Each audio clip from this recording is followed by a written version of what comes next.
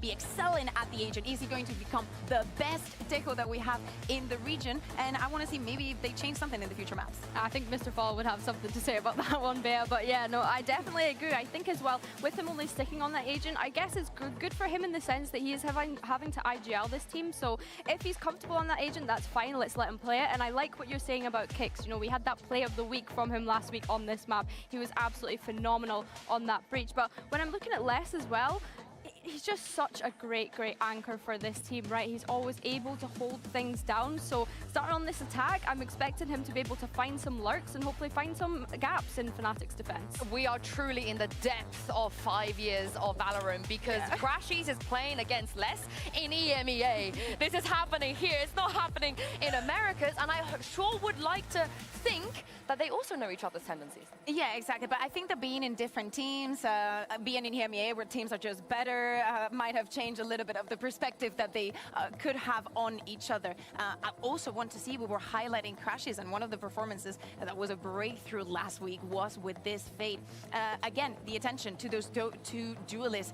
How much can you play with your opponent's mind? You're speaking about Durka knowing a lot about Fnatic, but Fnatic know a lot about Durka, and it's just not one mind thinking about them. It's actually a few of them. I love that you bring up the duelist because I am looking at this Yoru head-to-head specifically, and when we look at the experience across both sides, that has got to be a daunting task for Kayak, right? Coming up against a world-class duelist such as Derka, he's really going to have to be able to keep his head in the game during this one. And you can see them already, you know, doing their stretches, getting warmed up for this one. So I think they're ready. And I want to make sure that Alpha stays confident because last week he was a little bit quiet. He wasn't the alpha yet, the world-class trophy-winning alpha yet that we saw come out of him. And for him, you know, I don't want him to let Durka get in his head because this is also two people that played together for such a long time. And we know Durka is the type of player that's definitely not going to let Alpha get in his head. I don't think it's going to happen. But Alpha needs to stay seated. He needs to stay seated. Yes, Do not stand up. Do not stand up. But I think that Alpha could also come out to the stage being like, I am going to get in his head. I can see myself getting in his head. Love the fact also that in the region we're seeing so much double duelists. It's a little bit after the result maybe that we saw in Masters Bangkok. But I love to see that teams like Heretics yesterday or like Fnatic today, when you have the tools, please use them. We absolutely love them because they give you a wave of creativity that many other teams can only dream with. Yeah, 100%. And I think we're seeing the flexibility of duelists now as well, right? I think now that Sunset is coming back into the map pool to bring that one up, we're probably going to see a lot more Neon played too. So yeah, it's nice to see the kind of diversity of agents that we have at this point. We set the stakes already. It's time to see who is going to deliver. Over to the voices behind the action today. Take it away, Mitchman and Tombiz.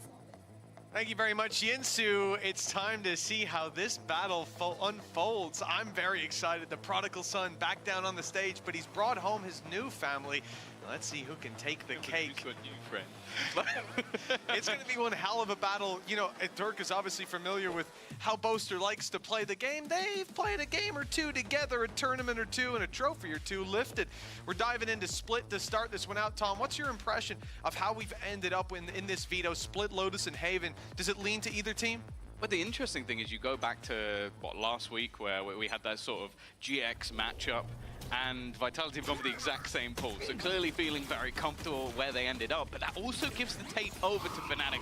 Durka, though, he is looking to battle and brawl within the first seconds of the round, but could just all be a ruse. The rest of the team is still patiently waiting back in mid. Yeah, and you've still got that gate crash down inside sewers as well, so a decent fallback option if they need it. The idea to fake out early, and not much of a reaction from Fnatic. Very stable as they push up in B main, gaining control, and Alphair was tucked in that corner the entire time, getting a reward for his patience here. You see the Yoru, you think maybe it could be a fake, it could be looking to gate crash back, but now they've got the steps as well, confirming that this attacking side is moving up into heaven. Alphair greets them there as well. A double opener, but Safe puts him to bed. There's still a chance on this A side hold, but with the fast rotations coming behind them, them being boxed in with that middle push-up that's come through from Chronicle, and players rotating into the site, it's still quite an uphill battle. It's looking rough at this stage for the side of Vitality. Boaster just playing passive, a wraparound already coming in from behind, and Safe is going to have to hit the shot immediately and won't be given the chance. Kicks stuck in the mud. The grab will bring it back, still manages to get one, but that will be all she wrote. First round will go the way of Fnatic, and that's the thing. We come into this matchup, one with a potential for either side to take it. Obviously, you go historically, Fnatic have always been the ones winning that fight of the two teams, but this is the first case where Durka is on the other side of the pool and as the best duelist. And, well, if you look at who won Duelist of the Year last year, also the second best duelist being on the team, it's going to be very, very interesting to see if Fnatic can weather that storm and keep that streak going. At least for now, it started out well, 1-0 as they begin, and an Outlaw purchased up in round 2. I'm happy to see it. Can't wait to see what Alfier can get done with it. In this round, well, it might be later in the round. Could even be the retake where he's needed. Vitality, they don't have a lot to work with. Granted, weaker weapons across the board. Pistols, classics, and one Sheriff.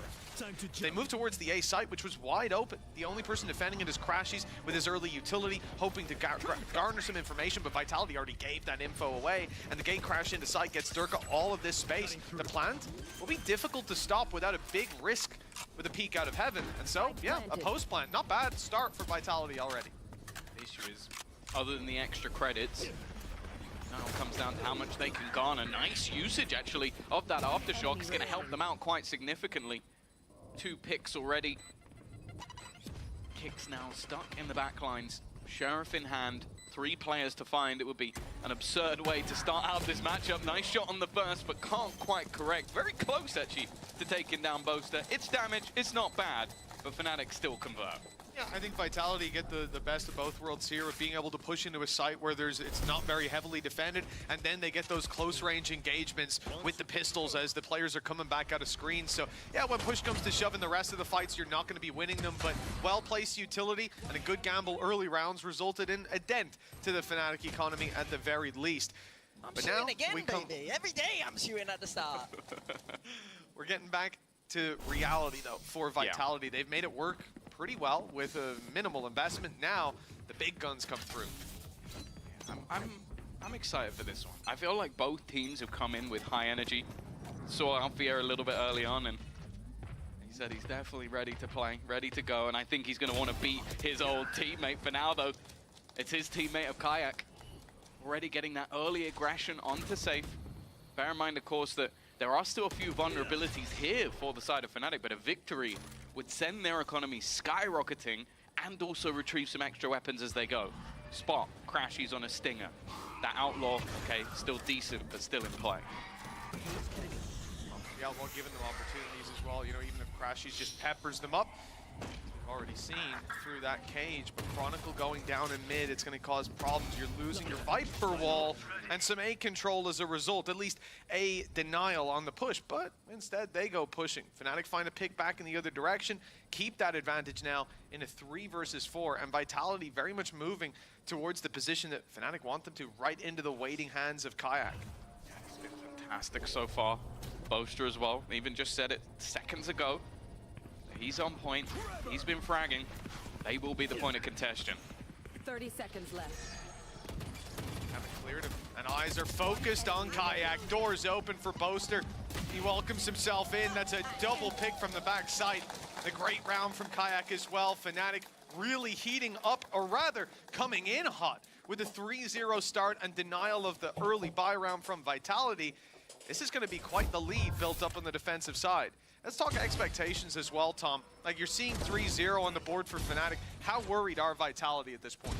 But that's been the interesting thing. You look back to the very small amount of data we have from stage 1, and both teams have had very successful attack sides. So you're talking a 9-3 versus GX, and that game actually started to slip back a little bit. And then on the other side, an 8-4 versus Na'Vi for Fnatic.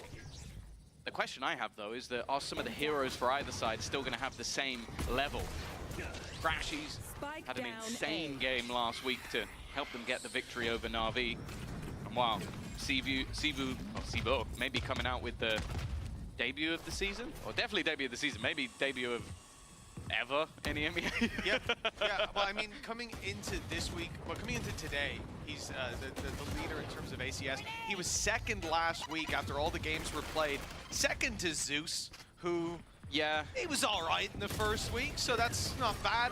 Again, low investment from Vitality, so not too excited to see these battles going on, as they should go the way that they have. A bit of a dent that Vitality are able to dish out, but for the most part, again, dominance for Fnatic.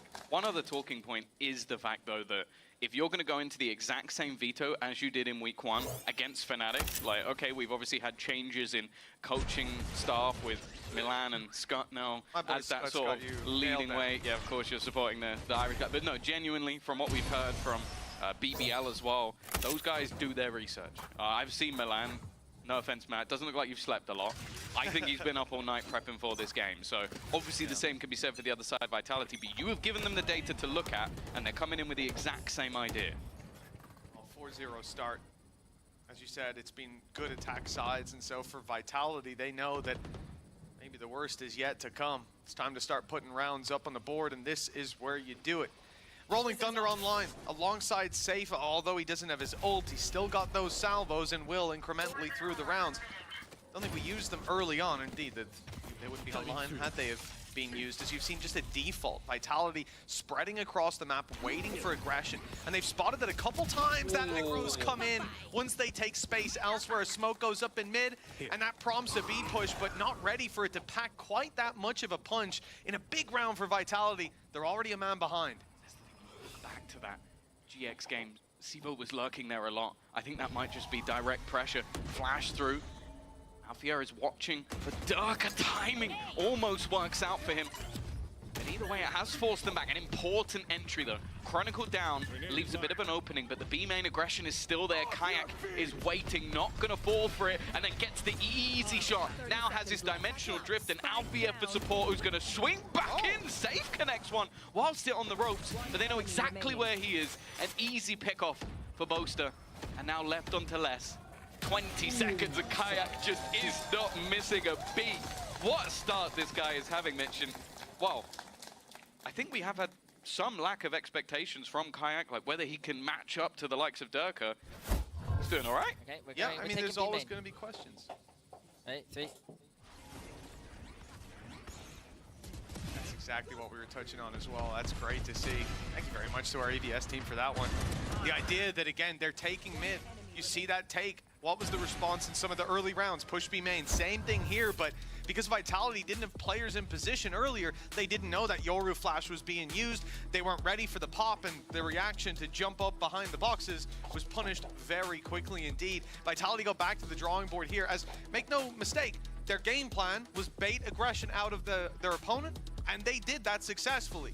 That's where it started to fall apart. And then pulling in the Rolling Thunder as well into this round when we're coming in with Safe just now having the Armageddon. It's a lot of, I guess, gamble from that side that play would work out in a round like that where they had rifles. It didn't connect, and now they go back to the drawing board for what is, we've gone from needing to get a couple rounds on the board here and now, feel a little bit more confident, to panic stations. Fnatic are getting close to just running away with this.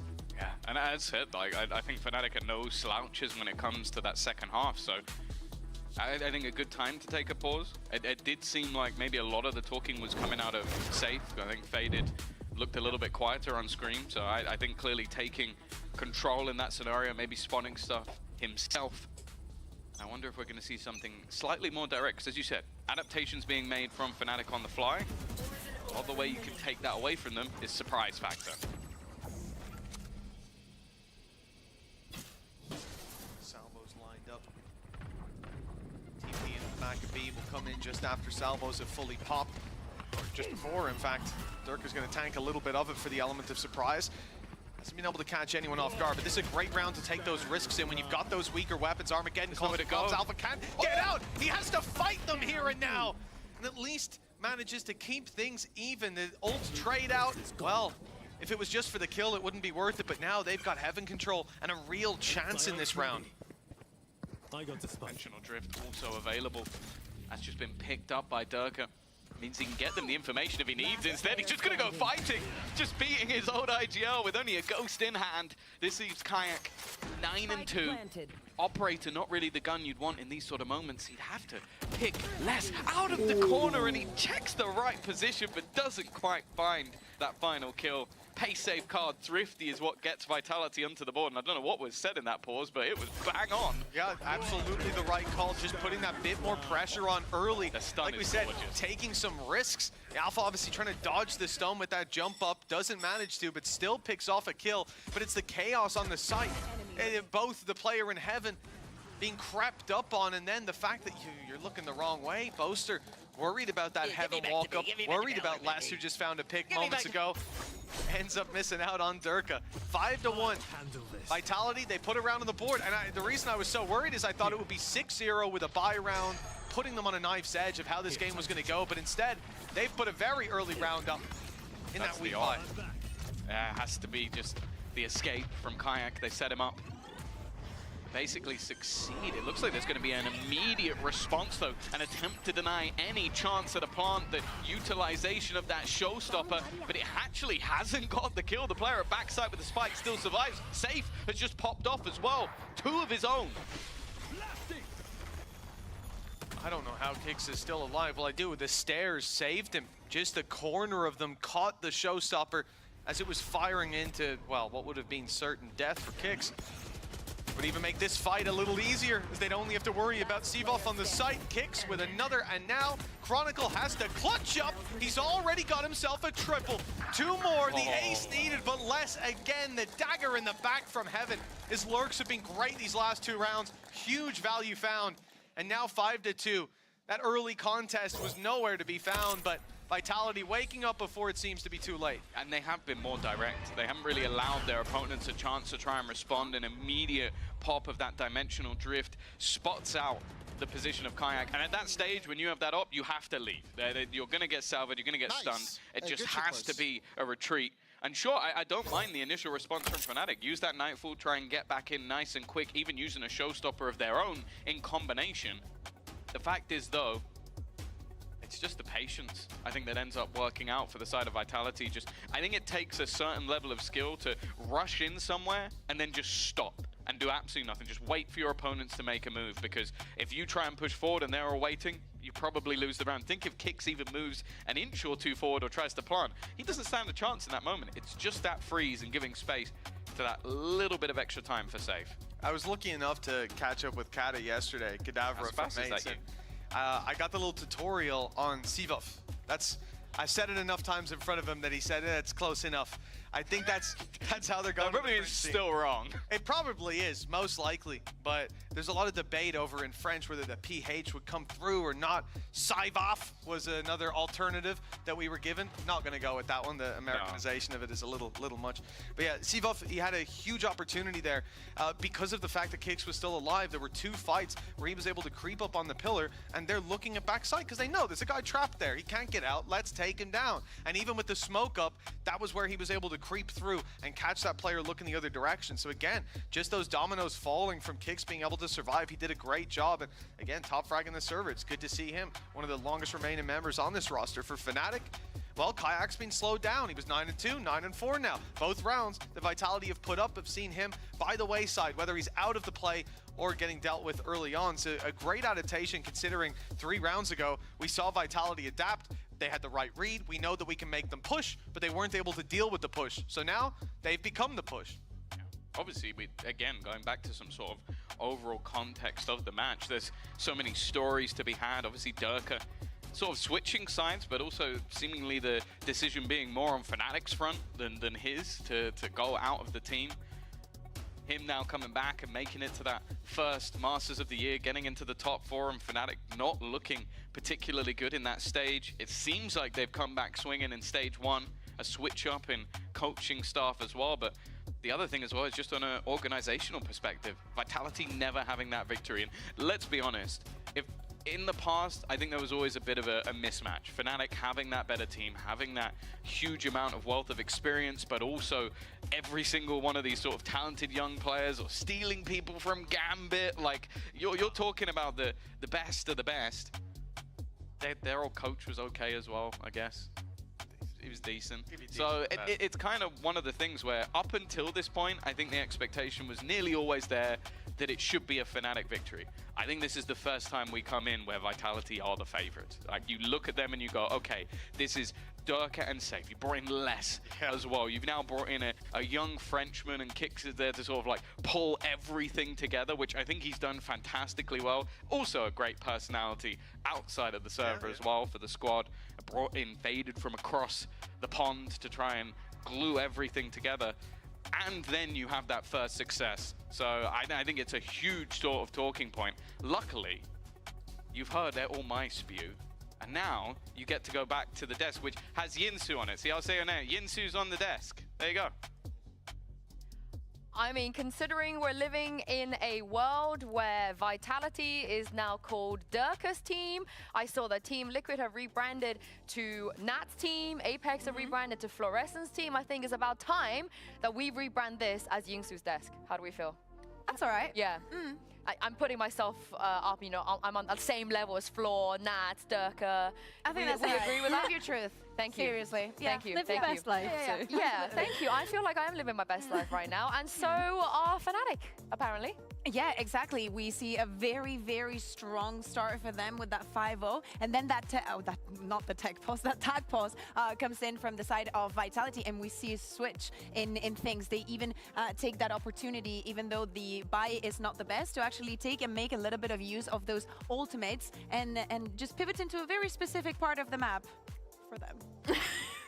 What do you mean by No. I feel like they're just gonna keep going B and B. Okay, B. okay. Yeah, I can see that. Because I think that the direct hits on B have started to work for them, right? Yep. So they're just like, okay. And you heard Tom talking about it, you know, oh, it's very skillful if you can kind of just take the moment to pause as soon as you get onto that site, which I think is what we're seeing so far, and you're kind of forcing Fnatic to flood back in. So yeah, I can expect us to start seeing that. The reason, though, Fnatic have started off so hot is winning that bonus round, which is so important.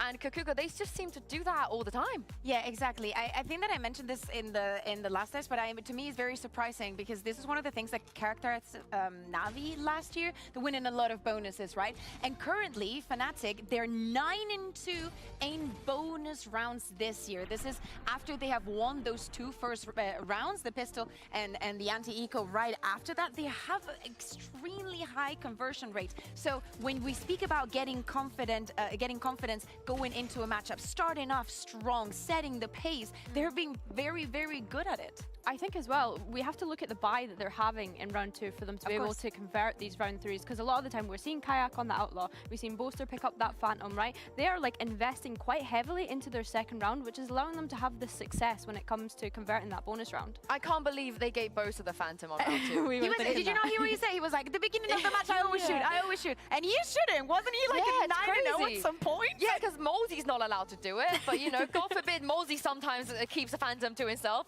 instead of giving it to Floor. But this is the, I don't know about you guys, but you can almost really like feel the tension a little bit. Both sides, they're not doing anything too crazy. They're both being very disciplined. They're warming up into this game until Vitality became very explosive. And that is often the way that you beat Fnatic, right? Some teams just show them too much respect. Yeah, I think we saw that when they were against BBL in kickoff especially. You know, they were playing very kind of out the box and like taking a lot of risks. And I think that Vitality now we're kind of leaning into that a little bit more the past couple of rounds that we've seen. They're trying to lean into being direct, not just like, you know, looking around the map, because Kayak was shutting them down so often. You've seen the main push where he was helping set up Boaster. You see it in every lane. So yeah, I think I think that Fnatic will have an answer for that at some point. Yeah, and I think that thinking about today and the stakes, we expect to see a very evened out. I think we're praying to go to Haven, not only because we want to see what happens with the compositions, and obviously the head-to-head would be amazing. Yeah. But I think that's what everybody is expecting. You want to see a Fnatic that is back in form, that can prove that they still have it. And for the side of Vitality, we know the expectations that they are there. And now they have to face their first challenge. Yes, Fnatic has started off with the lead. Can they snowball that, or are you going to counter it? What I like about the countering aspect is that they clearly know where Chronicle likes to play. Chron has been in the game for, what, 4 seconds each round? It feels like he's instantaneously dead. But let's see if Vitality can continue this comeback we're seeing and send this back to, I guess, is it Mitch's cast? I like Tom. Yeah, Tom's cast. You can have that one, Yeah. Tom. Yay. It's all all yours, Tom. Go ahead. I've been given this sort of power before. I don't know what to do with it. Oh, well, I've released my iron grip for long enough. It's time to get back into the game. 5-2 to Fnatic, and you heard it on the desk. You know, they had that great start, winning the bonus, being able to follow through, then losing to the Thrifty as well. That's given Vitality a way back in. It would have been a much longer road, facing down that 6-0 in a high-stakes buy round. Ults coming online for Fnatic. They also, yeah, they used their ults there. Exactly. That was where they went. It was the Nightfall and the Showstopper as well. So, yeah, they've kind of... They had the opportunity for a pretty insane lead, but the response from Vitality, well, you always felt like at some point they would find it. Thing is, though, Fnatic are not struggling just yet. This next round loss would put them in a bit more of an awkward spot, and you can see again, just Durka trying to sell these fakes. The fight is going to be taken, and well, it's actually gone all right. I thought that Kayak wouldn't get anything from that, but finds an opener, gets some info. Now Vitality have to find another idea. It seems they're already pretty set on where this one's going. Wrap all the way around to the A site. They'll challenge that, feeling like the choke point's maybe a bit weaker. Without Kayak floating around to potentially be holding that long range with the op. Fake teleport. Vitality. The big idea is to have less play that late. Now, I did think they would go through mid with him, but he goes back for the ultimate outside B, signaling that they've still got presence there, but the Prowler from Crashies grabs info. That's going to stop the over-rotation from Alphayer. He's still going to be here for the push onto the site, or so they think. Push is coming in through Heaven. A lot of space taken by Vitality already. Less's lurks have just been so good. And it comes back to Alpha, same position as before, and they're not going to clear it. That's 2 from Olay! Oh, these are not going to forget that one in a while. It's so much time, and unfortunately just the moment. No, the round's not over yet. Not even just wasting the bullets of one gun, but wasting the bullets of 2. And this is what it's like to face up against your old teammate. You're gonna kick him while he's down. What did they say on the desk earlier? Like, oh, you'd think there's some sort of a rivalry, but it's all friendly on social media. Well, this ain't social media. They're all getting involved. The new guy's in there too. Oh, they're letting them know that we're down to a classic. Running out of ammo to dump into the bodies. That is wonderful. And the post plant from Vitality not even going to be challenged. Boaster hearing all those shots. I was going to say he must be wondering what's going on, but he knows Durka. I think he knows exactly what was happening. That's a whiff that's going to sit with Alphayer for a long time. Well, it's going to sit with him until he has a big round, which could be any moment. That's the one thing. I feel like there's some players that can get mentally boomed. And don't get me wrong, I feel like Alphayer can be one of them at times. But I also feel like when he gets fired up, he aces you. So I think that maybe the frustration will be there, but I also think if you get this guy annoyed, he's going to come back at you swinging. So. Holy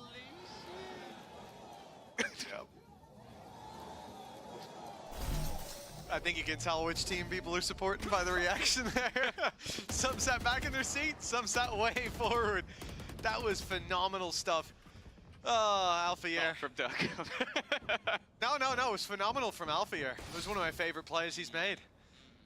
Not so much his. In that replay, I think we got to see it. Still have a buy hit. Now, it's definitely not the best out of Fnatic. You got a Judge, potential for a Viper's Pit. Crash is going to be stuck down on a Guardian, and as said, when it came to last week's performance, it was a really big part of them being able to win. Hasn't seen the same success just yet, but it is early days. But well, the early days of this map was a 5-0 start for Fnatic, and now it's starting to slip.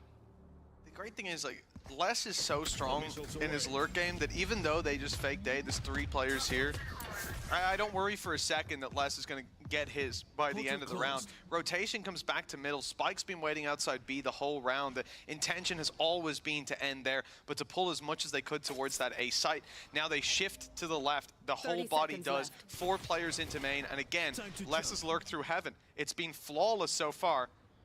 Let's see if that continues. Gate crash going through to back site. Probably the same salvos we saw before. No, in fact, just a dive. Oh, in fact, that gives an opportunity. That's the spike down on the deck. Bear that in mind. Not a lot of time left for Vitality to try and work with. And Boaster, more importantly, Kayak is just going strong.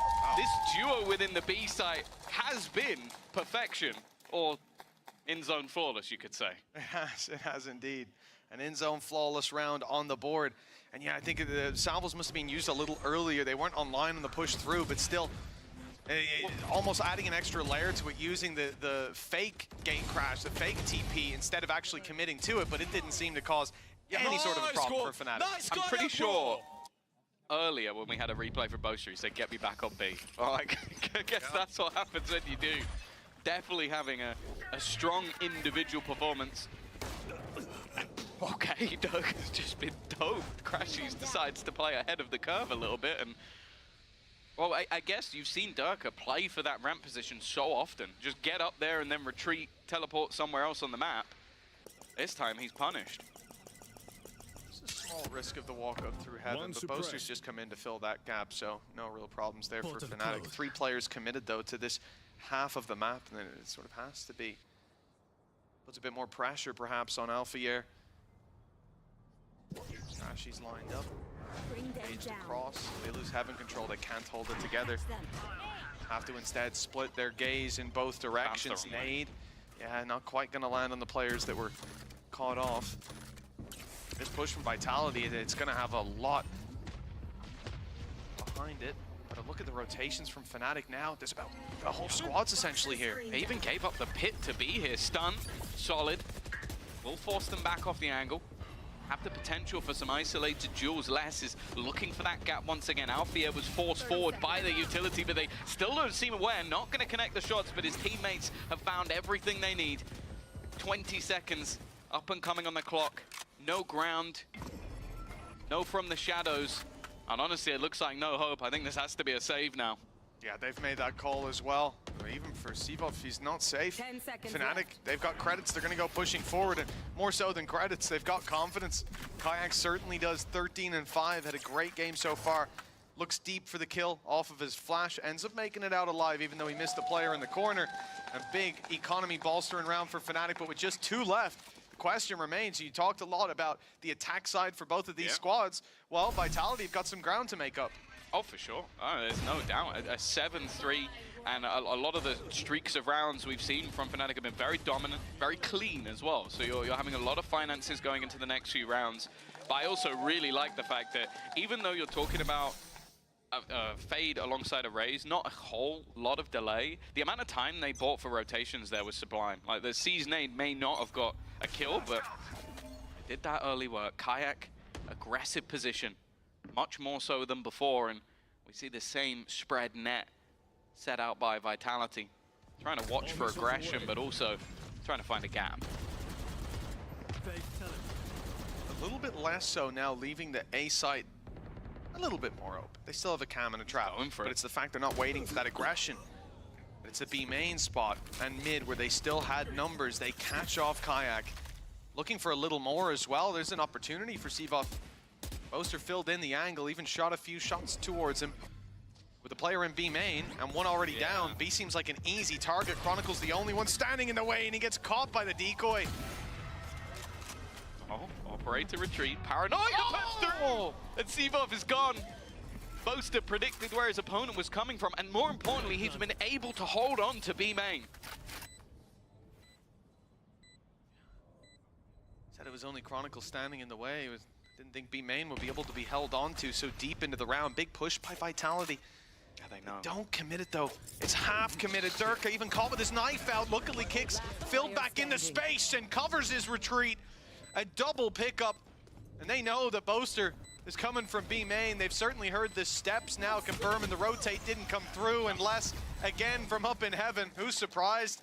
Vitality, they were really slipping behind in this series, at least in those first 5 rounds. It looked scary, but looks like they're right back on the horse here. Yeah, I really like the mid-rounding from Vitality. You had the realization that, okay, they're trying to get aggressive towards B main. They're going to expect us to, now we've got a kill to go in that direction. Let's take mid control. Let's find a gap elsewhere. They get the pick onto Chronicle. With the And even when they lose those sort of aggressive positions in B main, they go, okay, well, we need something else. Let's take spawn control, let's fight the rotators to make sure that Fnatic don't get to just surround us. It's smart stuff in the mid round, and while Fnatic in this case weren't able to cope. Boaster might be having the best half of his life. 14 and 3 there's at the nowhere to moment. go. You are done and dusted here, Chronicle. Between the salvos and the Armageddon, there was no way out of there. Caught, and it's a dangerous position to play. Once that ult is online, you see exactly why here. Yeah. That's the thing, yeah, once the ult's online, you either have to just gamble that you can rotate out fast enough, or just hope they leave a gap, but you also don't just want to give up that Vents control completely, because then your opponent can walk up on you. And even if they don't, just putting a cage for your heaven is going to leave you with doubts in your A heaven for the rest of the round, so it's just not a good idea to leave it open. I agree, but there's the risk. The reward for Vitality. Rolling Thunder online for this B-side taken. Look where they are. Repositioned slightly by Crashies. He can avoid it, maybe provide a little bit of cover as they step out. In fact, even gets the C's down. That's going to slow them. TP to the backside. Durka stuck it. They know, though. They've seen this before. Catching him. Great reveal that would have forced the hand. Boaster on the double. Crashies can't hold on, though. They're able to recover the site, but getting across with the spike is another challenge. Kayak's back up in heaven. Almost takes safe out. The shot whizzing past his ear. 15 seconds. Last round. No time to save. He's got to swing in, but that means crossing the operator of Kayak. And he's hit the shot anyways. Already 3 under his belt. The nade through, not going to deny. The blast pack won't do it either. Safe's gotten away with it. The salvos! It's a bold play, and not one that will work out in his favor. I think he's trying to sell the idea that he's gone somewhere else, try and bait his opponent, but unfortunately Alfio was just that little bit too quick. A really nice round. I think mainly the utility that came out from Crashies was absolutely fantastic. The fake on the reveal, the use of the C's as well. Superb round to set up his teammates. Of course though, that is only the first half, Mitch. We'll be back after the break.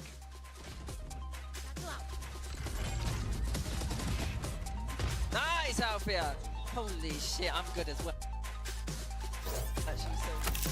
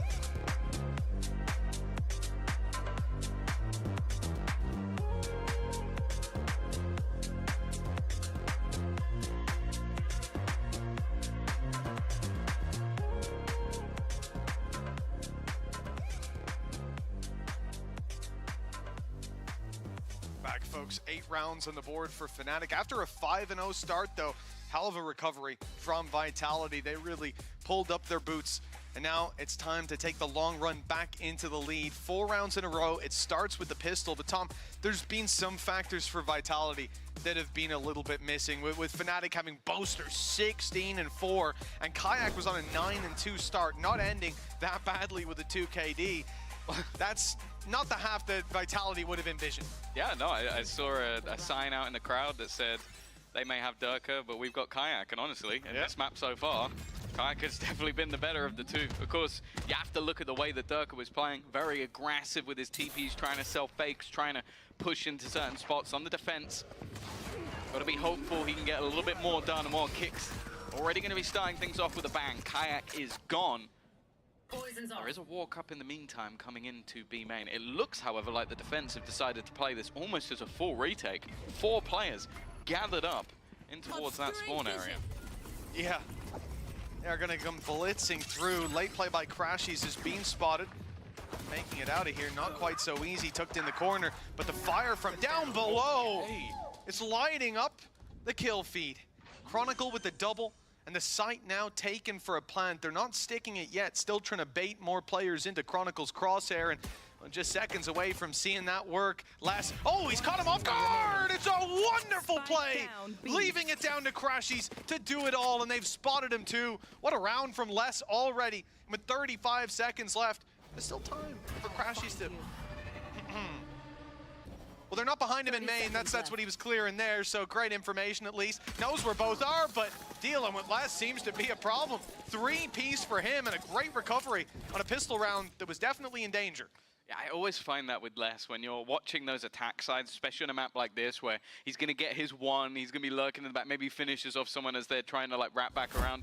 But it feels like he's not invisible, but you just don't see much of him in that first half. And then you get into the second half and you remember who he is. It's where you're walking into his setups, where he's rotating back in. And, well, in this, it was just the perfect timing and quick reactions to pick off a double. Vitality now get that pistol under their belt, and that's the difference. This could have been Fnatic walking away 10-4, potentially in the lead. Instead, unless a Bucky's going to do some real work, which it might, no. 3 HP though. They were a pixel closer to him, who knows? Les again! It's the same old story. See what I mean now? Yeah. Yeah, that has nothing to do with setup or utility. This is just Les. Oh, he got popping heads. Eventually down goes Safe. How's he got 3? Yeah. Like, the man only has a classic. This is always the thing when I feel like you watch Chronicle, you just see stuff that doesn't make a lot of sense. And now, with a gun in hand, a Bulldog, the same as his opponents, one of them even tagged, and it's Chronicle, he has a chance. Oh, but the shots don't land. Not in his favor this time.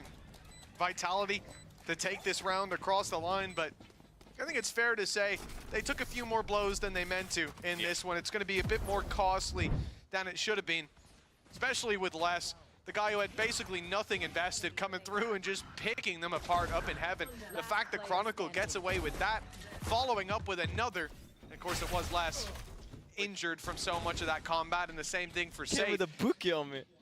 What a good boy. A Bucky and a snake bite. Yeah, Safe hasn't had a fun round. I think Les already has the same amount of kills in this half as he did the last, and that's not because he was particularly bad, it's just that he's got 2-3 Ks in the first 2 rounds. We'll see if that's a continuing trend. It does mean, I was going to say, there's not the best of purchases, but that's not the start they were looking for. A few spam shots that Sivov has walked into. There is still the aggression of Durka in mid. Now, getting out of this spot can be difficult, but he does have himself the gate crash, at least for now. Fake teleport. It's used as a fake, but another goes out. Drone heard inside of B main. Information for Fnatic that right now Vitality should be rotating, should be expecting this to be an A hit. Safe just picked up the rifle as well, so that has been retrieved. The numbers will be ready for this A push. 3 players in position. You've got to get through Les's setup as well, and if one goes down, he'll have that information off the back of his ultimate, the neural theft. But look at where Boaster is, still sitting outside that B site. We could easily see a wrap back through the vents to try to meet him, and the only man that could stop them would be Safe. So his hold up in heaven, and that's exactly what's happening. Safe's hold is so important here. He's just missed Boaster, stepping through that angle. He might catch him here. Oh, he's being caught instead. And now the door is wide open for a plant. That timing couldn't be any better. That was the one sort of saving grace of this position, is having Safe potentially be able to cut them off on the rotation. Him going down, it is just a yellow brick road all the way back to the B site. Still with a lurk left in middle, so something that has to be wary from the defense. And a lot that they need to find here. Oh, that was close. Just off by a little, and that would have really bridged the gap for Vitality. Chronicle hasn't been spotted.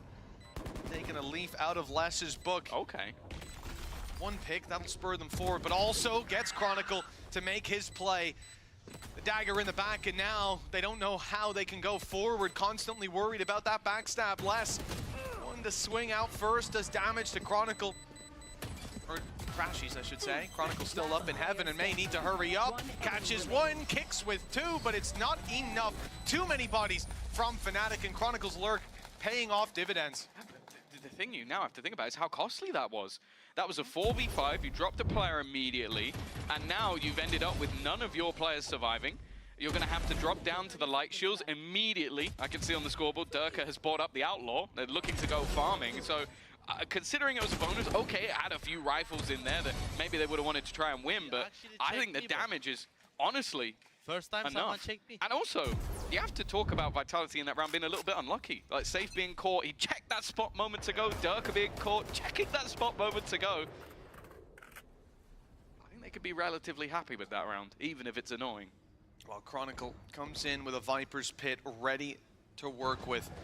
B-side is the target. If they can get that pit down, there's a lot of trouble for Vitality, but Sivov able to pick off the first. It's already TP'd into the back of the site, but he's not got any real opportunities, barely avoiding the breach utility, but taking a big, heavy tag down to 45 HP. Good pickup by Durka, and they thought the kayak had left. They thought the utility had cleared him out, but he gave his position away. Boaster on 8 is the last man standing, and he won't stand any longer. Vitality, 2 rounds behind after a 5-0 start.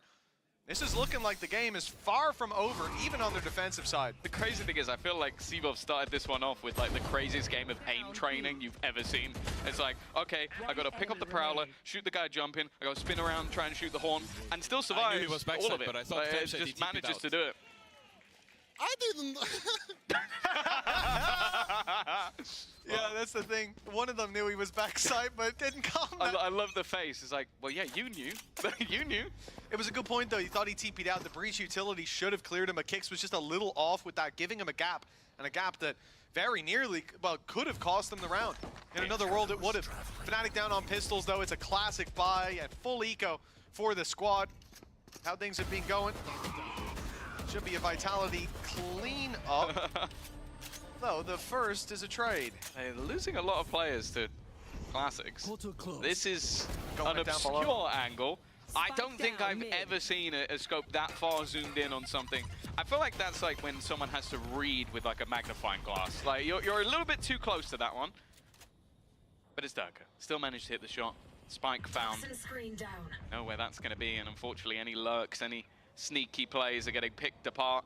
Yeah, I know for a fact that Durka for a moment was like, I'll knife him, and then realized maybe not in this round. Maybe not when I could throw my gun to an opponent and when 2 of my teammates have light shields. It's the other thing, right? Only Les could have taken a blast from that Outlaw. It's got 2 barrels. Alfier, he's walking into heavy traffic. Les was there, and I don't think he'd expect Sivov to be in position either. 9-8, 1 round between them for Vitality. That's got to feel like a real olive branch being extended. The fact that they came in slow to start, and even the fact that they found that, what was it, a full Thrifty round. They had like 4 Classics and a Sheriff and ended up picking up their first that way. That's given them these foundations to build on and be so close to the score of their opponent. Close enough that Fnatic start to panic. They're calling a timeout here. I think the rough thing for Fnatic was, of course, having that round victory, but one that you have no players surviving. So the thing's becoming incredibly costly. And then a lot of the aggression hasn't really worked out for them. Even the sort of classic B-site combo where you have like the gate crash to the back of the site and then you have the raise run through. It felt quite easy for Sivov to isolate a duel and still get out of there because of counter utility that was being thrown in. I think Kix, as always, has been doing an excellent job of at least making those fights awkward. Okay, he may have forgot to calm the kayak was there, but he did a lot of damage to him and made sure that he couldn't fight Sivov in the initial battle. Also forgive him because he was pretty certain that he'd pushed him out of the position. Just a tiny bit of missed util. He's a breach. He's got other things to do, you know? He's busy. He's busy. You want a breach that doesn't calm things. No, but obviously it's a flash in the pan. Good to see as well during that timeout. You've got Scut and Milan. Milan's someone that for a long time I think we've desired seeing in that head coach position. Done a lot of work for a lot of teams behind the scenes, and obviously we've seen him in the assistant coach spots, but him getting his chance, especially at a team like this, I don't think that's a chance that he will let fumble anytime soon. 9-8, 1 round between them. Fnatic, they've got their full buy. They've got some ultis to work with as well. Still waiting to see Crashies, once they get the site, put that Viper's Pit into play. Oh, And it doesn't matter. The Viper's got a bite to it in the pit or not. I think he was literally like a few milliseconds away from getting a collat. Like they lined up perfectly for Durka, but his opponent was quicker on the trigger. Now look to continue that space. That's the thing. Look at where the rest of the players are, though. They are spread across the map. You've got a deep hold towards B, and okay, sure, Kayak's taken space alongside that Viper screen, but I think they're just going to leave him in position because the defense have rotated heavily here. And I thought, okay, maybe you'd look at the ults and see like a from the shadows, there's a chance for a quick rotation. It's not that. They are fully reliant on less to hold on to B if they go that way. And honestly, I'm okay with it. I can understand it. Yeah, you play the retake if needed, and with the ults that they have, why not? And it's less. And it's less, indeed. But of course, Rolling Thunder almost being online, but even the stun from Breach alongside salvos and an Armageddon can easily turn the tide Nightfall's of a given the site game take. away, though. It has, and the rotation's coming in, but it's surely not. They're taking a while to get to backside, actually. They'll be here on time to potentially disrupt that plan, depending on utility. And with 12 seconds, that's not ideal. In comes the Armageddon, 10 seconds on the clock. We're down to the last chance. The plant needs to be stuck. If they can interrupt, it could change the game, but they're not there on time. And the full stick is cancelled! A huge piece of utility. Kicks may have made a mistake with that very same util before, but this time, the Aftershock hits hard. I wonder if he calmed that one. I've got him. That is just Durka, he's brutal behind the on box. timing. Yeah, that's the thing. A little bit slow. The Nightfall gave the game away. Yeah, as said, that was an almost guaranteed collat. But it was the Aftershock, just held until the last few seconds. That is literal perfect timing coming out of Kicks. And as said, he's someone that is just incredibly intelligent player when it comes to this initiator. 9-9, scoreline equalized. Weaponry now, a bit of an issue. Ultimates either online or getting close, other than the one that was utilized in the last round. And while Durka's already going to kick things off with a pick. I think it was one of the guns as well, right? Yes, Kayak's just picked it up. That last coming down to the wire, putting Vitality neck and neck, putting the economy ahead for them. This is huge. Yeah, the damage done to Kayak is massive. Again, that Viper's Pit still online for Fnatic. In a round like this, you'd love to have it. But with Chronicle picked off early, that option completely gone, and with it, a lot of the hope for this round to fall into their hands. Alfier, one of those rifles, fighting solo, not able to find a result, and very quickly turns tail from mid. They're going to group up, and maybe we'll even see, like, Kayak 6 HP with the Vandal. It could go to someone else. Boaster's been having a good game. Let's see. Group up first. Well, Safe maybe getting a little bit more information than he bargained for. Takes a tag, solid paranoia. Sivov decides to delay instead, and with those salvos, again, that clock is being burnt dangerously low. I think Vitality are doing a great job at cycling that utility and just making these fights so incredibly awkward. Back they go towards the A site. Durka homed in with the sniper, but he gets taken out by Alfier. You mentioned that rifle, it's still in hand again. They need to cross to the side, and they just about spot out Safe in the last second. Alfier's revenge from what was that previous half. And now even has the showstopper. Nobody is going to be facing, but shoots it a little early. That gives Sivov a chance. Yeah, that's tough. Showstopper, even just to buy that extra time, but as soon as it's fired off, they know they've got an opportunity, capitalizing on it. Rolling Thunder goes through to the backside, heavy pressure put on these players now, mostly stuck here. Boaster's playing post plant, but you can't run down that much time with the Stars. He needs to pick off a few, and in fact, they're even blocking the Star as the Grabwell comes in, trying to get that little bit of extra space, and although it won't work out, kills go their way. And with plenty of time on the clock, so too does the round. 10 to 9. Vitality started this out 5-0 down, and they've just taken the lead on a side where we expected them to put up less rounds. Well, that's certainly not been the case so far.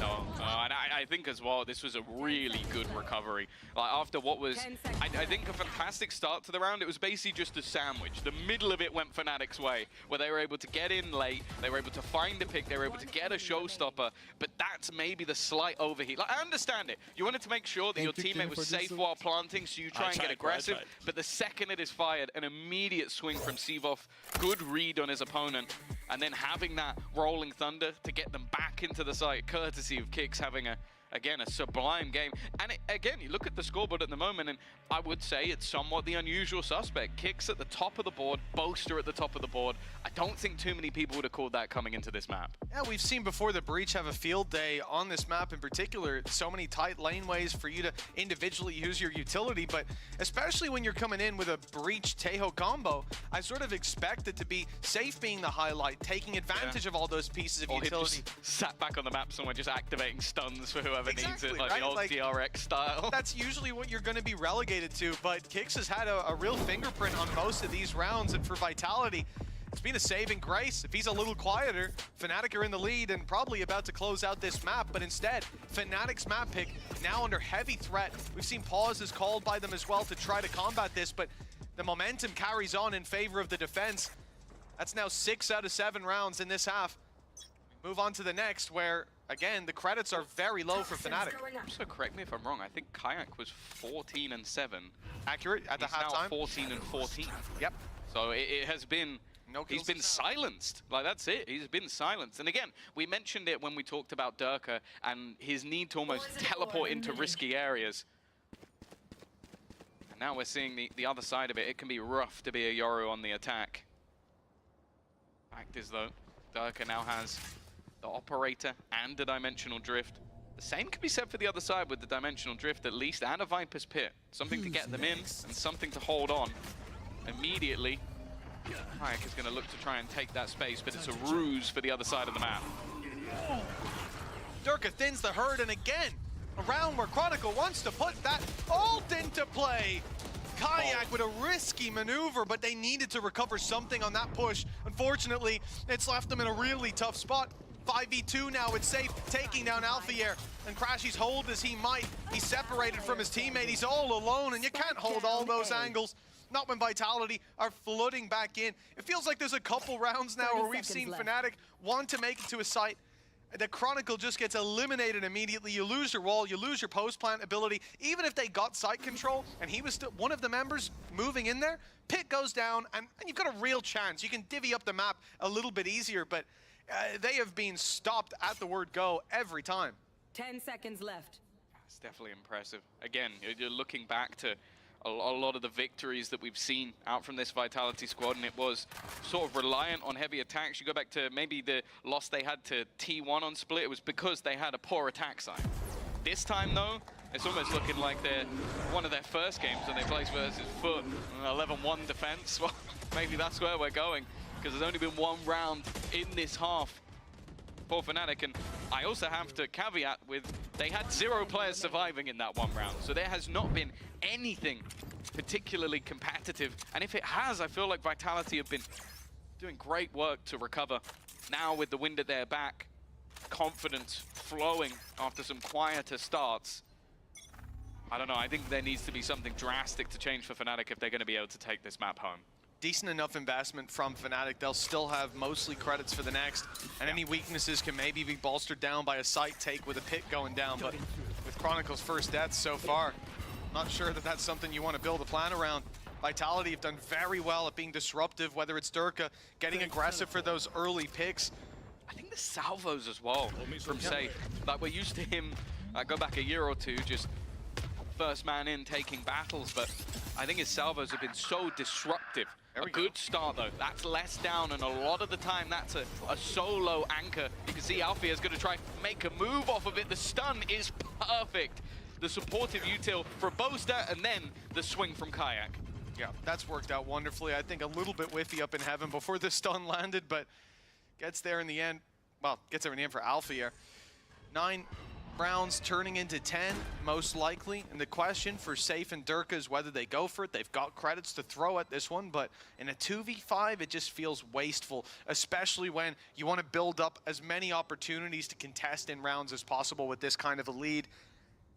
It's only 2 rounds, and as we said, soon to be 1. Chronicle up, trying to catch these players off. Again, the economy of Fnatic, because of the investment they made here, being a little middle and keeping credits over for the next, they can afford to take risks, especially if it comes at the cost of, or with the benefit of removing the operator, which is exactly what they get. Crashes with a double, and in-zone flawless for Fnatic, and well, that's the first round this half that feels repeatable. Oh, yeah, it was. Out of 2. The first one they won with players alive. But that, then, an in-zone flawless, meaning that you come out with everybody standing. It is going to help them, especially if they were to slip up anywhere along these last few rounds Really nice before shot, overtime. Alfia. Really nice shot, Alfia. Oh, Boaster, I think trying to build the confidence back up. We mentioned Alfia having that whiff early in the game, having a few moments that are not very Alfia-esque. But a decent one when they needed it most. Durka looking to respond in kind. He still had his ultimate for a while, another get out of jail free card, but instead this time the gate crash will be enough. I think Fnatic are very well prepared for these sort of plays. Especially with how Seavolf has been as well. He's been a very aggressive Omen on this defense. And you can see the idea here for Fnatic. They're almost playing against themselves when they were on the defense, playing for mid control and looking on the extremities for any sort of aggression, but Vitality aren't taking a bite of that. They're happy with this more passive mid control, so they're not actually losing anything. Therefore, they don't have to react. And especially with the A-site solo hold from Les and Cam up in heaven, they have so much information right now that to push B main or something like that would just be an unnecessary risk. We'll ignore that PC utility, although I did still bring it up. But as Fnatic look for some control, 40 seconds left, and they haven't really moved out of the traditional sort of spawn map control that you get. It took so long to get back control of the vents after it was received in any sound made. 30 seconds left. Be the Armageddon, something they're definitely wary of. I'm a bit nervous now, getting into the remaining 25 seconds. Off the top goes Alfia, needs this opening onto Les, and that's exactly what he finds. He actually had the spike as well. They sent that through over the top for him to get that plant. And that's exactly what he's done. A man advantage as Vitality are looking to challenge. Yeah, they're looking to commit to this. Understandable indeed. You've highlighted there, Crashy's late play through mid. And it's going to be off Chronicle's contact as they move up through heaven. He'll be trying to fire a few shots off from the side, spot the info. Allow Crashies to come up and capitalize. In goes the stun. And the backside push commences, 5 seconds until salvos. We can't wait for them. It's time to take ground here and now. Fnatic need this round, and Alpha seems content to lock it in with kicks down. They might almost retreat. The time is too far gone. They've caught Crashy, sure, but it's a consolation prize. The round will still go to Fnatic. Viper's Pit still there. Chronicles had it for a while. 11-11, neck and neck. We're going the distance on this map one way or another. There is a reason. I always am hopeful that this map ends up as the third, as it always seems to give some of the best maps of Valorant, and this one has been a contest throughout. As I said though, that was integral from Alfia. I do like, again, the way that Safe is utilizing those Armageddon ults, but he was the one sort of blip, the fact he's able to get, and it is kind of what I said about him. Like, sometimes, maybe you could show him out of a game, but you get him annoyed, you get him a little bit pumped up, and Alfia starts swinging back, still lower down on the board, but you think of the last 2 rounds, from 11-9 down, he's been the main player doing the work. Who do I have to pay, how much, and where do I wire the money? Just to hear what he said in that clip. That's all I want to know. I want to hear that. I want to experience it. The rest of Fnatic got to, and I think that would have lifted up the confidence a little bit, lifted the morale across the board for Vitality. Well, they swept back into this with a phenomenal, what, 7 or 6 out of 7 rounds? Or 7 out of 8 even better. And at that point, you know, you're feeling like the game is under your thumb. But maybe they took their foot off the gas, or maybe Fnatic found another gear, whatever it is. But they've been able to pick off less.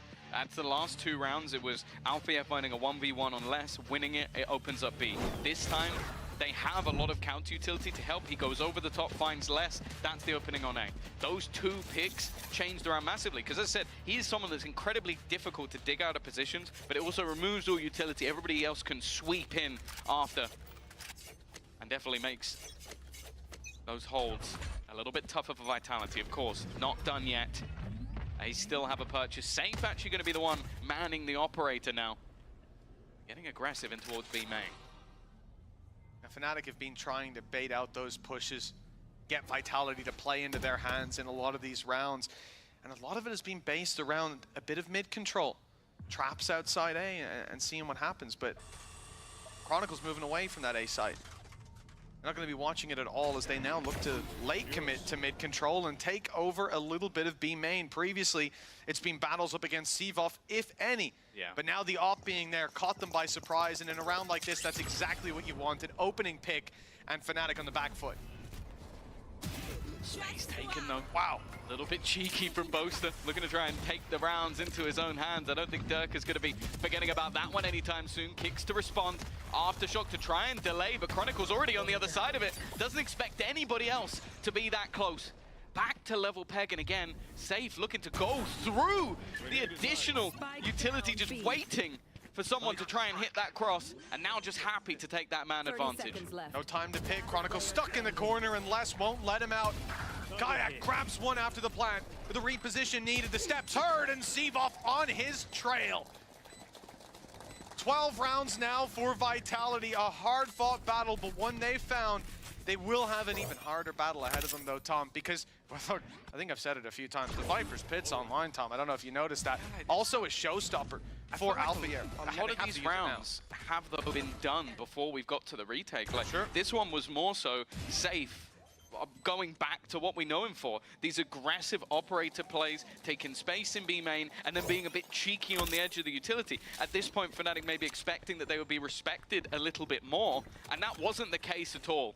Now, it's going to change up again. Durka back on that operator. He still had his ult for a very long time, but as I said, a lot of these ultimates end up being situational. And if the picks go the way of Fnatic, for the most part, they haven't needed it. You have a fairly easy solution for Fnatic in going Showstopper for entry and then Viper's Pit to claim the site. But that 1-2 punch is going to be expected, and often Vitality will play back from it now in terms of what they have to respond, keeping Safe, for example, alongside Salvos, alongside, well, yeah, exactly. We've got Sivov playing inside B main. But the utility that's in play for Vitality, minus the drone now, could easily clear that back out. So I don't mind Fnatic not going barriers up, get in, take the site, because the reaction could still be there. But late on, that's exactly what the play is going to be. Leaving the pit late into mid, fired up into heaven was the showstopper, but it won't land value, not in the form of a kill, but it's done damage, and it's sent Vitality into a deeper hold. But now, they're seemingly looking to retake that space. Kicks inside of utilities, pushing forward alongside his teammate Sivov. They don't want to relinquish control, and that could be their biggest mistake. Alpha popping off with players soon to emerge from that smoke. That was the second one placed, but the time on it is ticking. This is so many enemies to try and find, and Alfia just isn't stopping. We are going to overtime after another in-zone flawless. Fnatic break back, and I'll be honest, that's now 3 rounds that we've seen of the last 4 that I'm going to give credit to Alfia. Absolutely. Yeah, the step up has been night and day, and you look back, I think since that whiff that he had and the 300 odd bullets shot into his corpse, I don't know whether that got in his head, but definitely the performance hasn't been there. There's been some whiffy moments, but he's warmed up now. He's getting excited. He's on his feet. Also a check-in as we get into our first round of overtime. Chronicle will not have the Viper's Pit. Okay. I feel like that's worth highlighting because, like, I had it the whole game, but they never had an opportunity to use it, and I think that feeds into Vitality's aggressive, disruptive comp, how in their face they were being, and how unlucky Chronicle was in some of those early duels. He was the guy taking the flak of the op shot. Go back in level. Always expected this series to be a contest, but overtime in map number 1. Might be in for a long, long day. Chronicle is in trouble. He's tried these aggressive positions. A lot of times the salvos were utilized in towards the vents. He tries to play in front of the vents and they use it in front instead. He's, again, those early fights on the attack. Didn't matter if he was first, second, or third. It felt like their bullets were just magnetized to his body. But this time around, it's the utility that does him in, grabbing him in that tight position and not letting him go. Vitality move to the A site. Got Crashies and Kayak holding the line, and Crashies has done pretty well, usually in a bit more of a passive spot, and I think that would be because you have Kayak in play. The trap had caught it, Crashies doesn't know there's players right around this corner, the entire team, in fact, coming his way, and that cage perfectly blocks what could have been a one and done, or at least a chance to get out. The gate crash So alone. moving Look, to they backside. are on the other side. There's He's gonna 3 be players surrounded. currently on B. They gambled in completely the wrong direction. They gate crashed away from this position. So now he has 30 seconds tried to left. delay. He's utilized whatever he can. Now it just comes down to, can he hold on to this backside? Can he take somebody with him? Otherwise, this retake's going to be incredibly difficult. But he steps up when needed. A 3rd kill for Crashies. He was left on an island, but somehow he has survived. This puts that timer, that clock on. Les already is the last man standing, and well, Crashies has pulled out a hero round that never should have been. Best part about that is you see him go by and they're like, Alpha's on site, you deal with him real quick. And he just comes in with the shorty, raining down hell. How did he get 3? Like, that's literally, just moments ago, we saw a rotation from Kayak to the other side of the map going, okay, we think this is a B site here. He is at the back alone. No one anywhere near him, and manages to get 3. We talked about this guy back at kickoff as at times being a bit underwhelming. Maybe not being at that level anymore, but wow. Austin Roberts. That was some vintage Crashies gameplay. And honestly, after last week, I was like, okay, can he do this versus the big boys? Yes, he can do this yes, he versus can. the big boys. He just did, right in front of our eyes. You see, that play even got Scut up on his feet. Milan's hand must I'm hurt after surprised that they're still in the high-five. camera shot, Yeah. you know? Oh yeah, he crouched down a little bit. He knew the roof kept him at a reasonable height. But honestly, 13-12, Fnatic already providing us with a wealth of entertainment. Now they move to their attack side, but this is where the struggles have been. And in regulation, we saw all 4 timeouts used, but we moved to OT, so more come online, and Vitality popping it in right away. They know that the Fnatic of old, they just walk away with this. Once they're given that lead back, there's no contesting it. For Vitality, well, they've stolen one of those players, Durka. I called him the prodigal son, and at least towards the start of the game, I guess he hadn't returned. He was a little slow to start. Would be one hell of a time to step up.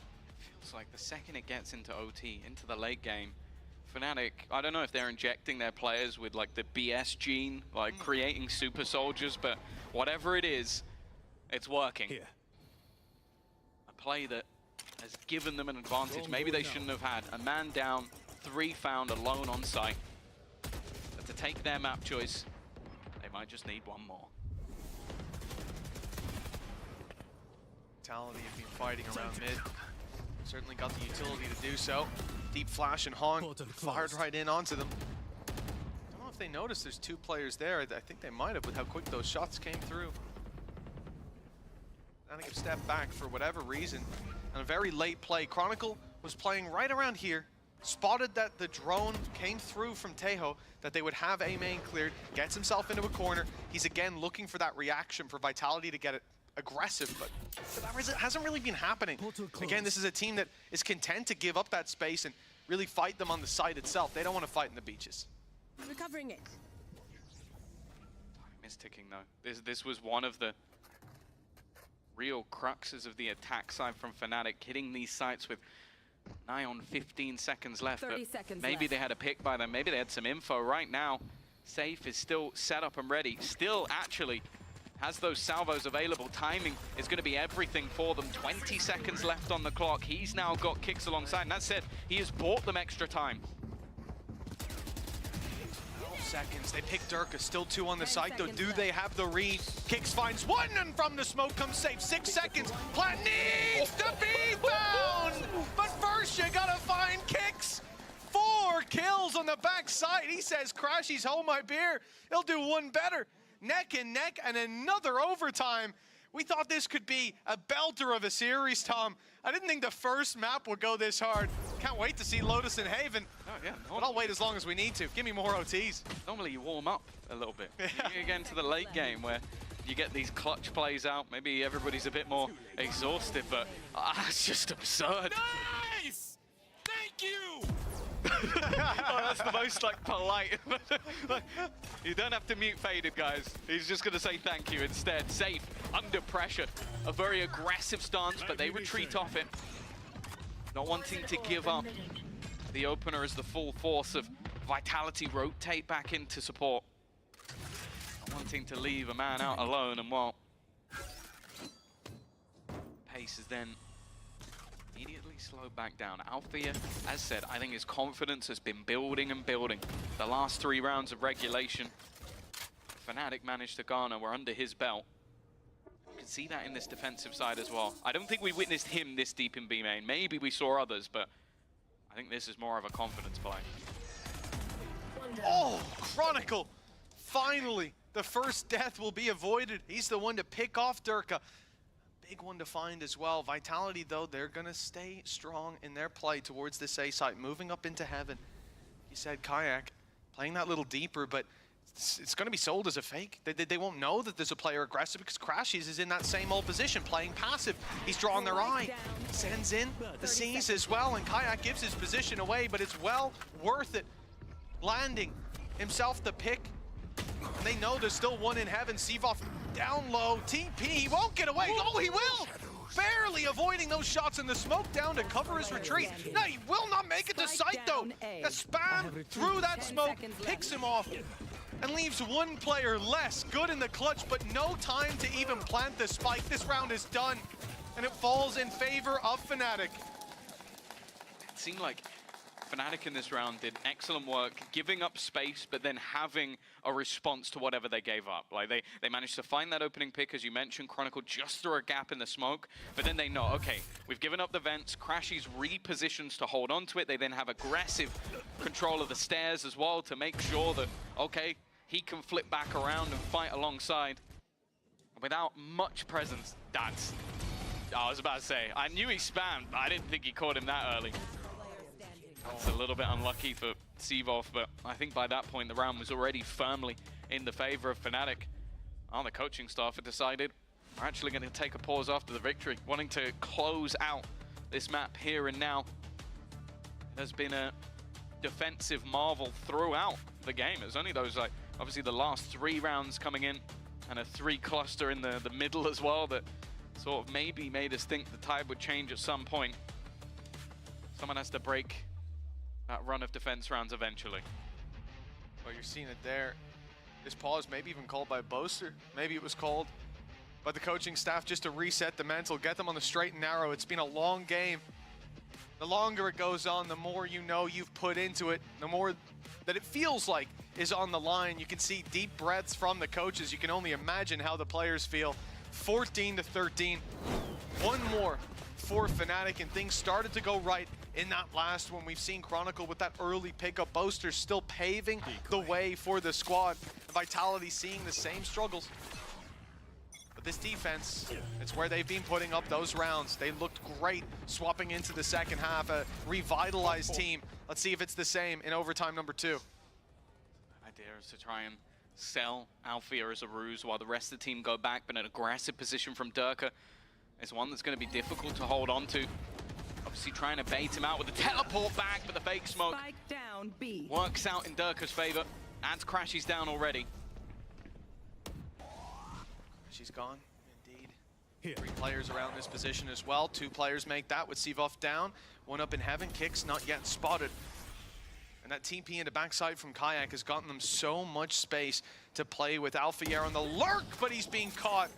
Les knows that game. It's not one you're likely to beat him on. Numbers back in favor of the defensive side. And a retake not even needed yet. Salvos come in to delay the plan. General irritation. Obviously Fnatic this time with a lot more on the clock. Plant will now be in their favor. Aftershock to try and create a more awkward scenario for Kayak, but he's not really been cleared. Even still, Kicks manages to win the battle, and just like that, they fall like dominoes.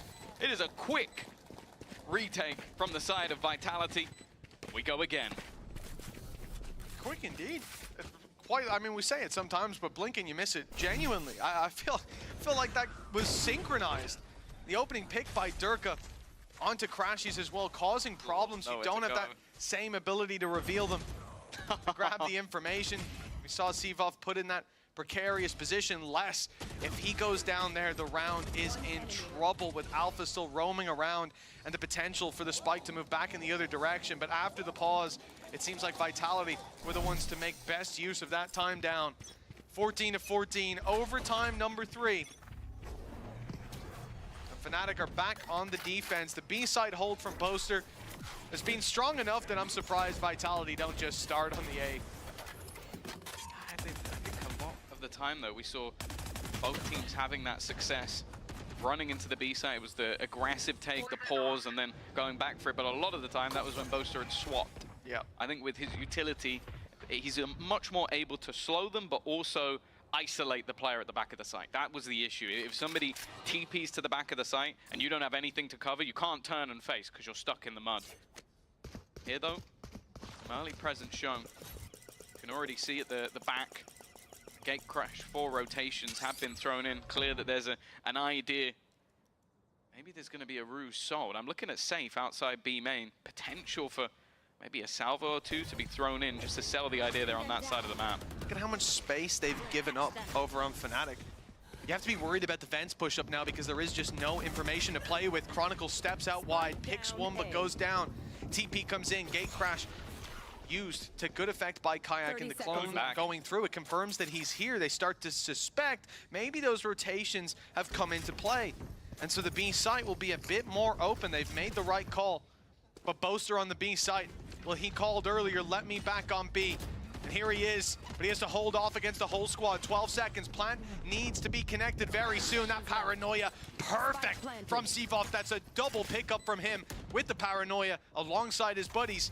And now a plant that should be difficult for Fnatic to get back into. That jump was heard, and Durka's more than ready for the angle from Crash. He's a cleanup for Vitality and an attack side win, setting them up to potentially close this map out.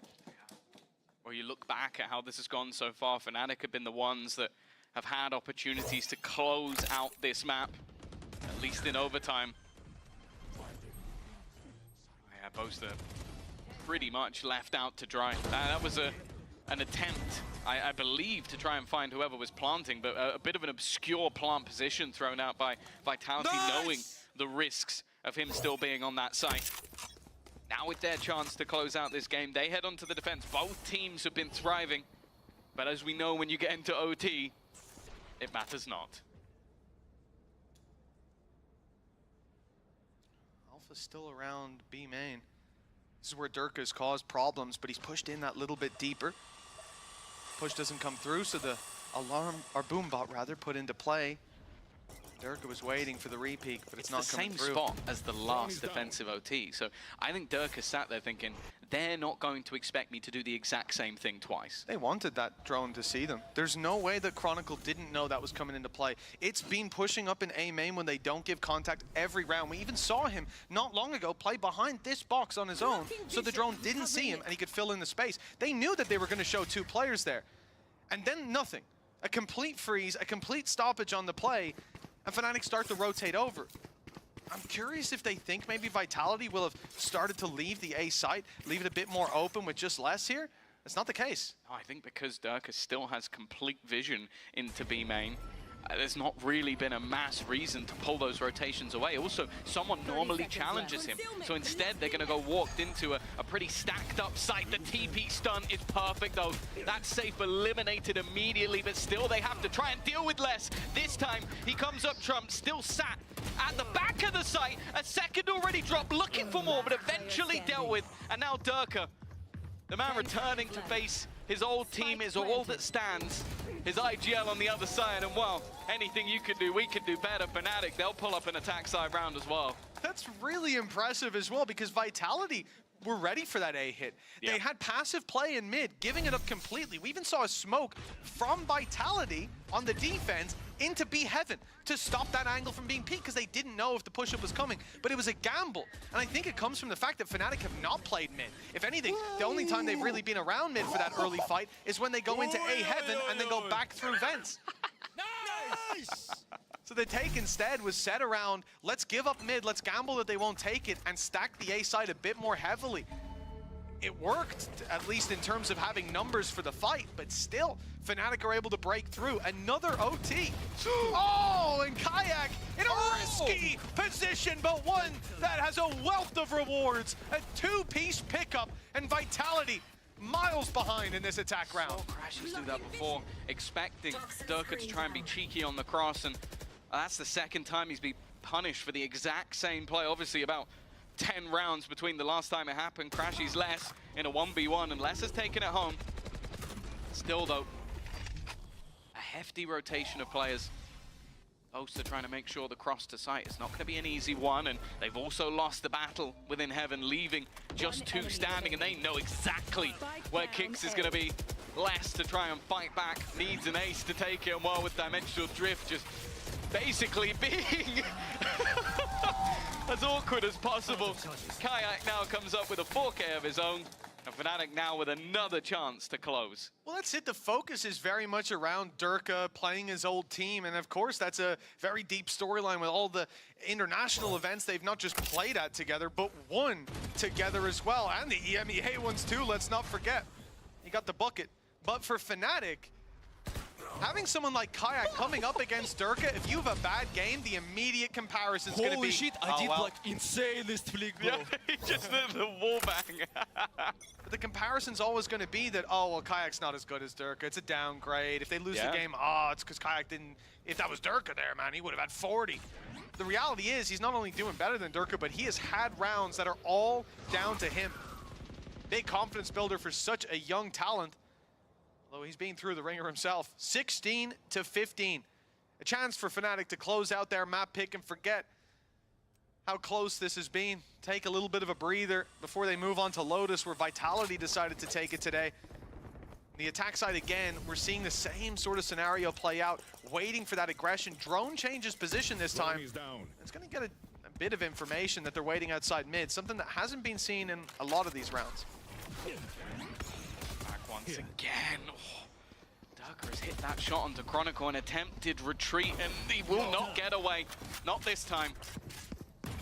Viper Scream now offline, and because of that, they're going to sell the idea that they're going into the B side. I like the idea. Look at the rotation. That is the full squad going through the spawn. Everybody feeding their way back to B. You've just lost your lurker over on the A side. You see an immediate response over on the B side. You expect that to be the complete commitment. But instead, they're walking into a free A side. Of course, Fnatic have to take the time to do so. Have to take the time to get in. But they'll have a post plant and a potential late position. It's time to make a decision. Gate Crash is going to be going offline fairly soon. And there's no way to make the call any different now. Gate Crash gone. Kayak moving into A, going for the flank. It looks like he'll be good. Catching one at least, knowing the push is coming in, communicating that to his teammates. It results in a trade to start with. We're waiting for Kayak to complete this full wrap around, and it's a free kill presented. He will capitalize. Looking up top for safe, a good idea. Oh, it's a messy fight, but when he wins, Durka on the other side though, facing his replacement and taking him down to keep the game going. Another overtime needed to separate these teams on split. Oh, here we go. The longest map was, of course, yesterday, Foot versus Mate. And obviously that was an 18-16. We are going to at least 18-16. We'll see if that continues. I think we've been there most of the time. We've had the longest maps in history. And Bind, what a game. Thinking back to a little bit of FPX Forza, or maybe, if you want to talk about Fnatic, a Fnatic mech. Yes, yes. And on Split as well. These teams have been there, done that, got the t-shirt, but after what has been an absolute journey of a map, someone eventually has to take it. It seems like that could have been it, but up for the Durka 4K. Crashy's about to be under pressure once again. He thrived in it when we kicked off OT. Last big pickup. Kayak's been bailing them out of rounds. When things get dicey, Crashies has done the same with these A-site holds, but no 3K this time. Sivov is picked off at least, but look how quickly the response is there. Les always causing problems. In your blind side is where he lives, and a double stack up will send Boaster to the Shadow Realm. It's only Alphayer looking to bring this back. Vitality of 4 players alive, plenty of time to work with, and an op not great for a spray transfer, is it? 17-16, Vitality with map point on their opponent's pick. The thing I've loved about this map is you're watching two teams consistently adapt to everything the opponent is doing. Think back to the openings from Kayak in that defensive round where he's expecting Durka to try and jump across, gets an opener for it. This round was, we saw a huge play out from Crashies at the back of the elbow. They send so much utility into that corner, there is no way he survives. They are so careful with it, and even, I think it was a paranoia while he's full spraying to make sure there is no chance of that happening again. That adaptation makes the site so much more open. And the learning curve for either side, again, puts Vitality in that driver's seat. Heading into the defensive side of that. We haven't seen too many attack rounds so far in OT.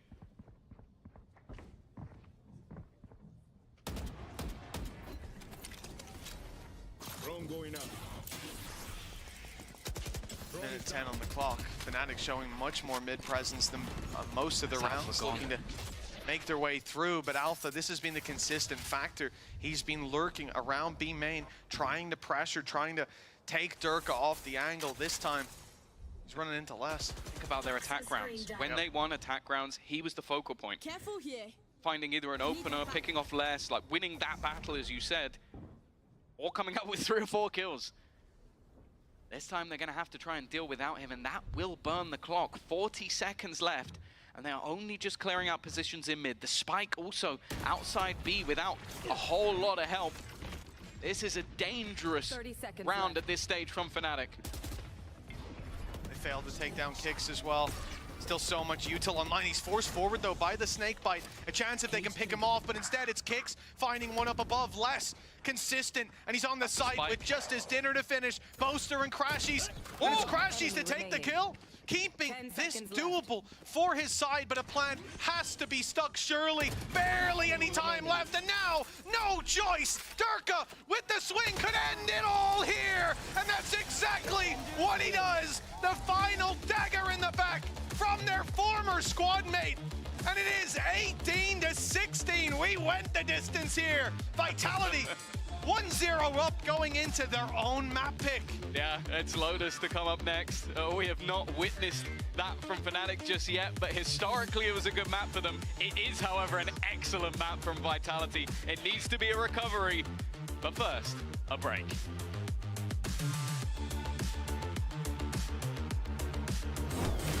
Bro, I came with a bookie. He came with a bookie on me. Bookie. What a good boy. Alpha was looking at my dog. No, I better. Let's go, bro. Guys, we're one step ahead of these, bro. My mom was on B as well, honestly. Like, on my mom.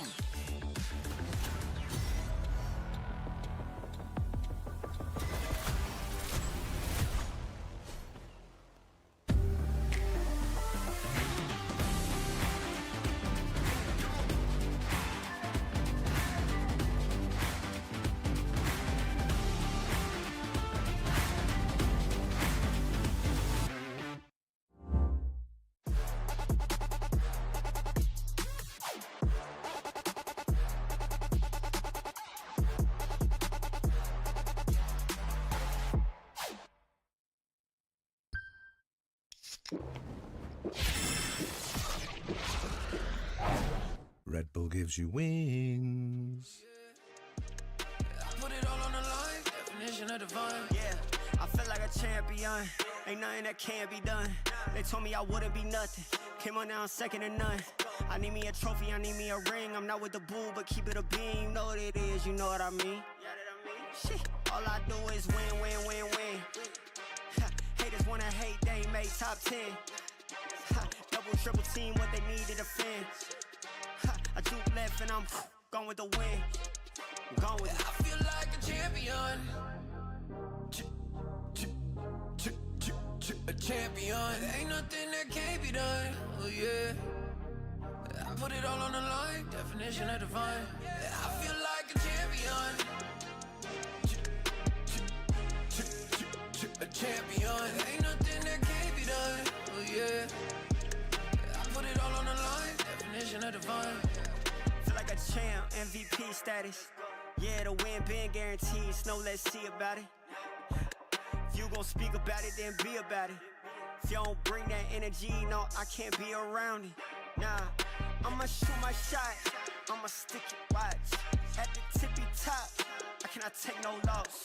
2 seconds on the clock, they gotta give me the rock. I got a game on wet, yeah, I got a game on live. I feel like a champion. A champion. Ain't nothing that can't be done. Oh yeah. I put it all on the line. Definition of divine. I feel like a champion. A champion. Ain't nothing that can't be done. Oh yeah. I put it all on the line. Definition of divine.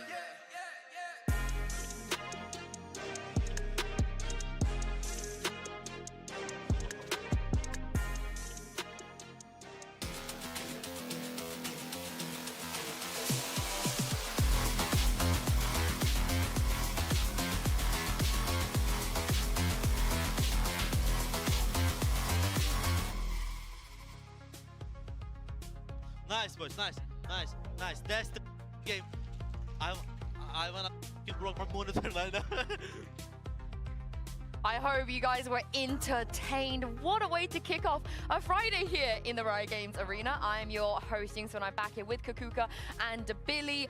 That felt like a grand final. You know, it was back and forth, and Kakuka, brilliant Valorant from both teams. Yeah, absolutely. I think that many times we, especially when the game goes very far, teams start losing the plot a little bit, but I feel like every single round that we had, we were just glued to our monitors being like, Yes. oh my God, this is so interesting. It's not like a team is throwing. I didn't feel like any of the teams lost control at any point. I have to agree. I think that like they were still being methodical throughout and still trying to adapt continuously, which must be so tiring. You're not just kind of like throwing everything into sight. You're constantly like trying to play around each other, which is why it looked so competitive towards the end as well. We were trying to see if we could predict where the shenanigans were going to come in.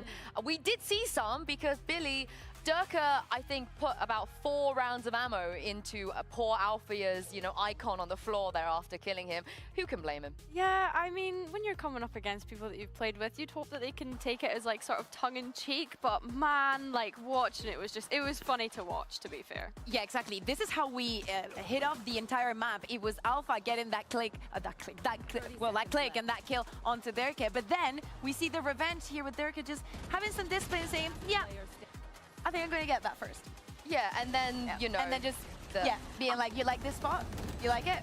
Shout out to the Fnatic spray, though. He's still equipped the spray for this, so, I mean, you can't blame him for this. It was such an intense game as well. When Alpha stood up, though, I was a little bit nervous. I was like, please, sit back down. And the reason that we even got to OT was just some brilliant gameplay from both sides. But let's take a look at Vitality on their defense.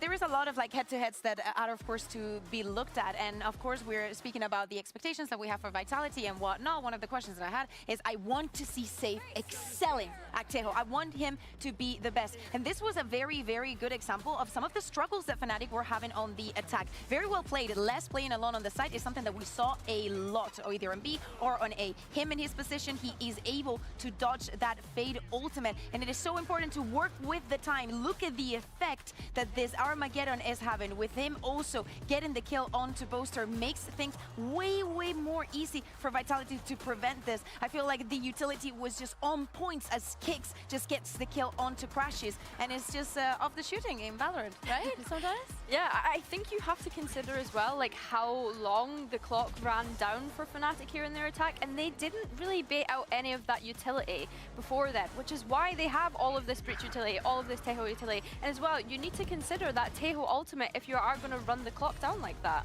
Yeah, absolutely. I love also the mix and match that we were seeing between being reactive and being proactive with its utility, which I think is one of the most key aspects. You need to balance out the conditioning that you put in your opponent, or if we're going to fight for certain zones of the map, we're going to put some pressure here, or also I'm just going to wait, now that I've conditioned you, to wait what you see to do against that, and that is when I stop. And I think that he was very, very good at that. I love how it was the same story the other side. Vitality running out of time as well. Yeah. Fnatic doing the exact same thing back at them. And before this match started, I don't think we were wrong to assume it's going to be the Durka show, it's going to be the Kayak show, Alpha is going to be in the mix. But in the end, it really wasn't. The story of this map, if we really take a look at the numbers here, Billy, it was about the IGL on the side of Fnatic and Kicks on the side of Team Vitality. They dug them out of so many unwinnable situations. They really did, and as much as their stats look great here, like, we just always forget as well about the supportive utility that both of these players are able to provide. I mean,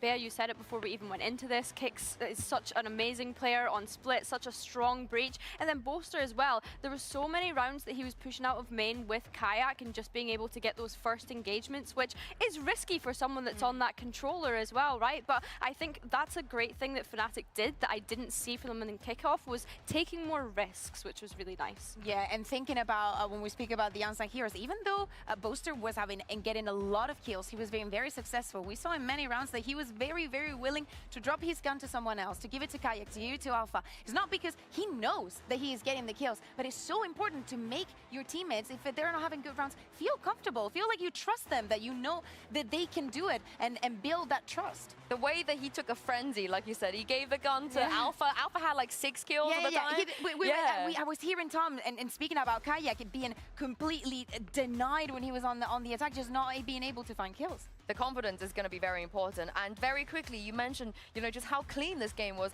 Neither side threw a 5v3, a 5v2, or a 5v1. Yeah, that's got to be one absolutely. of the cleanest maps we've ever seen from two teams in EMEA after some of the shenanigans we saw yesterday. We won't talk about that, but let's talk about the next map. It will be Lotus. And this is where I do heavily favor Team Vitality. Oh, you have to. Speaking of experience? No, you completely have to. I mean, you need to think about the amount of times that Vitality have played this already this year. It's been 4 times, and the only team to beat them on that map so far is G2 Esports. So of course you have to be worried for Fnatic. Yeah. Did they ever want to change their comp? No, ever. The thing is that Crashes can fit in. I think that he's found a lot of comfort in the Fade, and I actually really like it. Maybe I want to know how much this is ready with the little reps that they've had, you know, this year. None. Against a Vitality that has been, 1, very comfortable, and 2, very adapt to the meta. Yeah, 100%. But do you know what? I really like this kind of arc for Crashes, playing that Fade a lot more going into this stage 1. But it's Alfie as well that I'm looking at, being back on that Sentinel. We mentioned this last week, how strong he is on that agent and how much value he can bring when he's on that. I can't wait to see it. What a fantastic way to start this match as well. Mitch and Tom, I hope we continue to get some brilliant Valorant on map 2. Well, give me a few more overtimes. I won't complain. Fnatic and Vitality has already delivered 18-16 on map number 1, and it goes in favor of Vitality. Now they come in on their home turf on Lotus, where they wanted to see the battle go down today. Let's see if it's going to be an easy closeout to the game, or if Fnatic can bring something fresh to the server. Tom, when it comes to compositions, they've not done that. No, I think this is the 22nd time in a row that they've run this composition. So, yeah, definitely not the freshest of compositional ideas. And especially with the way that I think Vitality play, it's going to be interesting to see if this still works without the same pieces of the puzzle as effectively as it did. The thing is, though, Fnatic have always been happy. If it ain't broke, don't fix it. Well, exactly. Let's see if Vitality can break Fnatic's toys as we move into a deep push from Kayak. He's being spotted. Safe. Taking his HP bar down to the last. The early fight from Fnatic wasn't intended to be B. It's going to take a bit of space and embed Alpha Year there. Sending it back towards A is a risk. Having given up this space to the push up that you'll typically see from teams. You know that you should be expecting someone on rubble, but not so ready for kicks. Still, he only finds 1 before going down.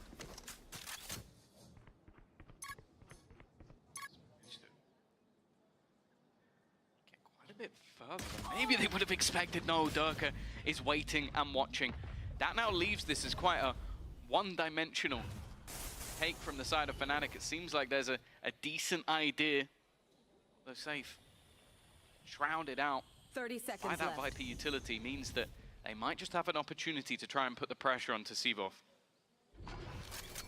He is all alone, and with that door open, his back is now compromised. Wants to fight forward, and good for the first. That's all he's getting this time. Crashies knows there's a fight brewing with Safe, but has to go back to cover the plant.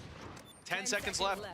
And it's time to get that spike on the floor. Durka dropping down's being heard, but there was no chance to stop the defuse, or the plant, I should say. The defuse now certainly coming through. Spoilers ahead.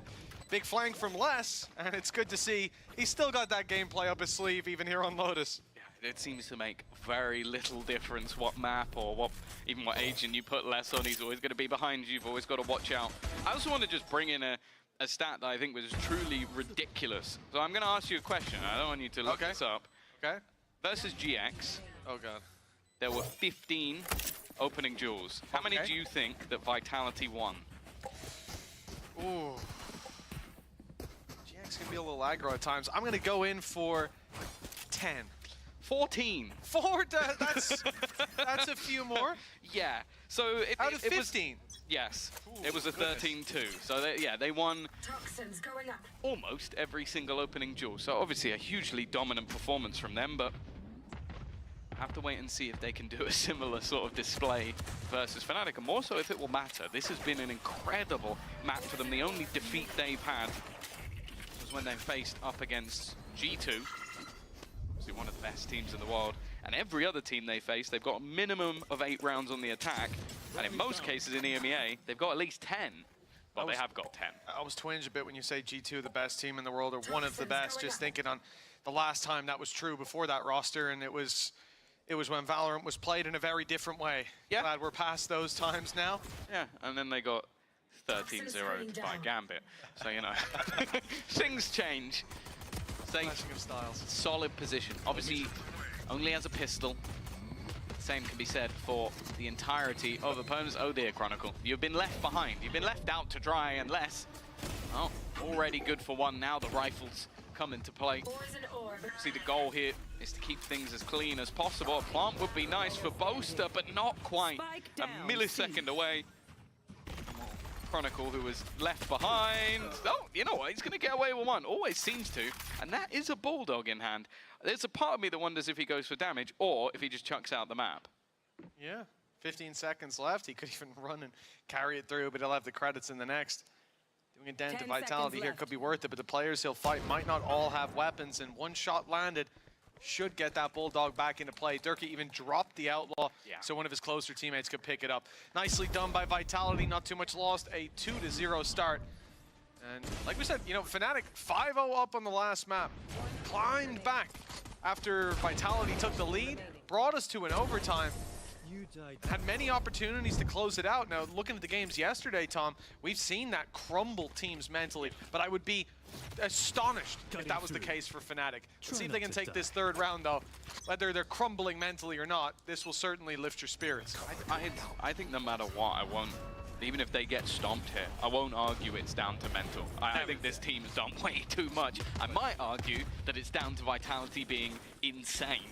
And while Durka peeking into a position that is being held not only by Chronicle but also by Alfia, and he still manages to quickly deal a death blow. This is going to again cause havoc. It removes that Viper wall that we love to see utilized to take space. Instead, they're just going to do things that a little bit more quickly. Les has now been maneuvered away from the C site because of that aggressive fight that they took. He now supports on A. Paranoia is going to keep them back a little longer. With that deep information we're talking about for Durka, yeah, they know, they're ready for this blitz to come through on the A site. Salvos to slow as soon as the door opens. Whoa, that was almost a big mistake. Down A. Pressure on, and Safe knows it. Body's coming around the corner, he's down below in the well. Creeps around the backside as well, barely avoiding Alfier's gaze. And the 2 versus 4, thanks to that shot. Maybe even having a plant in it. Him planting, you're never going to expect Boaster to still be in rubble till they hear his steps. They just heard him running. Durka was well within range, and you can see. Oh, maybe not. Maybe not, yeah, must have missed it.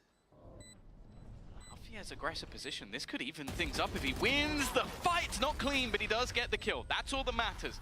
Puts things back into a 2v2, and they've expected Boaster to run away, to go back to try and join his teammate. The thing is, that tap, it forces Alpha's hand, but he still manages to survive. In fact, he takes over. What a play from Alfia! A round that looked dead and buried, but put this man back on a killjoy, and he'll deliver. It's good to see him smiling down there early on. Had a bit of a shaky start to split and a few whiffy moments as well.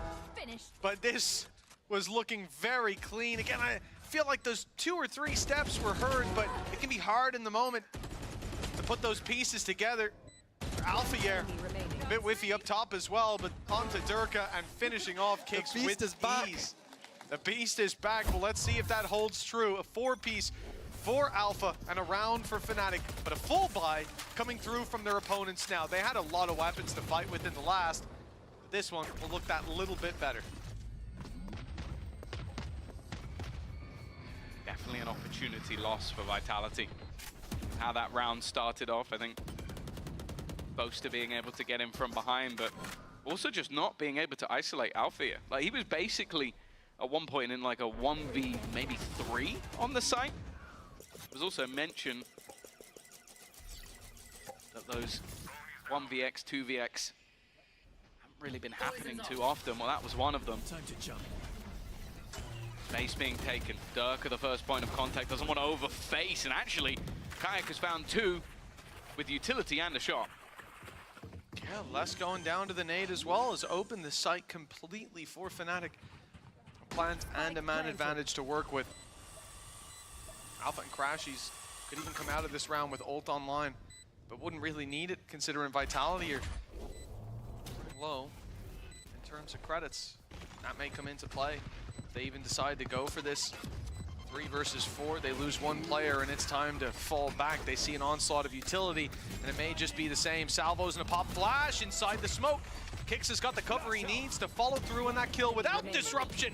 But when they step a little wider, Kayak and Alpha ready to clean up, all on C-Buff, and no idea that Crashies has wrapped around. What an adjustment! I don't know if he has The time. newcomer down to the last few seconds, but not quite enough. That was a clean engagement, but a fight that still goes to Fnatic. Yeah, you have to give credit to Crashies for the timing.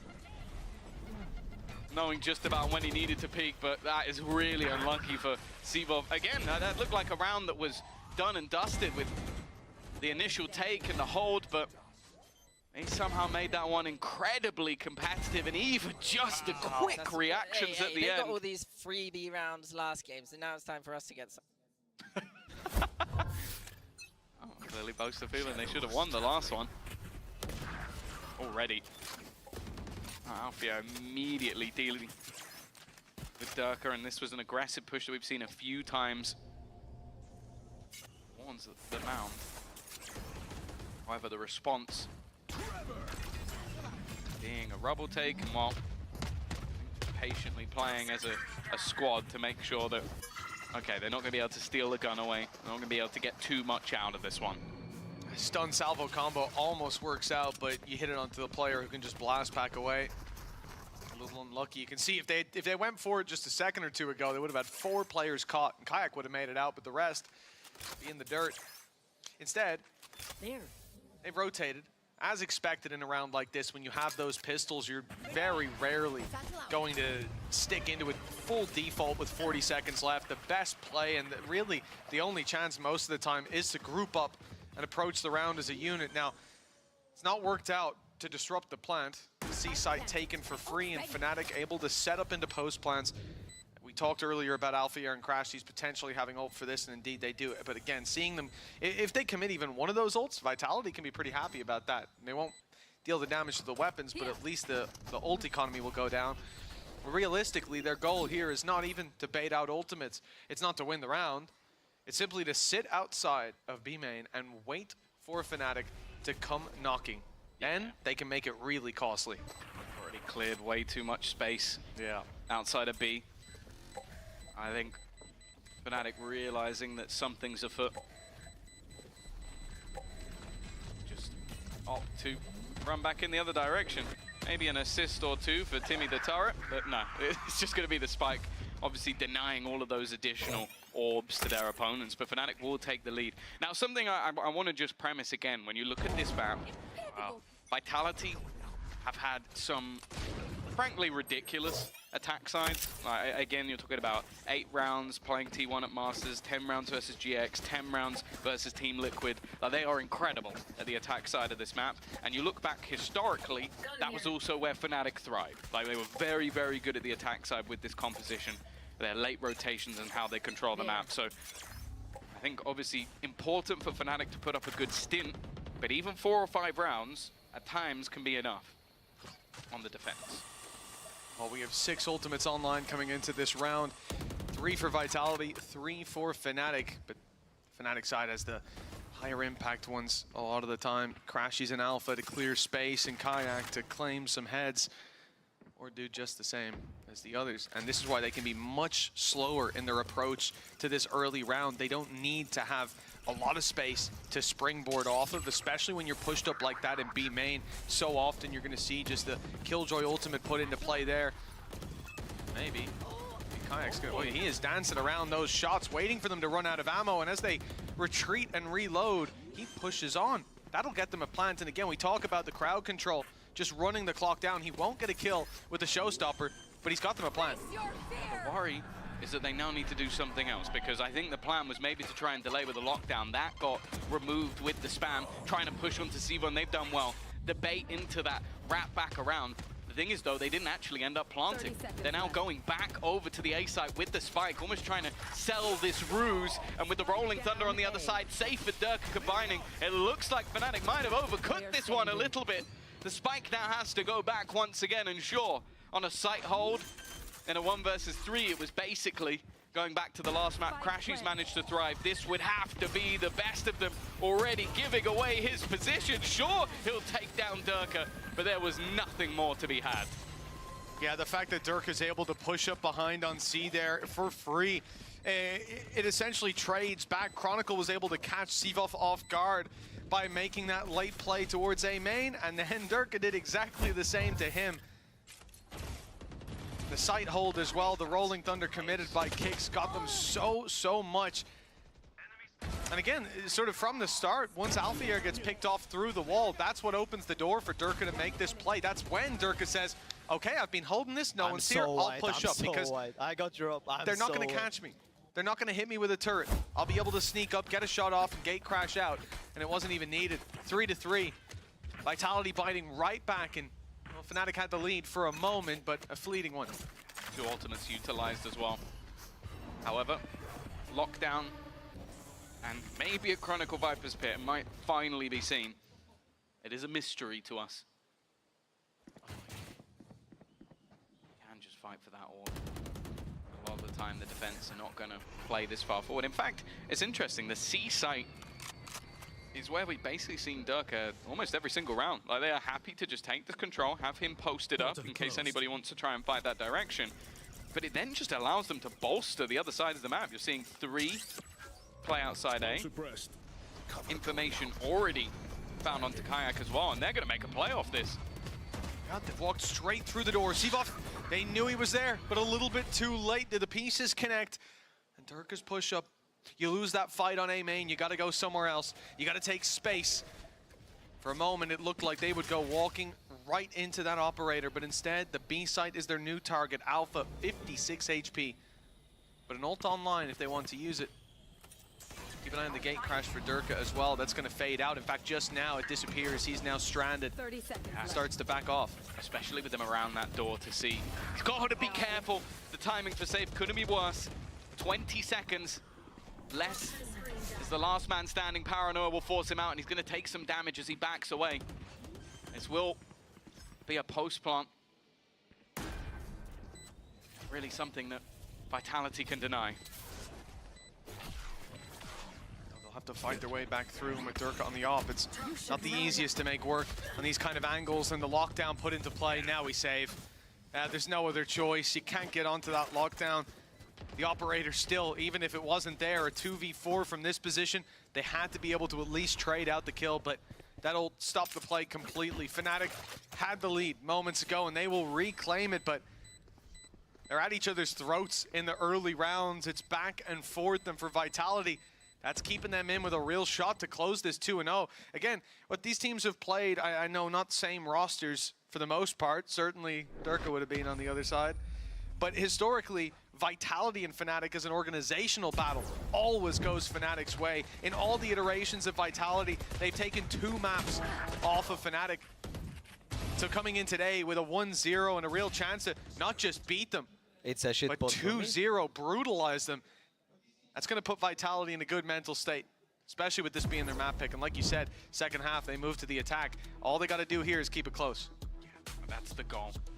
But I will say, like, again, you win the pistol second round, and then 4 of the 5 have gone the way of Fnatic. They're definitely looking like they're building into this half with a clear game plan. Like, they go back for the same B tank, knowing that, okay, if we get into the post plant, that lockdown is just so oppressive. Like, you're looking to try and get back into the site, but you have to give up every single piece of control. So you hit that timing maybe 10 seconds after you plant.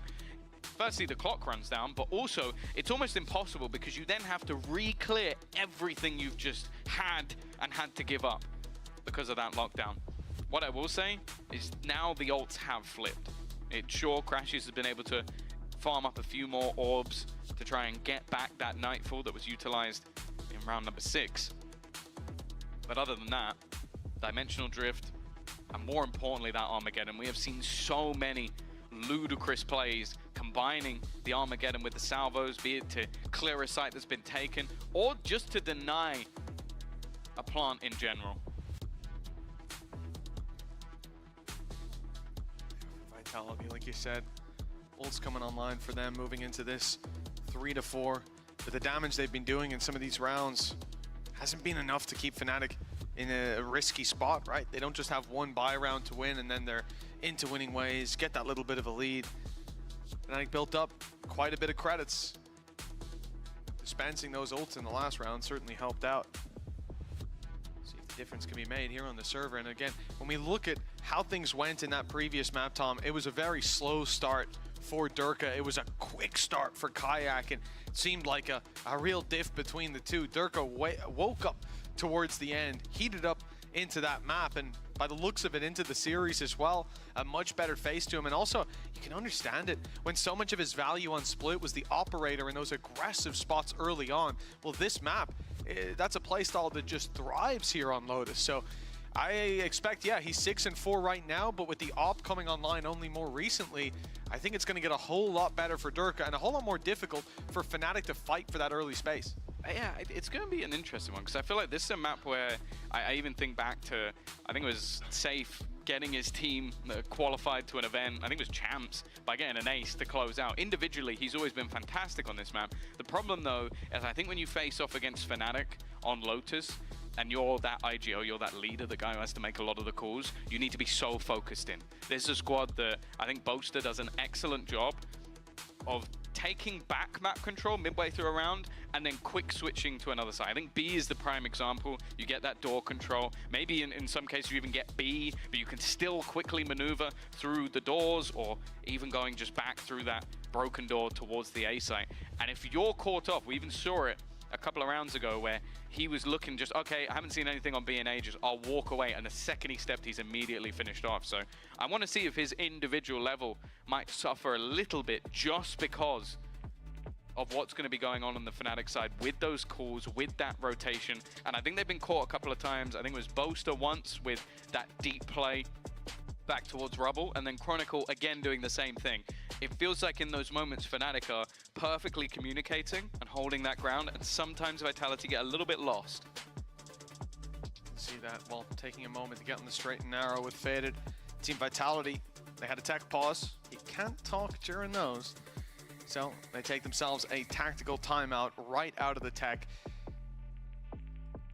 Getting on the same page, and you can see Faded firing away.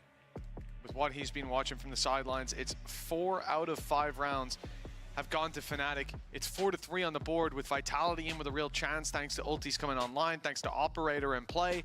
But considering they were 2-0 up, yeah, recency bias goes to Fnatic. Seems like the momentum, the wind in their sails. Here's where Vitality have to put them to an early stop. Seems like the peripheral issue has been sorted. Hopefully that wasn't somebody spilling a drink. did see Alfie, and you know, I'd say there's a 50-50 chance. Any game, any day. Maybe he stood up a little bit too quickly, took half the desk with him. I've seen those cups, you can hit them and they don't fall over, and it's a miracle Fnatic haven't bought him one yet. Maybe buy him a few. Yeah, maybe a few, just in case. I think most players have like 17 drinks on their desk at once, so. I've seen people come in with 4 keyboards before, so. It's a risky game, and actually, it's a risky game that won Kayak the prize of the majority of his HP being gone. That's the reason they've had to avoid this C site, but it's also a reason that they've been able to challenge quite a lot towards B. I think Safe's definitely heard a step or two, getting that stun ready, but just because there's commitment here early doesn't mean they're going to completely commit. Bear in mind, this is a couple of rounds in a row they've head towards this B site. It could all be a ruse. Paranoia put through, Boaster blinded, but he's up close. His senses back just in time to hear Sivov backing off. And they know that up top rubble is clear, but what isn't clear is they're back. The push up is huge from Durka, cutting off that rotation that they need from the B site. I think he's hearing the turret, knowing that he doesn't want to be baiting it. No, it's actually looking the wrong way. He even steps out into heavy traffic, knowing he wants to flank up on A. Ingles the Tay-hold, Armageddon, slowing them down on the A site, drawing them into battles. They step forward on B, they step forward on A, and no ground really taken until now. The two-piece pickup, and they've avoided Durka's ire by a matter of seconds with a Viper's pit down from Chronicle, by the way, at long last. That makes it difficult for Durka, has to give up the operator. They know he's there now as well. The alarm bot went offline, perfectly timed for him to get their dimensional drift used to try and clear out positions, wanting to try and get rid of Crashies, but Crashies still wins that fight. And now for Durka, he's got to try and find not only the Viper, but some space to play with. Went back, has at least a little bit of extra HP, but that is ticking away. Needs Chronicle to fall, and he finds the headshot, but has to be wary of the player behind. That is Crashies waiting just on the edge. Fnatic, it came close, losing some fights, but again, it's that quick movement, that quick switch back to the A site that works perfectly for them, catching a couple of players around that door position. They now extend that lead a little further. Phenomenal play by Crashies as well. This is a round that looked done. It looked to be in the gutter, and a big three-piece from him. The first two getting them. I've got the cleanest guns in the West. I need a permit for mine. Never heard anyone chat more waffle at the end of rounds. I love it. I absolutely love it. Good spirits. I'll tell you that. Keeps it must be hard to be in a bad mood when someone just says stuff like that at the end of every round. Yeah. No, he's a tough guy to be in a bad mood around. I'll tell you that. I mean, I'd say that for most of Fnatic, it is just like, you look at it as a vibes team. We've seen that. I've seen Crashies popping the dances, but outside of that, they've cut the skill. They're some of the best pieces to any puzzle that you could possibly wish for. Vitality, well, they're not able to put all the pieces together here. It's down to Sheriffs. A lot of weaknesses here on the defense, and on the attack, maybe you got a chance. Group up and just look to snowball into them. But on the defense, that's a little bit more difficult to do, especially on a map with 3 sites. At least on Split, you go A or you go B. But here, there's a tertiary option. Yeah, and also just the way that Fnatic plays. As I said, they're constantly changing up late into the round, so even if you gambled and then you heard them go another way, you might have gambled correct at the beginning, and then you second guess yourself, you get picked apart, and well, they are currently being picked apart. Sivov, well, that's not gone to plan. Sheriff can be unkind. Unfortunately, that is now the spike crossing to the site. Eventually, will get the job done. At least finding one, you can see a slightly safer position being chosen, just to make sure there isn't really a chance, although another pick coming up. This position, though, should be nasty. I don't know how they're making this round competitive. That's a little whiffy, but the job gets done in the end. A 2 versus 2, make that just 1, and Boaster from the flank, I think, has done enough. Sibo to try and fight versus the remaining 2, and well, eventually a mini heart attack, but Fnatic get it over the line. I was getting ready to be a little critical, because in a round like this where you're looking at pistols for your opponents, and I think the read should have been there, not just from press and tab, but also from what they'd already seen. That man didn't have a weapon, nor did the second pickup that they found from Boaster in mid, or in B, I should say. And the thing is, he goes up into heaven. This leaves the rest of Fnatic 3 players on the site, but they don't have control over their back. They don't have control over door. They have heaven, but they don't have the spawn side towards Waterfall. The worst high five of all time, Ben. Yeah, I was about to say, you need to work on the synergy, lads. But honestly, that came down to Boaster. If he doesn't have success on the flank, then the round was thrown away by the lack of control. But instead, a jump spot. It works out wonderfully. Like, look at where he actually died. It doesn't even look like he's out far enough to even take any damage. That's a big start, a switch up, trying to maneuver Durka into new positions, putting less over on C instead. And with him gone, you can already see that has been completely claimed by Kayak. Also, if the orb is still there, that could be a little bit too much. They thought that he was in heaven, though. I think he had the right play there. Like, you're trapped, you're surrounded, you've got to spring on something.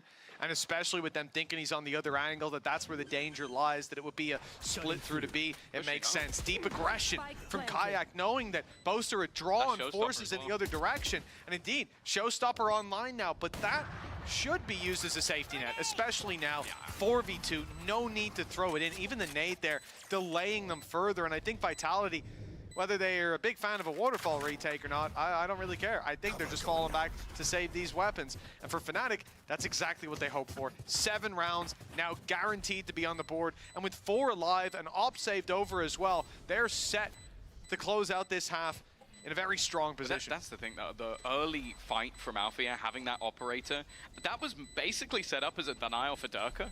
He's been peeking out most rounds, as said. He's been controlling that. So that was Althea, well, being the alpha and just taking that clear fight. Kayak's made a bit of a slip up and gone down to the spike, but I don't think it's going to do too much damage to the economy. But instead, I think it was actually just a jump spot from Les that I believe barely even showed anything. I'm hoping we'll have the replay of it. It must have been, literally just nothing. And that's enough Althea to take the opener. And by that point, you've kind of lost so much control. Like, they had a free walk into C. And yeah, that's I thought I'm safe here. Yeah, they did. They had a free walk into C, but again, this is Boaster going for the TP deep into spawn, surviving on 10 HP, and making the call many players wouldn't, but many players should, of Durka just shot me. He almost took me down. I survived a brush with death. I'm out of here. Runs in the other direction and forces them to hunt him down. That's what buys the C site. For Fnatic, almost for free. Careful. This has been a rough half so far for Vitality. We've sung the praises of their attack half, but really do need something to play with, and Fnatic have been adapting throughout, be it with varying takes, be it with denial of C-site in the last.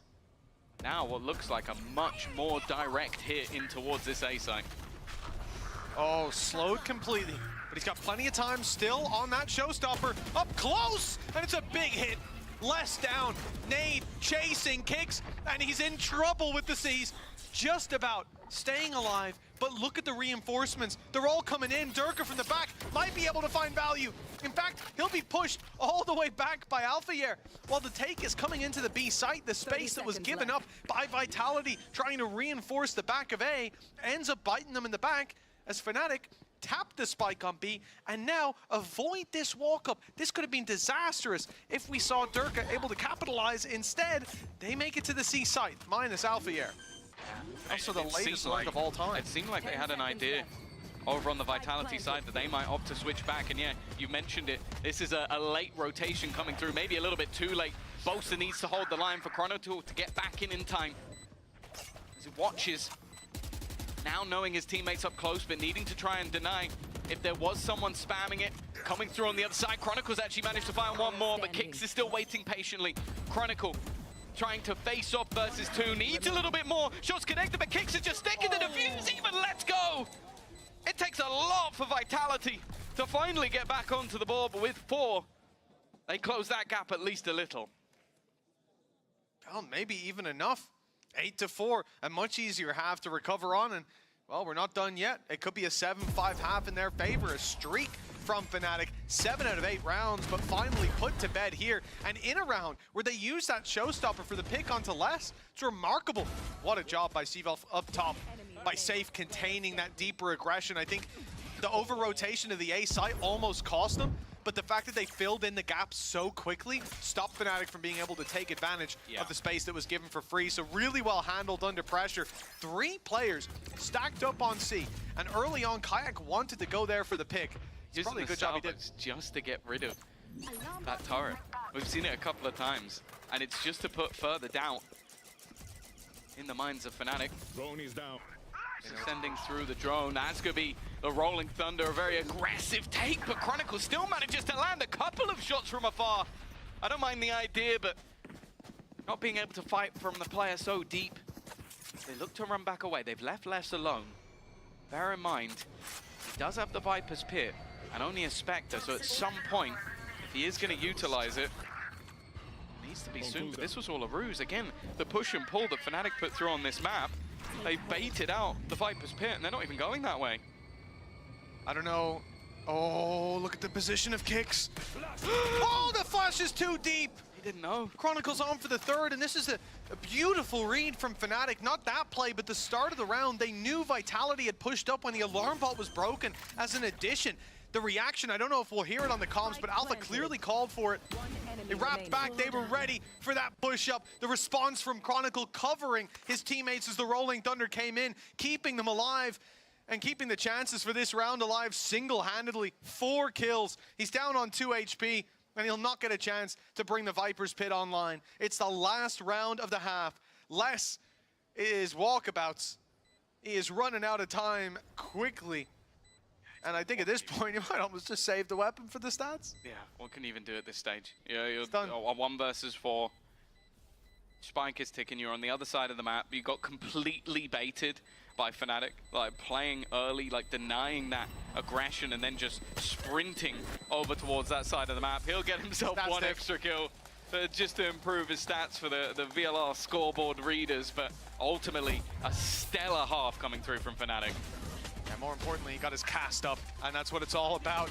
A nice 8-4 cushion for Fnatic. Let's see if it's enough for them to bring us to map 3 after the break.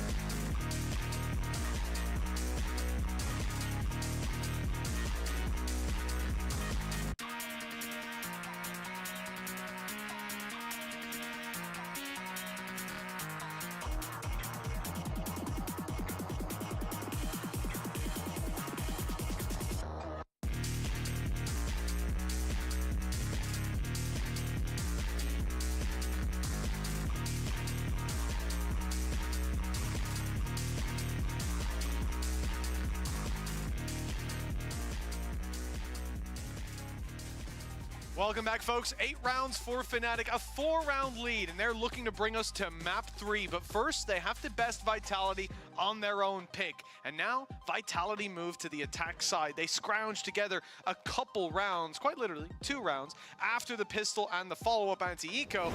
So it's been a slow start for Vitality, but there's been moments, there's been sparks, and again, Sivov, one of the best debuts that we've seen. And he's continuing on his work for Vitality, pulling the sled from the front. Here. 4 rounds in it. This pistol could close the gap, or it could make this a real uphill battle. Durka not liking the latter. An 8-4 half in the last map was not enough for Fnatic to take it over the line, and we've mentioned throughout, the Vitality looks so comfortable when it comes to the attack side of Lotus, so much so that a lot of the time we don't get to see much of their defense. Kayak realizing he needs to try and pad the gap after Chronicle is lost immediately. Does a little bit of chip damage, but has to fall off. It seems like they're going to head towards the C site now. There are positions that I think players have earned a title for. And whenever I think of this C site, I think of Althea. Without the majority of his utility, an alarm bot and his turret currently watching towards the B site. If they do go this way, it's just down to that man and his pistol. Well, you might be calling for the orb to go up, but that's not possible with Chronicle down in the dirt. Althea gonna follow suit, as is Boaster. A convincing set of opening duels for Vitality. And it looks like that scoreline is about to get a whole lot closer. Considering half of their rounds come off the back of winning the pistol in the first half, it is certainly a breath of fresh air to see them keep themselves in it after such a close map number 1. We know they've got it in the tank. 5 to 8. The gap closes, and Fnatic should be on an eco. Yeah, not expecting a defensive side force. I'd be very surprised to see anything of the sort, but it would have been nice for Fnatic, in fact, on both maps to get the pistol in that second half. Just be able to give themselves a little bit of a boost. Because, as I said, once Vitality get rolling on this attack side, it can be very difficult. I will say, I think Fnatic will have known this map is coming in the veto, though. If there was any side of any map that I would have looked to counter, looked to break apart, this would be the one. Look for tells, look for ideas of what your opponents have been doing and try to break them up. Now, obviously, Fnatic are going to be confident. It's the Lotus. It has always been a great map for them. But right now, even though the scoreline is firmly in their favor, it is definitely not over. Yeah, right. About those adjustments, about reading into Fnatic's play. What was it you said earlier, Tom? 2023, they've been running this comp since? Yeah. Well, this is the 22nd time in a row.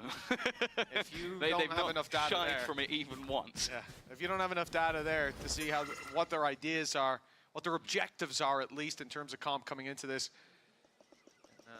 you probably shouldn't be here. I think Vitality so far, they've had their reads at times, but Fnatic coming ahead in a lot of those battles. This one should not be one of them. Classics across the board, numbers towards C and B.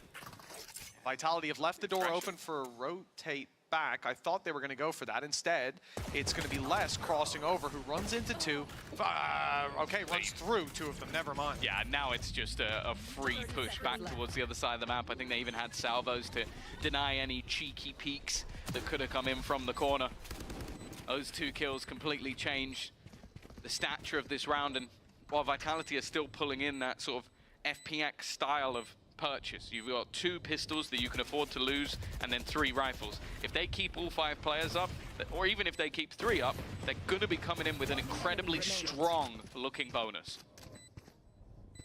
So far, it's not looking like there'll be any dents delivered, although they're going pushing into the buggy. Well, that's going to quickly put to bed the Flawless.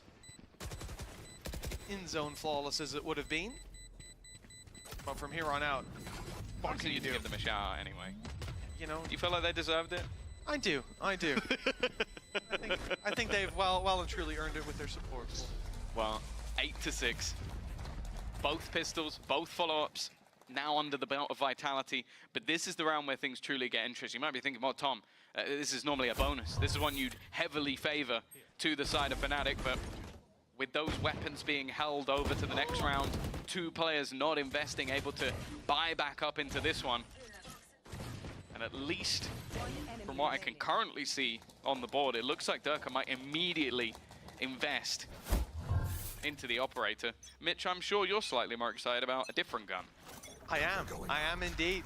The big boy out on Boaster. One of my favorite players to see utilize this weapon, although it has fallen by the wayside in recent memory. He's always consistent at spamming this door. Man after my own heart. Timing's good for him. Has to set up a smoke. And for Durka especially, being here, knowing who you're up against, that's a brave play. You know how this guy likes to play. The trigger finger, the only difference between an opening pick for Boaster, Vitality being able to approach this late round with their operator still intact. For now, it looks like they will keep it.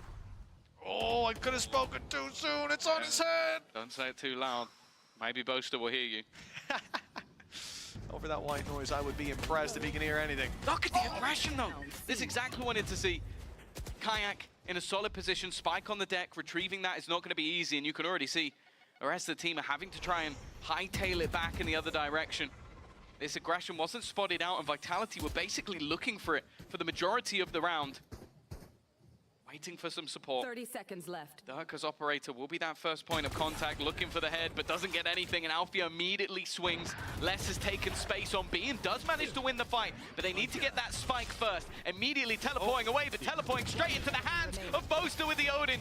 The spike down, but it was irrelevant, as Chronicle managed to remove his doppelganger. And Fnatic break back immediately. Now the problem with that bonus, Mitch, is although it was a bonus, they did buy an operator. So not only is that going to go into their opponent's hands, but also that takes the economy low enough that there is now a piece missing. Exactly, we're bolstering the Fnatic buy, and at the cost of your own economy. Certainly not an ideal scenario for Vitality to be fighting up against 3 rounds in it. And a weak weapon sent into the hands of Safe. He'll be playing as Salvos most of the round, and I think they'll give him a more passive role. Off rip, the spams are coming through, and they've done damage. Les is down to 58. He might be relegated to the Stinger. Do you reckon he didn't spam it in the last round just for the surprise factor? Could be, yeah. Do it in the more important Maybe they round. won't expect. Well, no, it's not even that. It's they wouldn't expect me to buy it, but now they know I have it. I'll just spam. Could well be. The back off. Paranoia used to buy a little bit of space, but that stun is perfect. Boaster has to send it to the backside. Salvos are chasing him down, keeping him honest. Only one corner he can really fight from, and Crashies ends up going down, but Chronicle from the side, picking up a few. Stinger on Safe, alongside his Salvos, have brought this back to even territory. Fnatic still have Chronicle, though. He's tearing through the back lines as they push into the site. It's only the first players through that end up breathing late. Safe and Kicks. And they're up against it with the operator of Kayak and the utility clearing down below. Safe needs that pick up top. That's the thing, his position revealed. This fight might be everything and has to turn tail. And unfortunately for him, that's the moment Kayak strikes. Alfia combining, that's another on the board. And after winning the bonus, or winning, sorry, against the bonus, and now winning with the rebuy, Fnatic have put themselves in a fantastic spot. A map that historically has always been theirs, but in recent times, Vitality took their crown, at least in EMEA. They now sit 3 rounds from taking us to a map 3, taking us to Haven. Which, if we're being honest, you look at the comp that Vitality was running for a long time on that map, it was taken from Fnatic themselves. Teacher versus Padawan. The question of who that master may be. Lots of damage, and Chronicle the one to pick up the kill. The spams here from Fnatic, such an annoyance for the early rubble control. It's denied. Vitality move to the B side. Zivov already in, and he's picked off one with Kicks following through. That's the site claimed. It's upgrades found in a plant. Not yet being sought. They're going into Kayak. This could be a big problem. Where do you go now? The showstopper's on your tail. And that's the spike down in spawn. Last man standing. He's gonna go pushing right into the waiting arms of the off. He survives, but now he's sent forward by the nade. A second bite of the cherry for Kayak, and he devours the remaining players for Vitality. Even when things look to get a little bit scary in the mid-round, it seemed like Kayak had a very good read on the scenario, posting up, just waiting for them to try and rotate back towards that C site. It has felt like throughout, Fnatic have been slightly ahead in a lot of those calls. That's so annoying to play against, man. I'll say as well, Chronicle is having one hell of a map. Like, that's always the toughest thing, I think, when facing up. Yeah, moving swiftly on. The toughest thing when facing off against this Fnatic is that I feel like when Chronicle is online, it's almost impossible to win. Like, you have to be on your A game every single time, and are currently 16 and 12. Vitality have taken a pause. Maybe a last-ditch effort. As said, in EMEA, their attack sides have been formidable, but they are yet to get themselves a buy round. And in fact, that's been the story of this game. 2 individual rounds is all they've managed to garner throughout, excluding those pistols and seconds. I think the guys on Fnatic have got to be feeling incredibly confident moving forward into Haven. It really would feel like anyone's game. I thought, like, with split going Vitality's way. This match was firmly in their hands. Theirs to lose. The Fnatic has proven that they were well worthy of the test.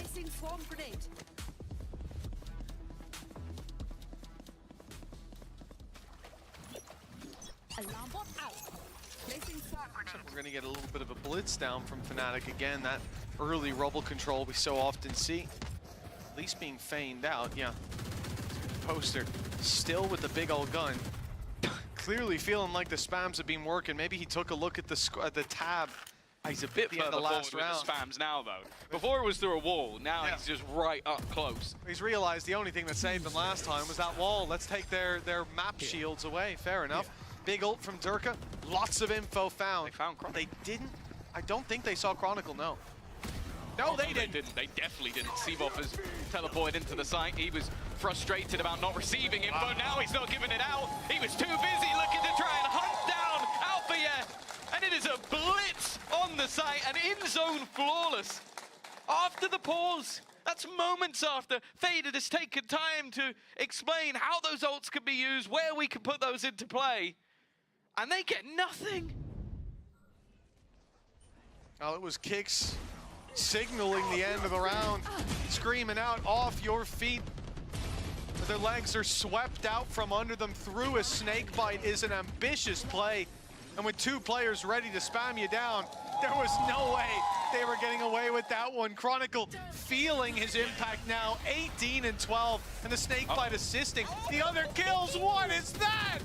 Kayak's taking him down. The spams have gone out of control. Durka tries to match them pound for pound, but he comes up short. You dare try and use his own spell against him. That one's never gonna work. An easy amount of damage, but taken by either side. An early advantage here for Fnatic. A fantastic haunt coming out from Crashies. You look at the ultimates, those are in their favor. Kayak, deep control on it. Where do you even go at this stage? You now have Boaster bolstering B. And even this nasty little trap play. You got the Viper's Pit. You go, okay, well, they blocked off C. And this is what happened in the last round. They targeted Alpha here. You know that this guy is going to be lurking in that spot. And now he's moved up. Buddy, you have got someone literally touching your back right now, being caught out by the audacity of this Fnatic squad. The TP's not going to work. The Viper's Pit integrity is still there. And you can even see the reposition on B. Crashies has taken back control, expecting them to come through, expecting them to clear his angle. He's perfect. What is that from Chronicle? Just to spam through his own pit. Seaboff, good luck, my friend. It's another in-zone flawless. Fnatic as clean as ever to close out this map. Whose map pick was this again? They looked so clean here, and you talk about looking at the data. Well, it just got a whole lot better for Fnatic, 1-1. We're going the distance in this series after so many OTs. We were due a quick map, 13-6. We'll see you after the break. Oi, oi, oi. They lost 2v5, bro. They lost 2v5. They're nervous now. The beast is back. You keep doing your live shots, okay? You keep doing your live shots. Holy shit, bro. I thought I'm safe here. My boy. Good boy.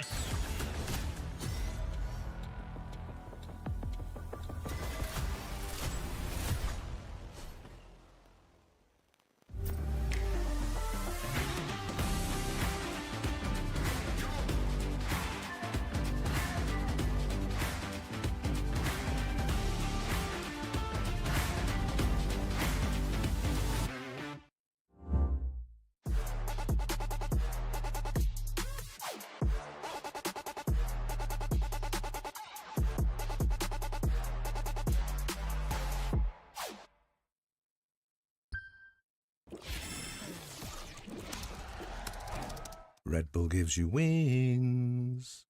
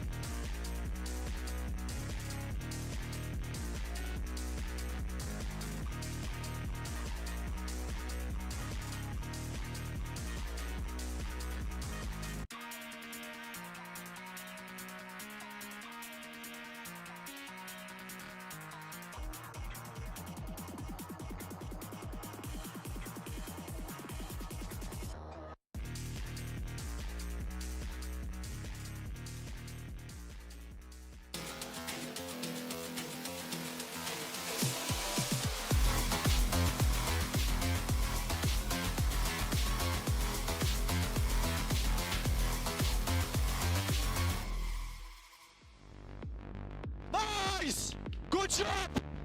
Nice kayak, bro. Pike. Nice! Good job, kayak, bro. Nice! Nice! Nice!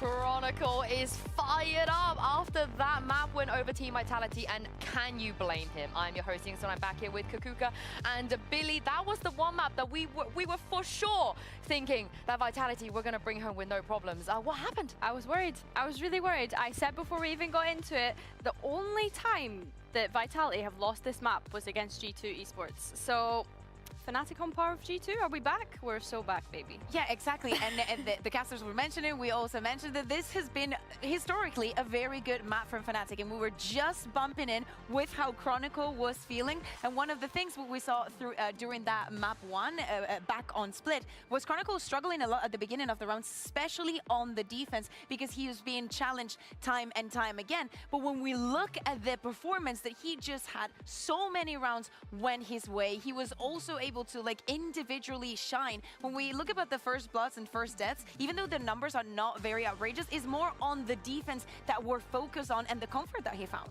Oh yeah, I love that you bring that up, because I think in the previous match, like we were a little bit concerned on Split, you know, the amount of kind of first kills that he was giving away, constantly dying in the same positions as well, in untradeable positions. It just wasn't ideal for him, but I think going into this one, he really, you know, he brought it back for himself. He was a highlight. And I like how fired up he gets, because he's one of those players that doesn't usually, right? We expect the alphas and the boasters to be that fired up. So it's nice to see the side of him. Yeah, absolutely. I think because I would have been a little bit pissed off if throughout the most part of Split, I just feel like they're challenging me, and I feel targeted. Yeah, he got his revenge there, and it was really done through just the clutches, the late rounds, the moments where it really matters. We see Kakuka, the Fnatic player, stepping up. Yeah, absolutely. We were speaking about how close that split was, how everything was to the brink of the second, how we didn't see players and teams throw in advantages and whatnot, but actually Fnatic coming together, it doesn't matter if it's in a disadvantage. We saw this brilliant round with them getting the 4v2, but we also saw it as the map was getting deeper and deeper. Yeah, I think what you find as well in a lot of these clutch situations is it's all like different members of Fnatic. It's not just relying on one sole person, and a lot of these clutches were in post plants too, so it's not like Vitality weren't being able to work their way back in. They were getting it into these numbers where they had the number advantage going into that retake. It's just that Fnatic, they were just so synergized and riled up with one another. It's their home ground, isn't it? It's like we've done this on Lotus before. It takes us back. And for Alpha, the only player across any regional league right now that plays Killjoy on Lotus, we never see this. But as you mentioned before, you guys mentioned it, it matters what player is on what agent, right? And when you see him on this, it doesn't matter about the meta. The meta doesn't matter. The thing is, there is very few agents that I'd be like, why would you put Alpha on that? Killjoy is definitely not one of them. And especially thinking of what the next map is going to be, it is good to see that he's feeling himself and that it doesn't matter what he is playing at, he's going to have a good performance. I think as well, even when we look at his Killjoy specifically on the defense on that map just then, like he wasn't just waiting and playing passively, he was playing in front of his utility. So even if the Taeho, literally, no, but like even if like we're saying the Taeho utility does kind of, you know, get rid of that Killjoy utility, he was just so confident in being able to play in front of it. So yeah, it didn't really matter at that point. And Billy, how much will this confidence help Fnatic as we pivot to a map where Alpha plays ISO? Oh my god, it's only going to go through the roof at this point. And I think as well, we touched on it on the pre-show, you know, about Vitality saying that, oh, we can take their Haven comp and we can make it better. I think this will be a real test as to what they've said, if that's actually true. Yeah, speaking of Dirk saying, it's not only about the comp, it's the fact that I am playing on the, is what I do to this composition, is what I mean to the end result. Even though this was a 13-6, we need to keep in mind, Vitality won both pistols.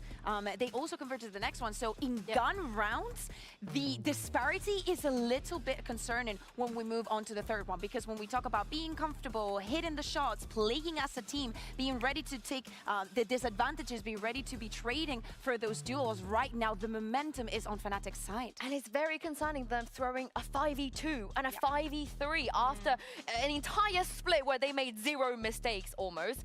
But onto the comps here, do you want to see Safe on the ISO or the Jet?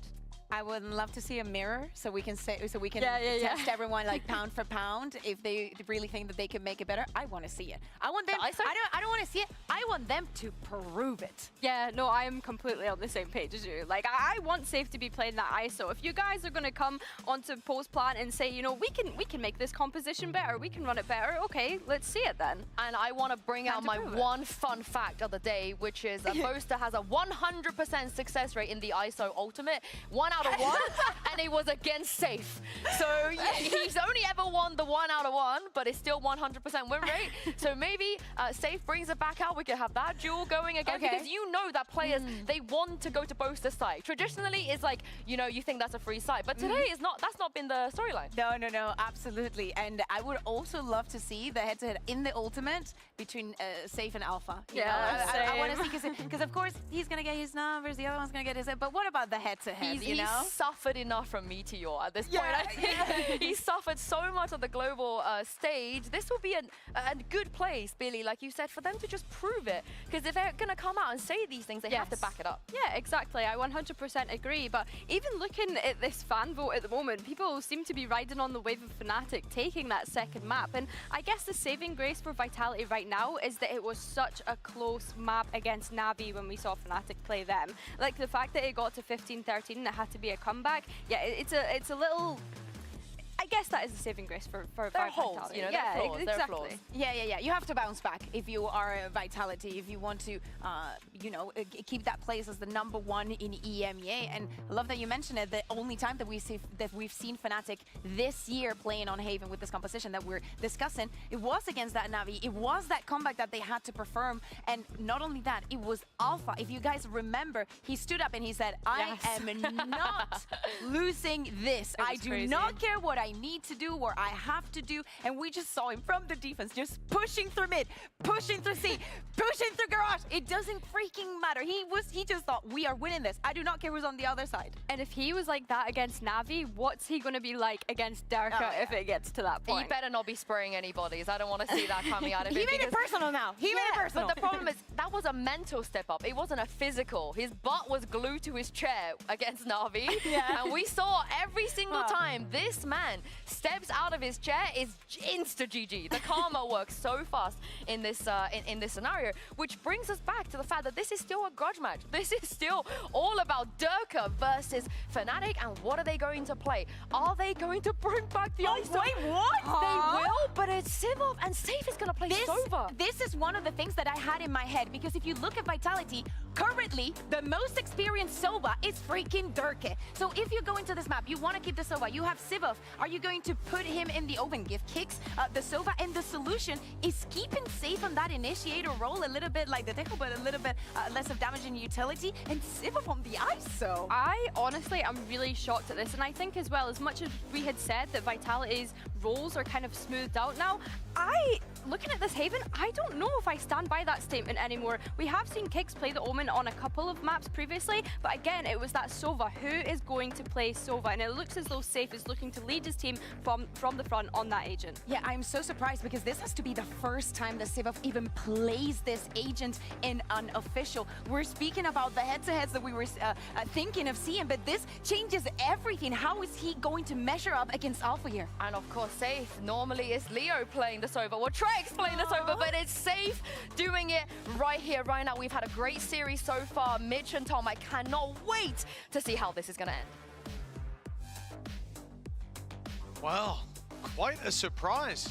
Not necessarily in the comp being run. I think it's a good idea from Vitality. It's a comp we've seen have legs, but Sivov?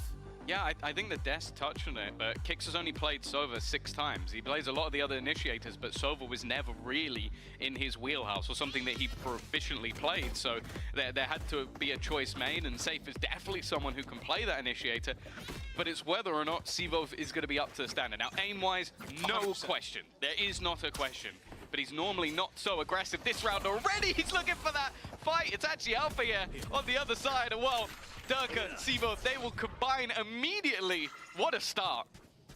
A scrappy start indeed, but it's sort of what you expect, right? Running this composition, unless I'm mistaken as well, this will be the first time we've ever seen Sivov play this in an official. But when it comes to ISO, When it comes to this, man, this is his second, map, right? He got, was it 38 kills on Haven as a breach? So you then put him on an ISO.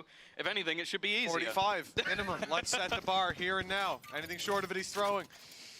But no, like he's played unbelievable. I think individually this guy is just off the charts. Second only to Zeus in week 1. And a chance to build up those stats again here now in the role where it makes a bit more sense, where that expectation can be put onto a Kayak. A double. Spike down A. Nicely done, but anything further will be impossible with Sivov quickly shutting him down. Crashies, the last man standing. 1v3. Planted. And already he's going to be caught, suppressed, and taken out by Kicks. 1-0 start for Vitality. When we go out there, see how that setup can work in that sort of team environment. It's obviously a pretty vast change, but one that they feel works the best. Just this 1-2 punch still looking exactly the same. That's the thing. It's in essence, it's a shame that we don't get to see the battle This is how we should play every exactly single round. how we wanted it. And well, there you go. If there's anybody listening from Fnatic, that's how they're going to play every single round. There you go. Someone let Scott know. Let Milan I think he in on lied the to me. info. They're not going to stay long. What? How could he do such a thing? But yeah, you know, you look back at last map as well, Tom, and I think like you can't undersell how bad that was for Vitality. They win the pistol, they win the follow-up two times, and they walk out with 6 rounds. That is astonishing. And for Fnatic, it was a big shutdown, but here on Haven, we could see the same thing. Pistol goes to Vitality, follow-up should be theirs. This is a classic buy from Fnatic. Not investing anything, essentially. A few pieces of utility, but even then, you expect them to be held on until the next round. Reveal sees that there's nothing outside A, and the push up here from Kayak be initiated.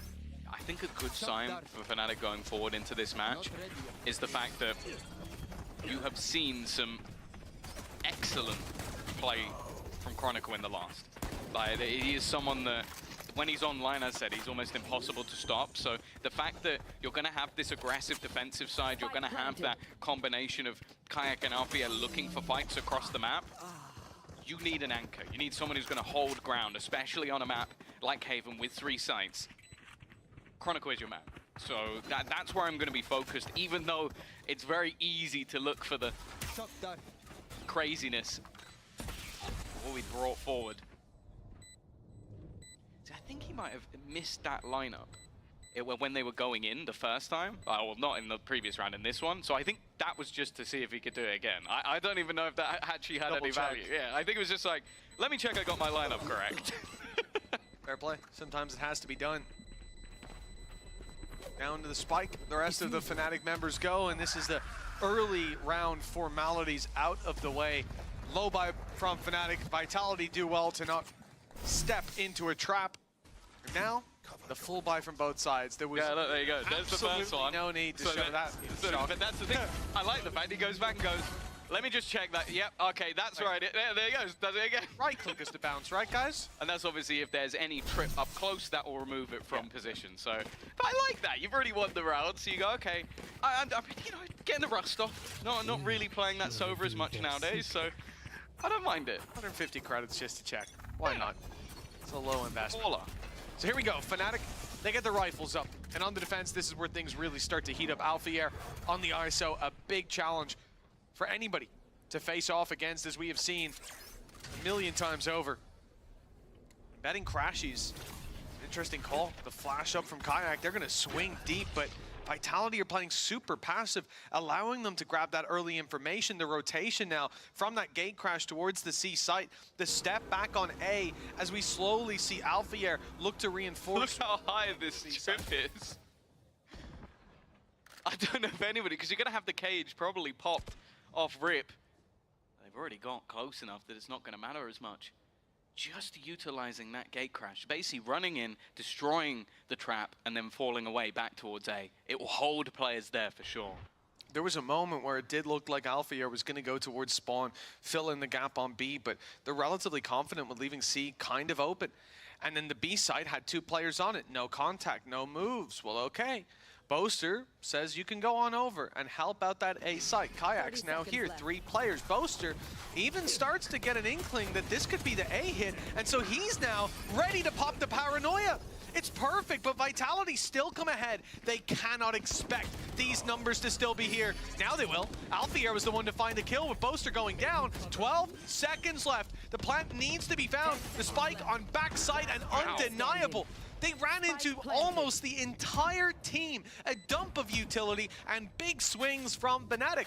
But Vitality, they've dealt with everything that came their way. And a 3v1 where Chronicle, as good as he's been, seems to just be locked out. That's incredibly impressive. This is Fnatic's first buy round. And what basically happened there was they sold the fake on C, but I think it was Kayak then peeks it, just goes and checks and goes, I have seen nothing. So I'm going to rotate to the other side of the map. Then they rotate a 4th player in. And if you have that much of a stack and you come out with 2 kills, well, either you've done something bad or your opponents have done something incredibly well. And I think that, again, we're seeing the heat of Sivov very early on in this game. I think it can be a brutal sort of switch if you go onto that ISO and you start badly, especially as someone who's used to having the Omen, used to having extra util to maybe back you up. This is all about those firefights. Well, he's 4-0 right now. Not a bad start from him, and a phenomenal start for this squad. Again, look at that. They deal with Durka. One of the big problems creating that extra angle to fight from. Paranoia hits. Oh! He just saw him before it landed. And even then, Alfier finding that 1 kill, the fact that they had a late player coming up short played perfectly into Vitality's hands because they're able to spot out the last guy, the 4th player, the one that would surprise you normally. He gets 1, and then he's dealt with. Wonderful stuff for Vitality. An inspiring round for their squad, no doubt. It's not just the fact that they beat down the first full buy, it's that Fnatic read that play perfectly, stacked up, and it still didn't work. Now they've got a light investment into this one. Chronicle saved over that Vandal and has the regenerating shields to bring him back up to fighting form, but early on, Vitality again avoid any of this early aggression from Fnatic from going down in those fights, and it looks like they have picked the easier of the sites to push towards. That's the rifle for Fnatic though, and Chronicle picks up the kill. Not a bad start. So, weapon down. Spike planted. Potential to utilize what they've got. Unfortunately, there's no ultimates, and even utility. You're kind of looking at, you've got the dart back online, a drone. Paranoia would have to be sublimely placed. Kick still has 1 remaining, is wary that they're already coming in from behind. In fact, though, it's going to be that short play, but Sivov again. You talk about this guy already being, I think it was 4-0 going into this round, but he's fighting aggressively. He's facing off against opponents. Oh, okay. Kayak eventually gets the job done, but Sivov is just flying. Another added to the tally, another round for Vitality. 4-0 now in the lead, which, considering how that round started, that could have been a lot more costly. And what I love about that is as soon as the Paranoia, which was well placed, landed on the site, the immediate swing from Sivov. Yeah. He was there for his teammate no matter what. Happy to take the brunt of that retake force. And while he dealt with them, well, it seemed to be easily. I'm back! 4-0. Vitality are back in the driver's seat. This is said I'm back when Sivov got a triple kill in a round and earned his ult. Safe got one. I'm back, guys! There's the shock landing. Good job they tested it earlier. Kayak knows there's players coming his way, has a gate crash to get out of there. Decoy not going to be working. They know that he's here. Yeah, they saw the reveal, and yeah, time to get out. I guess the only benefit there is some utility. Chronicle's got to be careful. I don't know if he's realized how far forward into the site he has managed to get. Sivov fighting up against Chronicle, and while he has not been missing so far, Kayak still at the back of the site though, has been able to get 1 and escapes once again. The second gate crash utilized Durka. Seems like he might try something cheeky of his own. Yeah, but he's conscious there's either a player or perhaps even the player he was just hunting down on the other side of the smoke. Doesn't want to emerge from it. Ultimate activated from Kayak. Gonna clear out a lot of space. He didn't clear the corner.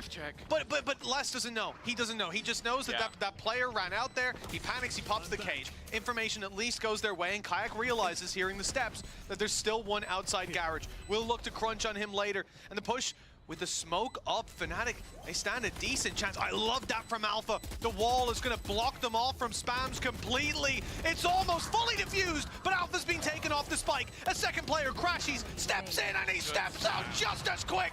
Steve-Off with a 3-piece in this round. Vitality are hammering Fnatic into the dirt. It's actually crazy that we talk about this squad and the fact that Trex has been a highlight player throughout VCT EMEA for the past few years. They pick up a man from the Tier 2 playing for Mandatory who was doing very well.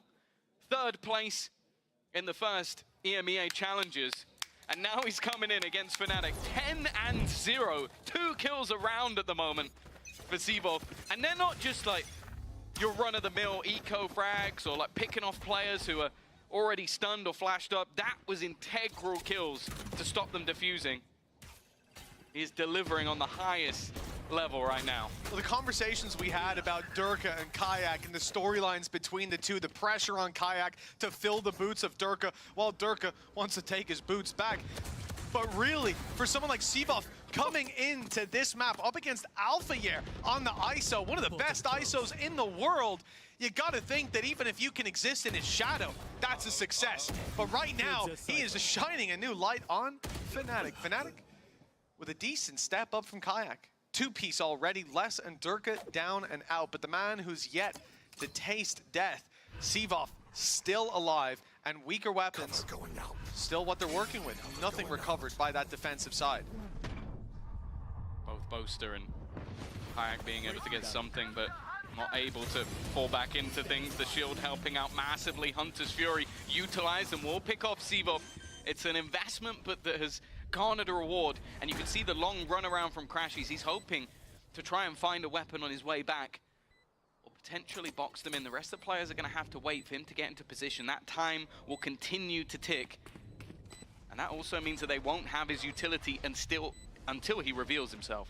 Very much worthwhile, though, with that smoke put down by Boaster. Cerebral, well, I thought because he could sneak his way through, but the reveal is needed, broken, and some information to work with here. Trade starts out well. Crashies on the recovered rifle, but now he's the last one standing safe, looking to run away. Has Hunter's Fury, if he can get to safe distance to activate. Instead, he's looking for the kill, but Crashies made the read.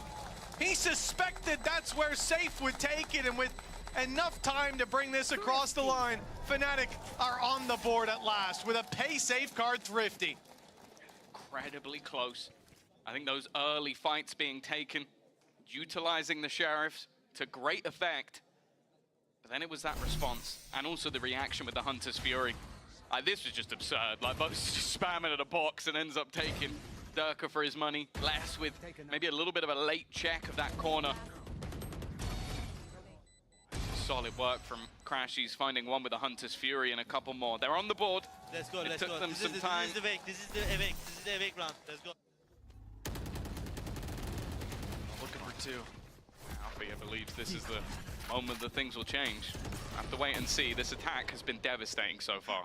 That's hilarious. I think the reveal got stuck on the decoy, and because it hasn't got line of sight, you're not getting revealed by it.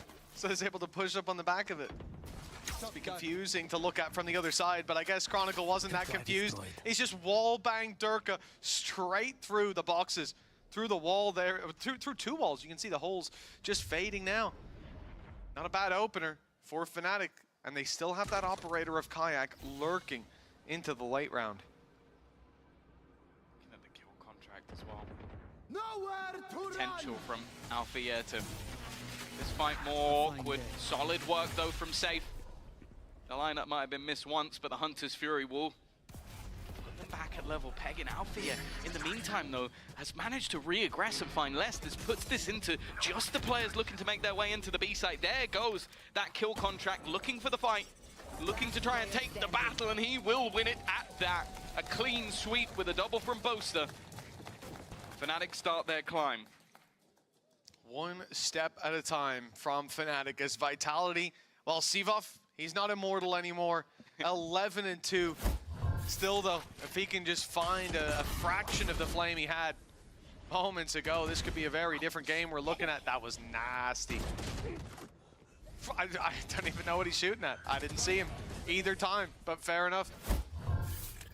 And a big play by Boaster in the end. He had one of the best openers. I think he was 14-3 at the end of the first half of splits, somewhere along those lines.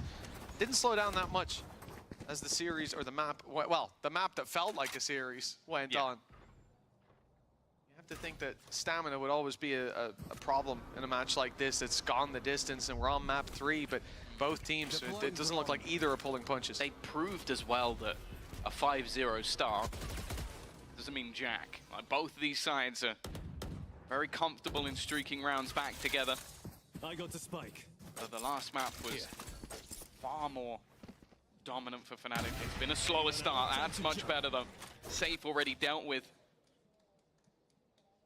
Now pushing back into this stacked up A side. It was where they had mass success in their bonus round. Even walking into a stack of players, their execution was sublime. See if they can get anything done here. Close corner. It's going to be cleared by the decoy at least. And Seavoff the one to win that battle up against Alfier. Ult activated in the kill contract. He's been good in these, but Boaster in a heater of a series doesn't stand a chance against Seavoff. 4v2. Fnatic seemingly locked out, and the much more direct approach from Vitality has worked wonderfully. A-side takes have been really impressive.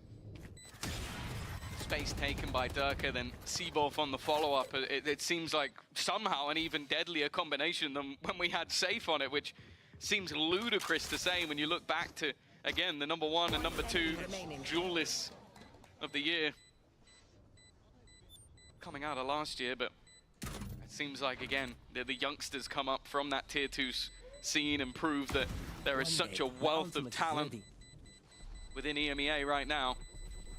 What was looking like the start of a comeback for Fnatic has quickly been dealt with. And honestly, if I'm Vitality at this point, there is a part of my mind that goes, do we just fight for A every round? Because that's the second time. What was it? 4 players stacked up there the first time. Yep.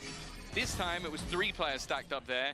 And okay, sure, there was an ult in the mix as well that dragged the player into a 1v1, but other than that, it has looked very, very easy for them to take that control. Still, the ult dragged them into a 1v1, and I guess stopped that from being a double peek, or at least a refrag from backside, sure, but they'd also lost long control. So that player on backside, although they get pulled into the kill contract, they had a choice. Fight short with my teammate and get swung on the left side and die, or fight long, and it's still 2 1v1s. Situation doesn't change.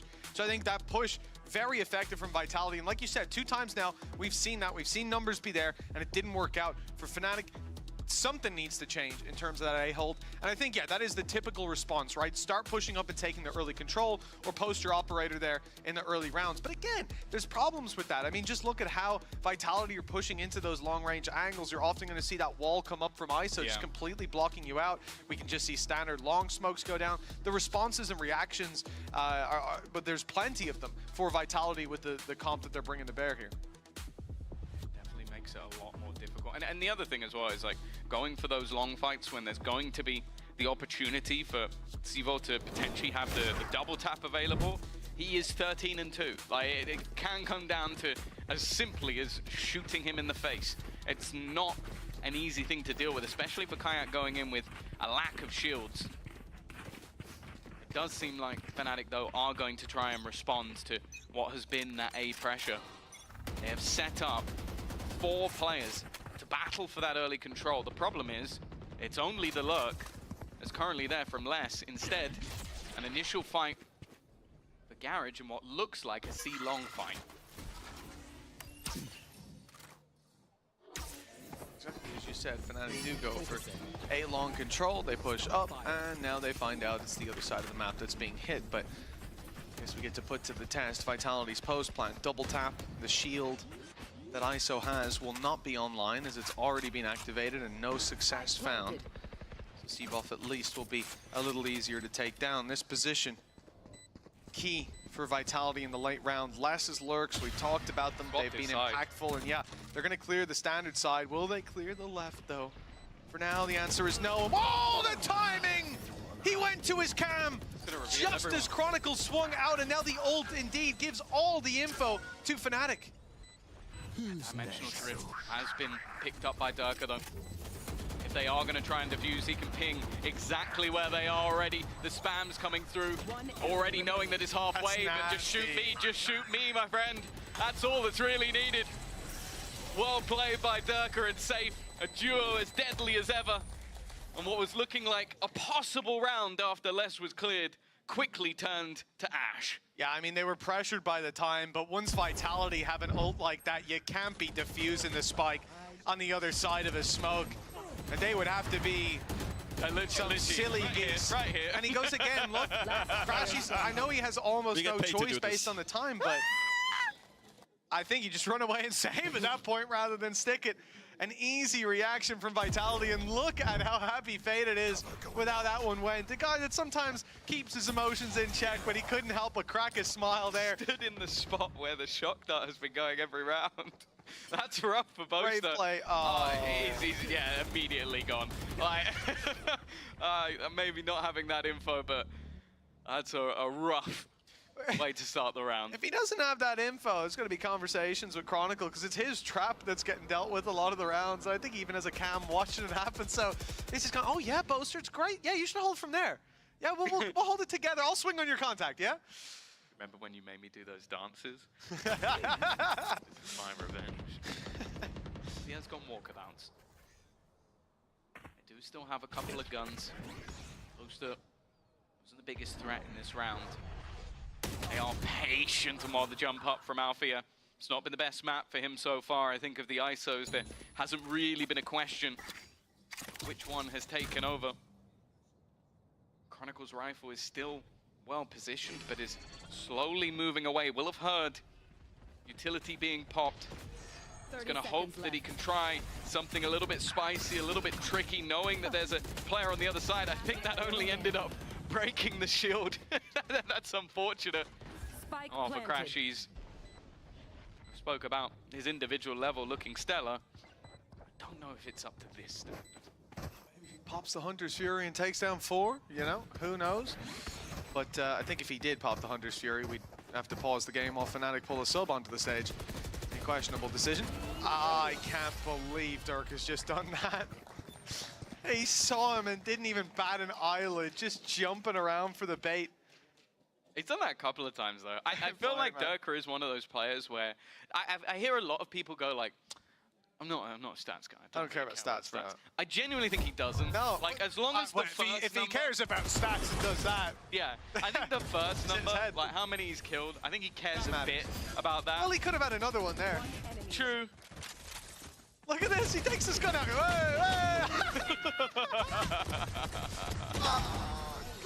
So yeah, you're getting they're kicked. Interesting. Yeah, let's run that one back. 8-2. Vitality, well, they've even got some flair to their gameplay right now, and I'll tell you, it can't feel good to see Durka doing that up against you. You know he's having fun, and you want to quickly put that to bed.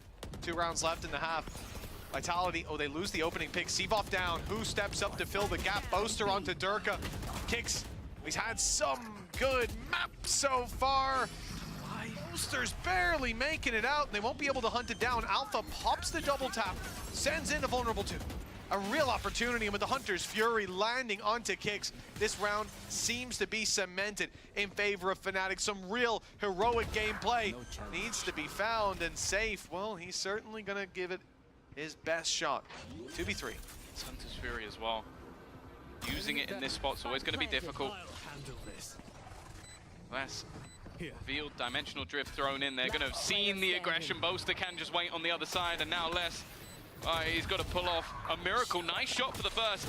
Even trying to wait for that dimensional drift to end, but it was well timed by Fnatic. It took a moment for them to get back onto that board, but they will see themselves up to 3 at least. Yeah, again, the foundation's being built 1 brick at a time. 1 more needed for Fnatic to have that 8-4, 1 more to be contested for. And it's this hold working out much better. You know, the direct hits from Vitality have been successful a lot of the time. Well, I mean, everything's been successful for Vitality so far. Trying to get in there and force the issue, they very much met their match. Seavoff falling in the early round, well, that seems to be where hope fades at least somewhat. Guys, 14-4 at the moment. We came in questioning, you know, oh, can he match up against Alpha here on the ISO? Well, he has done leagues better so far. I think he might have as many kill contract eliminations as Alphair has just kills. Oh, full that's stop. unnecessary. But it's true. It is. I think. But Maybe it's tide- not. Could be 2 out of 3, but still. Tide can always change. As we've seen in map number 1 especially. Some momentum on the attack for Fnatic, and who knows where this series ends up. I would be a fool to count out either of these squads, but it does seem like the mentality of Vitality right now is just flying. Confidence, having fun. So looking at the position though of Alpha, it's a setup of almost like a bait of Crashies who's played this spot before. The A site holds have really not been going to plan, but maybe if they can catch out less, it will be a slight improvement. Oh, they see exactly where that player is. Happy to take the assist. Crashies being spammed up, and the shock dart finds him. Vitality. Oh, they still have a problem to deal with. Ultimate put through by Alphayer, and he's managed to pull Kicks into a battle for his life. The shots don't land though, and it's Kicks to return with Safe on the triple. It's enough to put Vitality 9-3 up at the half. Yeah, it's not looking great for Fnatic a first half with much to be desired, and the new boy on the block, Sivov, thriving, Safe alongside him as well. But there is still a second half to come. If you're a Fnatic fan, you best believe in curses. It's the first time I beat him, guys. Ever.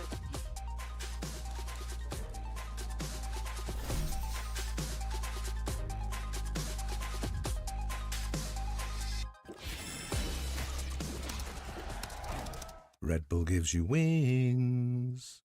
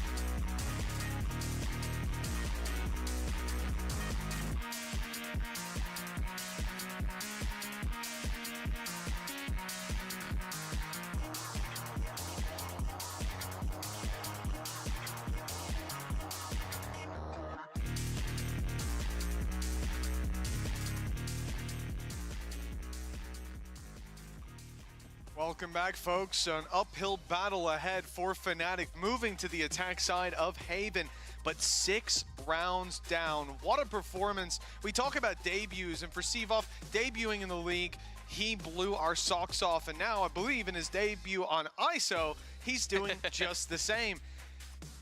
It's really impressive to see this guy play, but both teams as well, and I feel like this has been true series long, maybe less so on Lotus, where again Vitality just found themselves throwing bodies into brick walls. But it feels like we have this, especially on Split, constant rethinking of the strategies, constant evolution round to round. It's been fun to watch, but let's hope Fnatic have got a big learning experience about this attack side. The scary thing is the last 4 pistols of the 5 have gone the way of Vitality.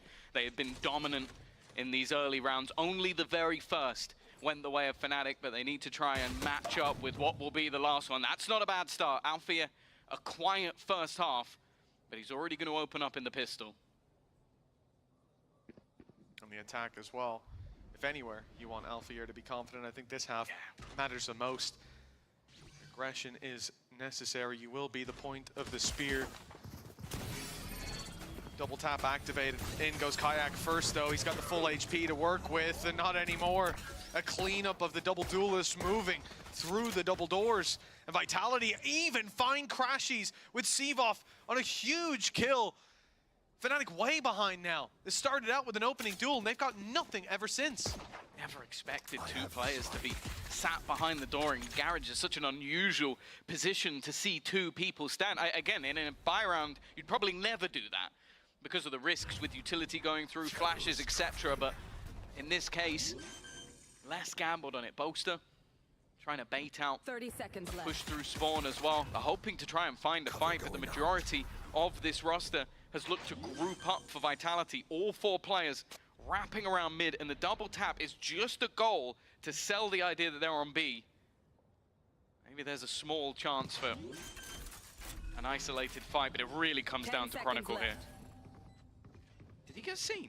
All the way around. No, he's not being seen. But Now Les he is has Seavoff picked off, and Les, sure, finishes him off eventually.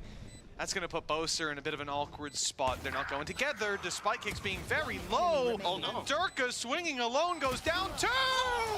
Boaster with the lifeline for Fnatic. The Red Bull clutch, and he's dropping it back on the stage. Oh, goodness. Oh, that's crazy. It's only the one coming out of Chronicle as well, and I don't know what it was. Maybe it was a sixth sense, but if you watch the way that Les ends up moving, it seems like he's aware that somehow Chronicle is behind. It becomes... Boom, boom, boom, boom, yaka! irrelevant, is what I was going to say. It becomes irrelevant when you have Boaster doing stuff like that. They needed someone to give them a lifeline. They needed someone to win them a pistol. And it's the man dancing on your screen. I really hope we are going to go back to Milan and Scud there and see them imitating the exact same I think move, they twerked just boom, afterwards. boom, yaka. Yeah. I think so. We cut the replay short. That's, look, send it to me in the DMs later. We'll get that one sorted. Vitality 9-4. Fnatic win a pistol that they didn't seem to have any right in winning, especially with Chronicle not having the mass value that it seemed like he needed. But Boaster, good in the clutch and good in this series as well, has given them a lifeline. Vitality, take classics, 5 of them. No real investment to this round, and honestly, if they end up winning it, let's just call it there. Don't want to get danced on too many more times. It can't be good for the mental. Fnatic's goal with 3 rifles, 2 pistols is just to keep this clean enough. Doesn't have to be the greatest round you've ever seen. They lose a pistol or 2, and that's absolutely fine. You can see the defense. They're attempting to swing back in. I like the usage of the vulnerability. Well, Durka, with any other gun, I'd say he's got an easy pick-off. Instead, he's been seen. This now becomes much, much tougher. That should be impossible, especially with the classics. Durka can't do anything long range. Down to just 1. Kicks happy enough to find a single kill. Boaster's low. Some opportunities, perhaps. Oh, desperately close to connecting, but it won't land, and so an extra rifle saved over. But that was really the only question, was it 2 or 3? Maybe even 1 if he had a big round. 9-5, Fnatic 4 rounds behind, but here's the full buy for Vitality. And let's not forget, even in that pistol, they were able to find mass amounts of value in the late round. I think this is going to be a big challenge for FNC. We are feeling it. Oh, I can feel it in my face. I'm glad that's where that went. I was very worried about what was about to happen, but we ended up in a good spot. The team doing the censorship do a great job. I don't think anything ever falls through the cracks. Never. This is the round that matters. Fnatic, this bonus is basically as good as it gets. Okay, sure, no ultimates built up other than the From the Shadows, but having rifles across the board, Boaster teleporting into the site. This is a very aggressive start to the round. In fact, they'll get the plant in on B without too much resistance at all. Incredibly quick to get that done, and now we look for what Vitality will respond. They've at least still got that trap to cover off Garage. Even despite that, Durka's not happy with the control. Can't just fight in from a few angles. He wants to open this up a little bit more, but he's fighting into heavy Fnatic territory. Seavoff, the return of perhaps the king, certainly on this server, but he's being put down quickly. Returned by Les, keeps it doable. Boaster and Chronicle put this to bed though. And Les, despite tapping, he is quickly out of there. No real chance to take this across the line. All he wants is the weapon for the next, or perhaps damage, because he's got a fight brewing, and now they know right where he is.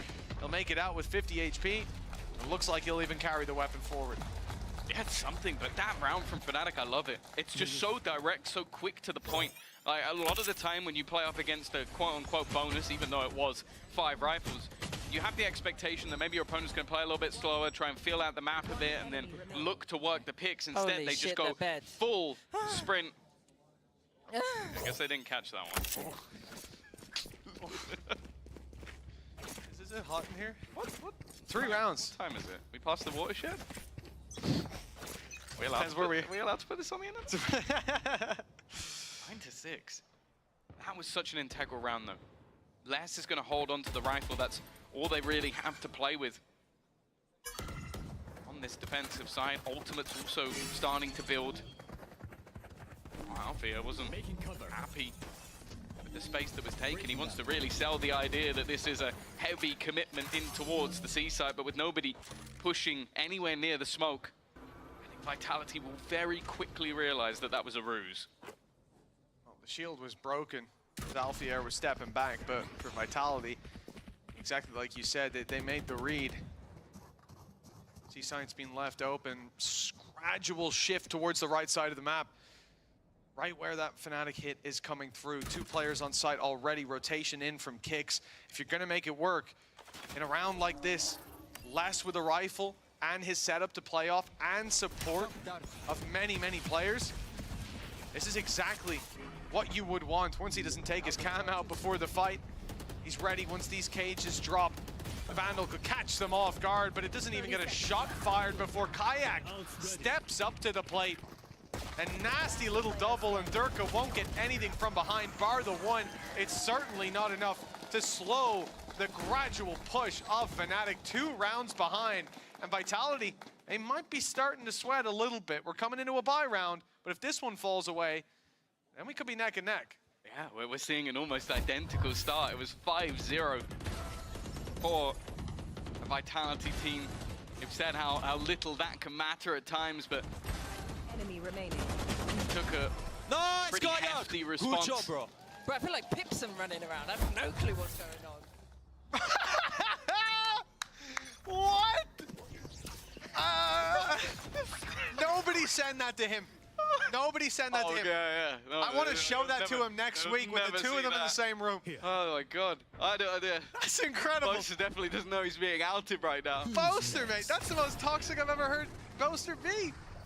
I need crazy. more of that. That's crazy. Wow, look at the pace. I think they've had the realization, similarly to the last half, that this A side has been incredibly difficult for both sides. And with a more direct take, well, Dirk is way too slow to realize what's going on. Chronicle removes safe, and this is basically round over. There's still a minute left on the clock, but are you going to try and fight back in with 3 of your players still standing? No Yoru, and you don't have yourself the Sova either. It just doesn't seem worth it. They've just got to save. What just happened? Like, genuinely, what just happened? Durka must have heard him go backside. Must have heard him come out of his ult. Was he hit by a paranoia and I just somehow didn't notice?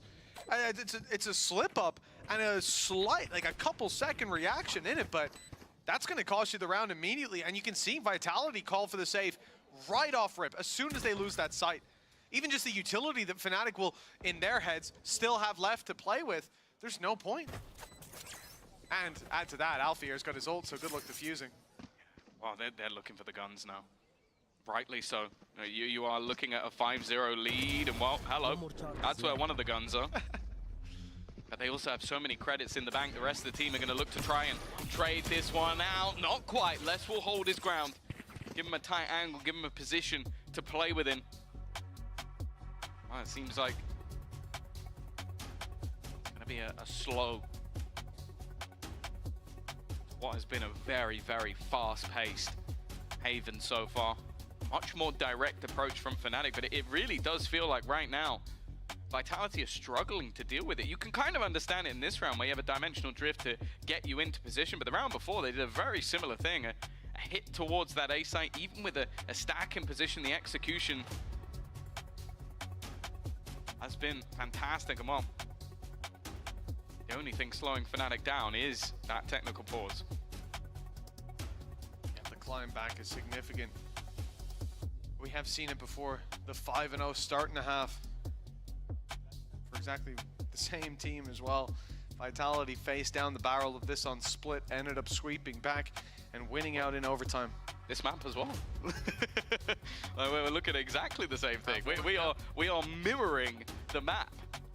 And well, the 6th was where we saw a response, and Vitality are still going to have a purchase. I think the other thing as well is maybe at times you'd look at this buy and go, okay, most of them have light shields, there's a Bulldog in the mix as well. Do you really want to go for this? Do you want to go for a lighter buy? But it's the ults. Like, you have most of them 1 or 2 away. Very high impact if they can get there. So I don't mind them at least investing a bit. And, well, in this case, it's majority for some players, but just to make sure that they can make this one competitive. I love the difference in players as well. We get to see a lot of folks down on that stage, and when the timeouts are called, some players lock in, some listen intently. Some have a nap. Less doesn't change at all. It maintains exactly the. I think he might be a statue. I'm not sure much moves other than his wrists when it's game day, when he's on that stage. You should see him on the court. But I love the difference as well with Kayak. What court would that be? Basketball court. Okay, basketball. It could have been tennis. It could have been. I have no doubt that he can play it. But the difference as well with Kayak, you know, you always just see him lounging back. It's like he goes to his happy place. I want to know what that is. No, he's lying back and he's imagining these Aspas. Many of us do that. Not just during the Except for him, it seems like it's at least within reach.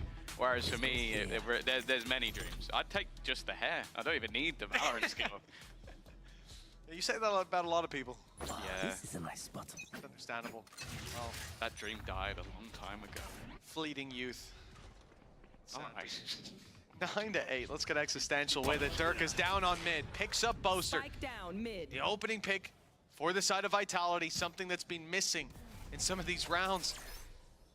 Their opponents hot on their heels. I think that missed. Yeah, it did. Yeah, nothing found from Alpha yet. That was their attempt to bring back the advantage, at least a neck and neck. It was very close. I think it was literally a millimeter off from catching out kicks and potentially even things up. That would have been maybe a controller down on both sides unless Kicks managed to win the duel. And, well, he said it in a previous clip that he's only won it once, so maybe not believing that would be the case. A stall out from Fnatic, and interestingly, Kayak is so much further forward than anyone else. Still a jump spot from Safe, just trying to get them extra information, but I think he's missed anything that could have been there, and I think realizes it as well because he's going to fall back to the site instead. Drone up through A long. That is the spike carrier droning, but intention to go back. Exactly, it's a ruse for Chronicle to embed deep into short and play that late flank. He'll get a great opportunity by the looks of things with the cross coming in.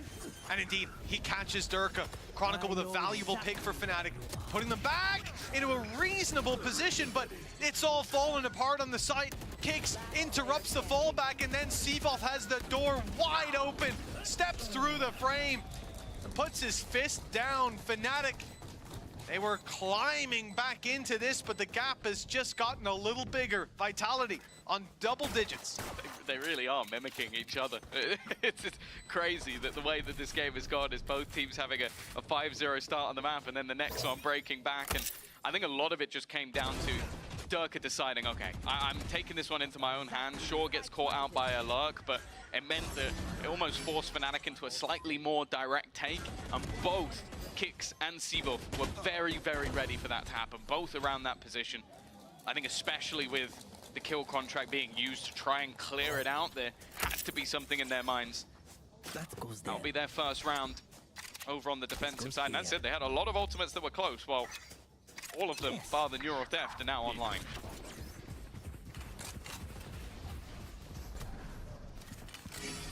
Flowing on the way, and they are certainly committing to it. Sometimes you can just gate crash out of Garage. We've seen it attempted before, and this time the exact same thing happens. The double tap about to fade. Alpha, he's not getting greedy. He doesn't swing in as many a player would, and it might have been a mistake with Kicks so close. Hunter's Fury, blindly thrown in, cancelled with one more burst. Safe was trying to bait anybody that might have lurked up short. He's still scarred from that lurk from Chronicle in the previous round. Oh, nice. Okay. He's had the read. Drone goes out, but it doesn't give him much more information. When you have a Yoru pushing a spot on the map, it can very easily be a fake, and that's so unfortunate. I think he's just teleported away, so waiting to try and catch someone with that kill contract, and there will be nobody even remotely close to that position. Fnatic have tried that bait, succeeded, and now head into just one man. That man will be less. Luckily for Sivov, he had the trigger discipline to not just fire the ult through into empty space. Hunter's Fury, it's not even Hunter's Fury, it's Boaster with the trade, but because the ult's online, Sivov gets another shot, double tap, not available, but Sivov finds the pick, and now comes back in, ready to brawl. Fnatic have their work cut out for them at 2 versus 3. Happy to run that clock down a little lower, but the plant very much needed by this squad now. 10 seconds. They know that someone has to plant, and when they do, they're removed from the fight, but they'll do it on eliminations instead, taking the fight to the backside. And Fnatic hot on Vitality's heels again. There are moments that are swinging this game back and forth, and that was definitely one of them. You mentioned it. Sivov holding his ultimate for a rainy day in the end, just about being able to put it into position, but this late call right down to the wire. 8 seconds on the clock as they look to take these final fights, and even a little bit worrying that in the middle of that there was a reload coming through. 10-9.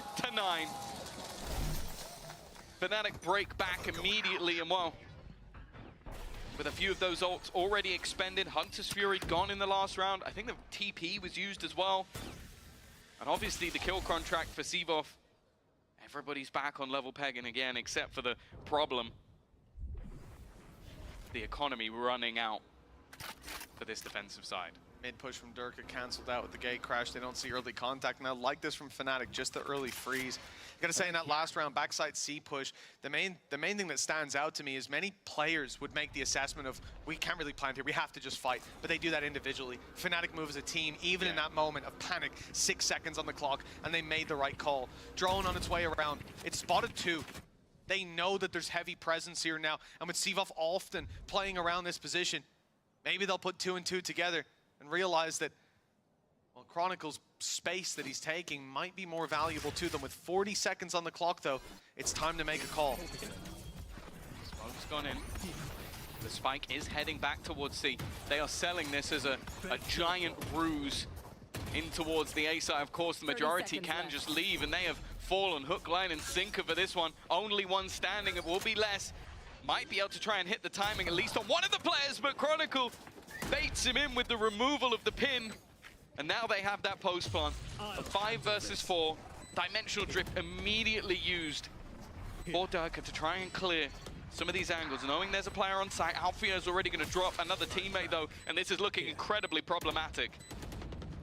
Big plays needed on the site, and it's Alpha still lurking around to find the value. Sivov with an unbelievable performance on ISO, and he'll get the defuse to halfway. They've even got the side angle covered. The swing out, though, instantly deals with him. With Durka done in by Kayak, there was no hope left. We started out with more OTs than I care to count, an 18-16 scoreline. 4 OTs needed, and we may need the same here, Tom. But if you look at the timeline, well, you said that they were doing exactly the same.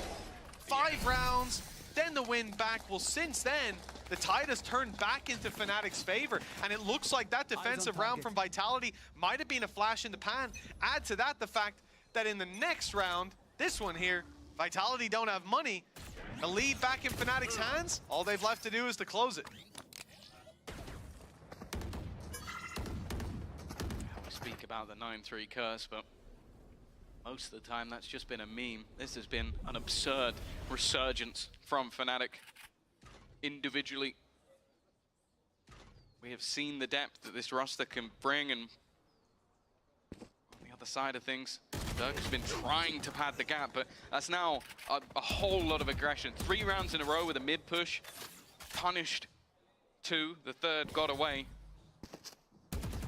And in this case, trying to literally put the world on his shoulders. The problem is he's got that rifle, but if you don't teleport out of there, there is no real way to retrieve it, especially if Fnatic just hold onto that ground. And I think they will have had the spot onto safe. So they're just pausing again. This spot could be dangerous. Nice shot from Les. Here. From the A side, but the spike still very far away. That's time running off the clock, and Chronicle wants to make up for it with space. It's dangerous against a weaker buy to play like this, and that's a big mistake. Even the Tracer's easy to follow back on, but Sevov steps in to take the pick. An immediate response, though. Boaster and Kayak cleaning this up before it gets too dangerous. Les lurking inside the smokes, and he steps out with Kayak waiting. 11 rounds for Fnatic, and what could be one last big buy for Vitality to put a stop to this win streak. An incredible amount of rounds with just one scattered throughout for Vitality. They need a solution, and they need it now. And that win streak doesn't just take into consideration today. That is a streak of 6 consecutive victories through different rosters, through Durka being on the team, to leaving the team, to joining Vitality, to making a Masters. But this is the first time he's faced off against Fnatic, and I'll be honest, it has not been a good day for Durka. He had his moments in that first OT. That was where he really looked to step up and take over the match. And while with a pause on the board for Vitality, he's the man we look to again, because let's be real, we talked about this 1-2 duelist punch. Well, it's been a 1. Sevov has been incredibly impressive. In fact, you look at Alfia on the other side, he's been having a rough time. But then, the man who replaced him, Kayak, has been unstoppable. 19 and 14, the depth of this Fnatic roster showing the resilience as well. It's always going to be more difficult to continue when you make that player swap, but I don't think there's been any proof of that here today. For Vitality, as you said, they come into this one with a buy, an attempt to stop them, but you then look over at the ultimates and they're not going to have any of those to help them out. It really is a day for the young guns, forged in the fires of Tier 2. Now they've come here to bring that chaos to the server. For Fnatic, 11 on the board. The chance to put themselves on the green and just tap it in to close us out. But it's this buy round that Vitality have hinged everything on. They've just had a chat with Faded. Their last opportunity, I believe that's both their timeouts burned up. Who's next? Cutting through. This has to work. Whatever iteration we see, it's aggression from Durka down on A short. Kayak commits the ulti, and that's a big problem now. Even though he gate crashes to spawn, they have to be worried about this for the rest of the round until that's fully cleared. It keeps safe in position deep into the round, only now starting to leave that A site, but it's this push that's made up for the gap that was created. But they're watching it.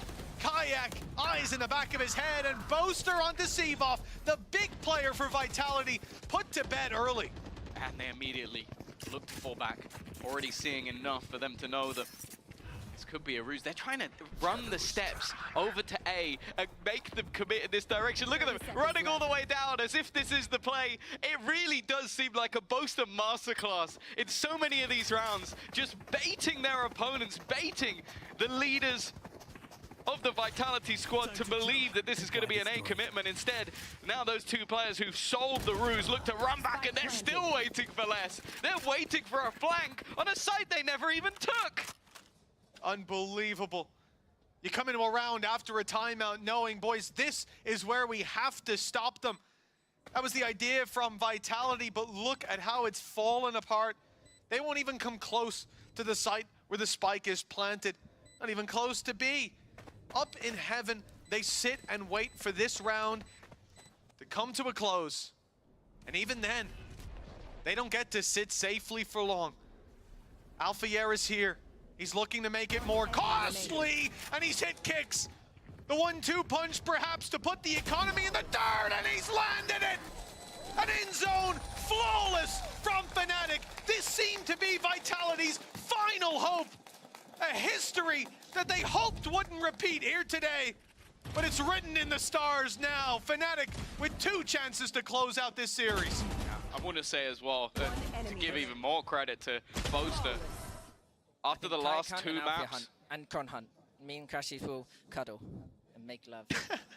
After the last 2 maps, I think you can genuinely say this has been some of the best attack side calling we've ever seen. Like, 100%. Think back to Lotus, the consistent switch-ups, redirects, and bamboozles, and well, wow. Durka thought Again, that's the second time he's just been matched pound for pound. That was literally the flank last time coming up, and then he purchased an outlaw to beat the other team's outlaw. It truly is ridiculous how almost in his head Kayak must be at this stage. You see all this money for Fnatic and Vitality go, okay guys, we can get utility and get some decent weapons, take the half shields.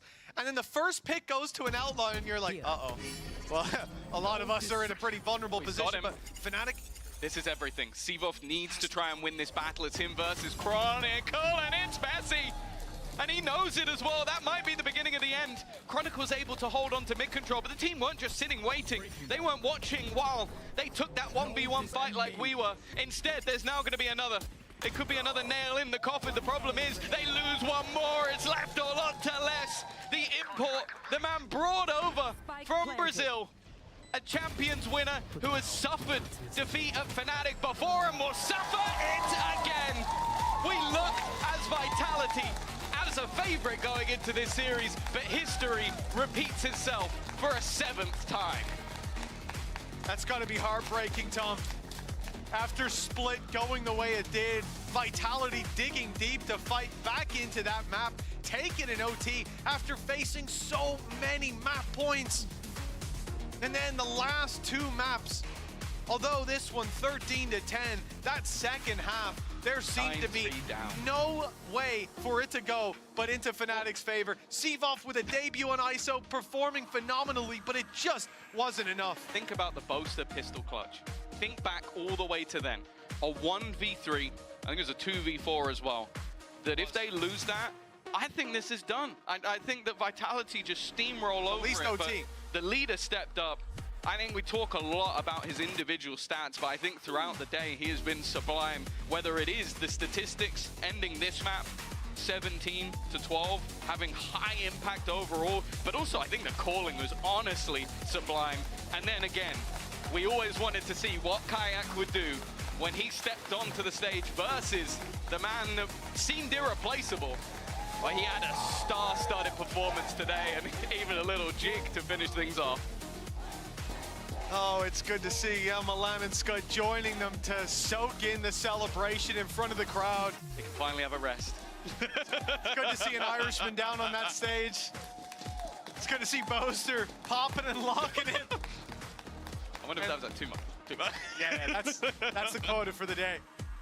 But what a series this was. We were hoping for a tight one, and we got it in the end. 13-10 on this final map, and again, singing the praises of these young guns, of Kayak and of Sivov coming in from that tier 2, and there's always the question, yeah, they can do it in tier 2. Yeah, Sivov can get 38 kills in tier 2 on Breach on Haven, but surely not against Fnatic. I think it's even more of a proof in the pudding that investing in the youth is the value, and a man who's still incredibly young down on the stage. It's going to be Alfia with Yinsu. Thank you very much, Mitch and Tom. 19 years old, by the way, 19 years old. Now, Alfia, thank you for another stressful series and another comeback on Haven. You guys have got to stop doing this. At some point, you got to win it cleanly for once, right? Yeah.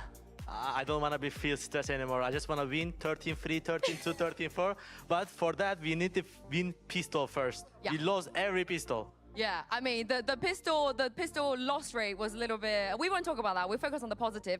Now, the last time you played Haven on the comeback against Na'Vi, it was your mentor that carried your team. I think all of your teammates said it was because of you that you made that comeback. So this time, against Team Vitality, who was the person that made this happen? I think I'm giving the point to Jake. I think his calls are like absolutely insane.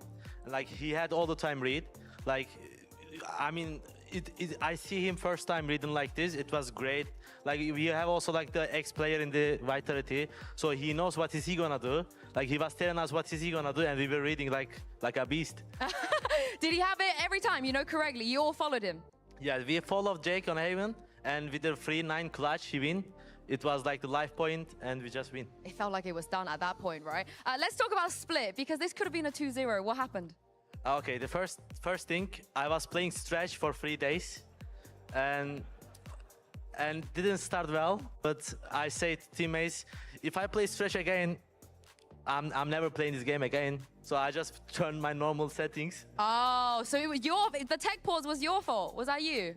No, it was another issue. Oh, okay. I was going to say, because they were telling us that it was a player changing settings. Now, you are the only player in any of the regional leagues that still plays Killjoy on Lotus. Every other team has decided not to play Killjoy anymore. Why is it? Killjoy is never, all the time it was good. I mean, Lotus is basic map. You don't have to like Teo, Breach, Vice, this kind of stuff. I think you just go play. That's it. That easy as that. Everyone in the audience is writing this down like, is that easy? Now, obviously with Durka being on the other side, he was your teammate for such a long time. Did that make you guys lock in a little bit more and take it even more seriously? No, I mean, we were playing our game, but I think he wasn't not locked in today. He was doing a lot of mistakes, I think, because we had like enemy. I mean, I just saw the video. He shot my body 70 bullets. Yeah, I was gonna ask you. Did you see it in the game? At the moment, I didn't see it. Okay, what was your reaction? After I saw that, I said, I'm not losing today. Let's go win, boys. Okay, so advice to future teams: do not shoot Alpha's body if you kill him. Last question. Before today, you were kind of the gatekeeper of ISOs in our region. You're the best ISO player. Sivov, on the other side, what did you make of his ISO? I think he's a really good player. I didn't expect he's gonna be that good, but I think sometimes when I was fighting with him, I couldn't even give a react. I think he's a really good player. I can see the really good feature. I don't know. He's one of the best players in the world, I think. Yeah, second best ISO in EMEA now. You think better than VIT and Safe? I mean, like on one match, you can't say anything. Okay. I'm still best. Of course you are. Thank you so much, Alfia, for joining me. Congratulations once again. We're going to take a quick break here, but do not go anywhere because Pacey will be taking on Koi right after this.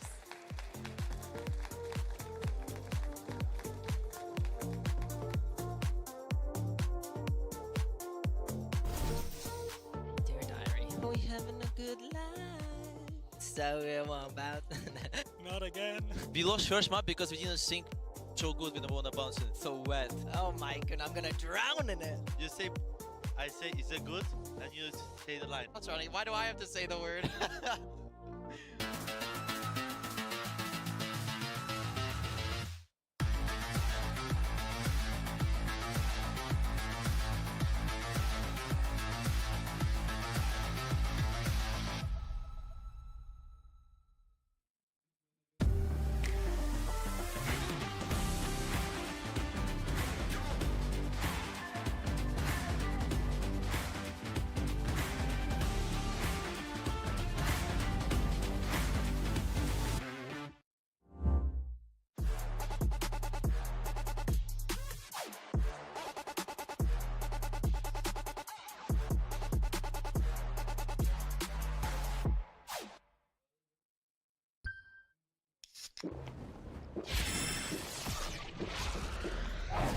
Red Bull gives you wings.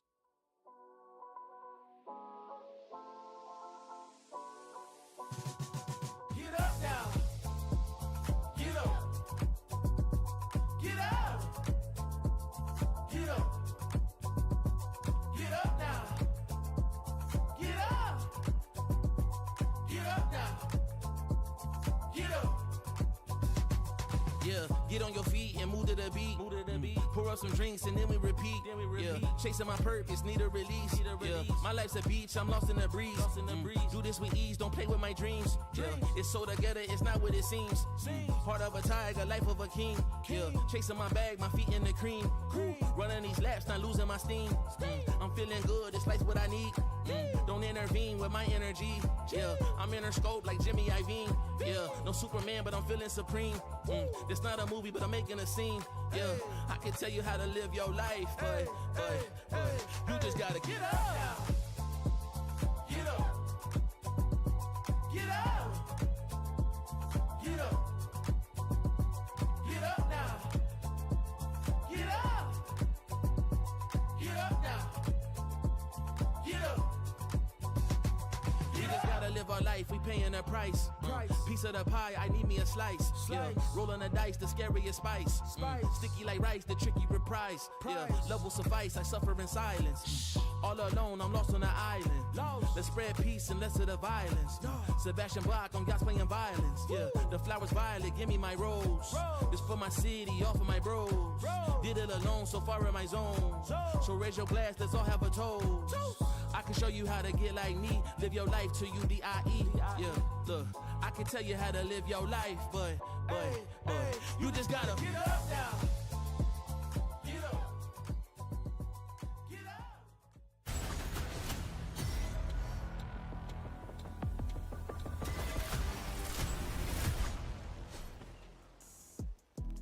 I hope you guys had a lovely break there. We are back here in the fan zone of the Riot Games Arena. I'm Yingsu. I've got Billy here with me, and the IGL Fnatic is Boaster. Now, Alpha on stage said that he accredited the comeback on Haven to you. He said your calls were incredible. Everything, you had the read, you knew what Durka was doing. What was the game like from your perspective? I just think it's one of those games where I was just feeling really good despite going 8-4 down. And then when I got that 1v3 on pistol, I was like... It was 9-3, but yeah, carry on. It was, 9-3? Yeah, it was like a flashback to when I played safe on Bind. And I said, I've given us a lifeline. And it felt like that. And then when it came to just calling, I don't know, it was like I was just in a flow state, good vibes, and I was just feeling it. And then I started getting kills, which makes me feel it a bit more. And after that, it was just... We were getting picks, and it was looking juicy, I'm not going to lie. Do you think that was the turning point for you guys in that match? Pistol did help, but I think bonus. Always winning, but I love a cheeky bonus. Do you know the stat to how many bonuses you win when you win the pistol? Because it's very high. You know me, making some of the best bonus strats out there. It's not only me. I don't know, actually. What is that? 80%? 10 wins and 2 losses. 80%? Yeah, but you don't win a lot of pistols, so what's, you know. Yeah, I mean, we need to win a pistol. That would help. Yeah, you do indeed. You do indeed. Now, can you explain the boom shakalaka to us? Boom shakalaka? Yeah, you won the pistol and started, doing shenanigans. I don't know. Whenever I get hyped, I don't know what I'm doing anymore. I just start moving my body and then just like thrusting the air. Yeah, you know, in celebration. Just got so much energy. Can we make sure that Alpha gets glued down to that chair? Yeah, please. Because on Split, you went to OT, he stood up, and then, you know, the rest is history. I mean, Alfie is so funny. He changed his res this week. He's like, I'm not playing Stretch anymore mid-game, by the way. I'm just, this bloody idiot. Last week it was the Vandal. I'm not using this Vandal. Or Crosshair, I can't remember what it was. And then this week, I'm not using this Stretch res. I'm like, what are you using, brother? Can you get me, I'm carrying it. Yeah, no, just get Forsaken setting. Isn't that the secret? I thought your secret was just using Forsaken settings. I've actually gone back to my old CS Crosshair. Oh, okay. Speaking about strats, how much do you feel Scott has added to the team? Because of course he's been an addition that you yoinked from BBL from He's kickoff. such a vibe, by the way. Yeah, like he was up he cheering. is a vibe. Yeah, he seems very supportive from what we've seen. I think the combination of Scott and Milan is just really good. They obviously knew each other before, and I think Scott is very good in VOD reviews with Milan. Milan brings that positive vibe as well. I think them as a combination is really deadly duo, and then I am able to kind of synergize with them too. So I think he brings a lot. He's bringing ideas. He's saying like in tac timeouts as well, or like even in scrims, like they're doing this. Bosa, this was a bit of a problem. Very similar to kind of Mini. That's a huge compliment. Yeah. He's still got a long way to go though, so like Scott, you better get back to work.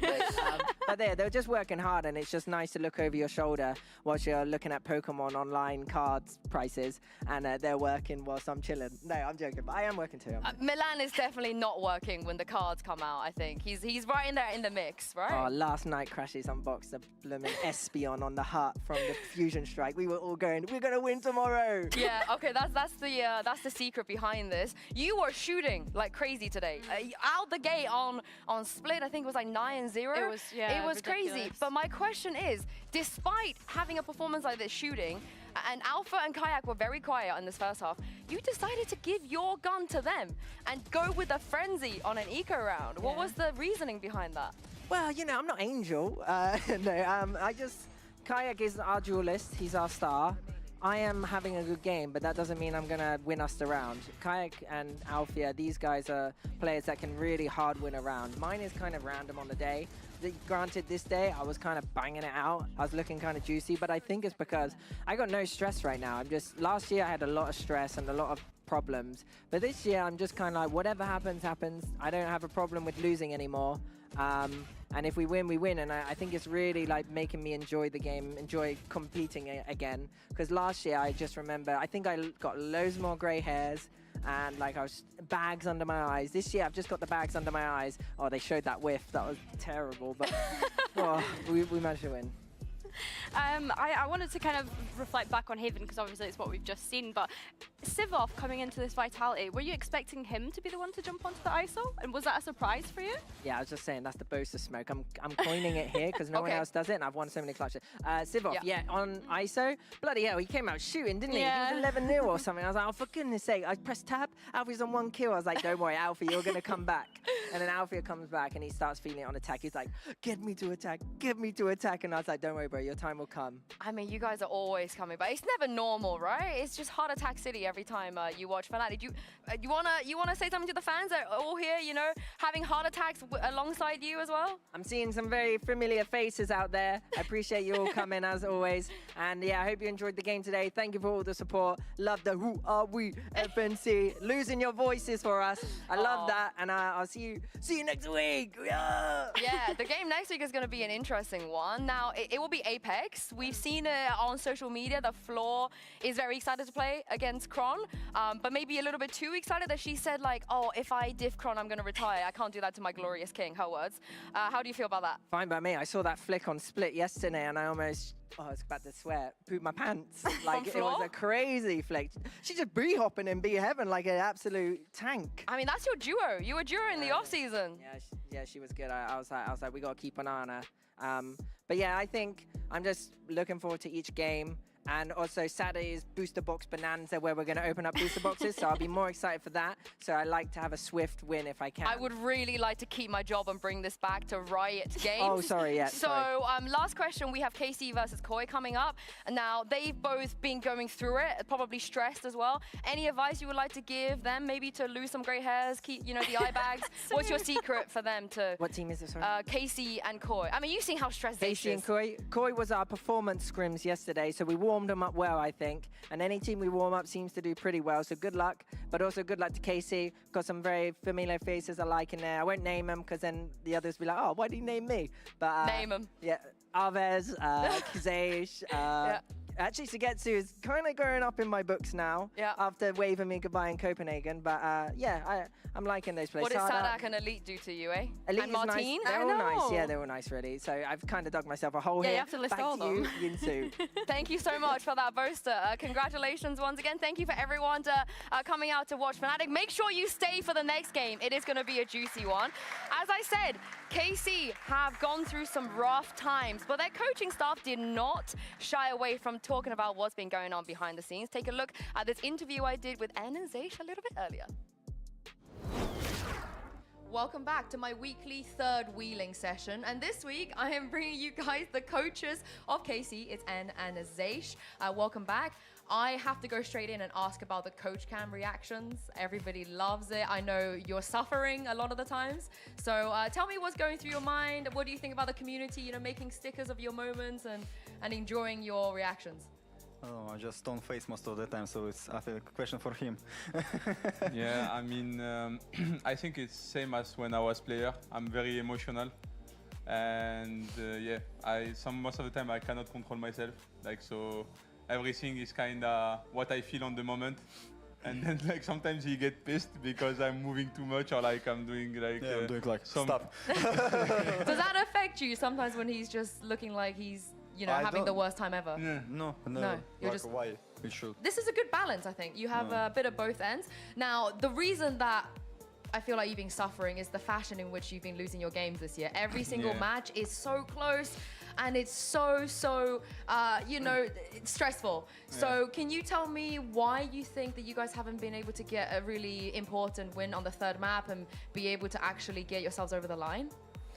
To be honest, to not reveal a lot of stuff, like what's going on around and inside our team, I would say we have big problems in some aspects. And one of them right now, it's you can see clearly it's anti-ecos. Like we lost last time, we counted 5 anti-ecos on Pearl. So if we win at least one, like won last time one at least, it's GG, we would win. Probably, of course, I don't know, you know, past is the past. But yeah, it's one of our problems, and sometimes we, let's say, we have lack of X factor. and that's what we're trying to train in Prax. Yeah. And last question, I'm glad you mentioned the X Factor thing. Because it's Martin, right? It's not usually Martin. He's out there, he's leading from the front. And Icebox was really, really good, but you guys convinced me that the Omen Martin worked, but I think other people might be confused. I'll come to you, Zaysh, as to why, you know, Martin's on the Omen. I think with the actual meta, especially on Icebox, like double smoker is pretty strong. And Omen, you can play it as duelist because you have the TPs, right? Of course, it's not as fast as like a Neon Dash or like a Jet Dash or something, but it brings you utility that you can use. And Icebox, like if you check the past years, it's a map where you know you can play without duelist. And Omen does kind of the same job as Jet, especially on defense. You can get high grounds, you can play like on really high grounds and stuff. Even on attack, you can take the top tube and this type of stuff. So, of course, as I said, it's less explosive than a Jet, but it brings you like other aspects kind of the game. I'm convinced. I'm even more convinced that we're not losing a single anti-eco today. Am I right? I hope so. I'm gonna... You heard it here. You heard it here. It's gonna happen. You guys wait and see. Wait and see. Thank you. I guess we'll have to wait and see, but we do not expect him to be losing that. On the other side today, Movistar Koi will be going up against them. We see a KC saying that they're trying to find their X factor. And when we look at Movistar Koi, we might think that actually something that defines them, it's playing that double sentinel composition that we see across a lot of the maps. I wanted to take a look at what we saw last week. They played against Foot on this Lotus. And even though they did not win this match, I think that there is a very big important part that comes with conditioning that they did very well on this Lotus. To give you a little bit of context, we have just gone through a tag pause call from Gaius, and I think we wanted to address how Koi is putting a lot of reinforcement, putting both of the Sentinels utility on C, and at the beginning of the round putting a lot of pressure onto A. With this conditioning put on, you have two options. You completely refuse that you're just not going to have that A side, or you go and fight for it. And what they think in the side of Foot is that is exactly what we're going to do. But as they say, conditioning is very important. Koi is going to be using the same utility that they had been using in the past. The response from Foot is going to be putting Zeus in this in rubble, helping him with a stun and also with the eye to just create that pressure. And even though they're making a lot of noise, that is absolute music to the ears of the 4 players that are currently hidden, just waiting and just thinking this is going to be great. Because one of the things that I did not mention is that we see that both Shadows and Filu have their ultimates, and they're going to be very, very important for this round. If this had not worked out, they could have used those 2 ultimates in a combo for a retake if needed. But with everything that is going on here, and as I play the round, you will see how everything just happens in perfect harmony. And all the trigger is probably pushing the button on this door. Timing is very, very good, because as we go onto the minimap, I'm going to very quickly show you what happens here. The Paranoia is going to be coming in for Gruvinho. We're going to see Filu using the flash, coming out of the smoke, and the most important part to force them out, that Armageddon, pushing them all into a very, very narrow funnel. Beautiful play from the side of Movistar Koi. What I mean with this is that they have it. They have the tools, they have the ideas.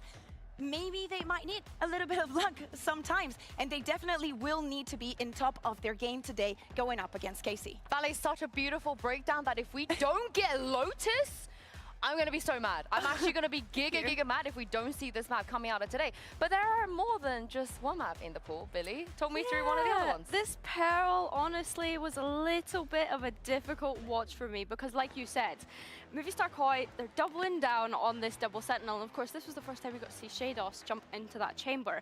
But for me, this Pearl breakdown, I just wanted to highlight a couple of things, right? They chose to start defense, which of course makes sense, right? Because they are running that double sentinel. But for them to only get 4 rounds on their defense, running that double sentinel composition, and then move on to the attack and get nothing, concerning for me. Painful, definitely, yes. If you're Movistar Koi. Of course, love this graphic, but yeah, it looks devastating.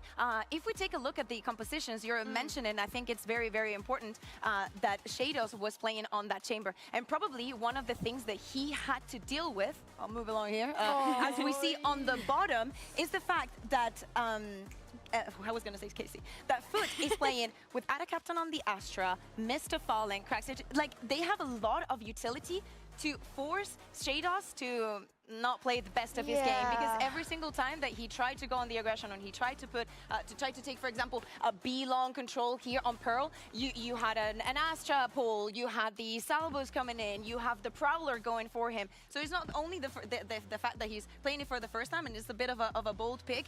They are not setting him up for success in any way. I have to agree, but to that point as well, I was glazing the coaching staff of Movistar KOI last week because of the expectations that we have of them. So when I see Foot running this composition and nothing has changed from kickoff and a lot of the rounds that they are replaying from kickoff, I'm like, Movistar KOI, where's your prep? Yeah. Why are we not expecting this? Hopefully, hopefully we don't see Shadows on the chamber again on this one. I don't know. I don't want to be a hater just because he can play so many other things so beautifully. Yeah. So beautifully.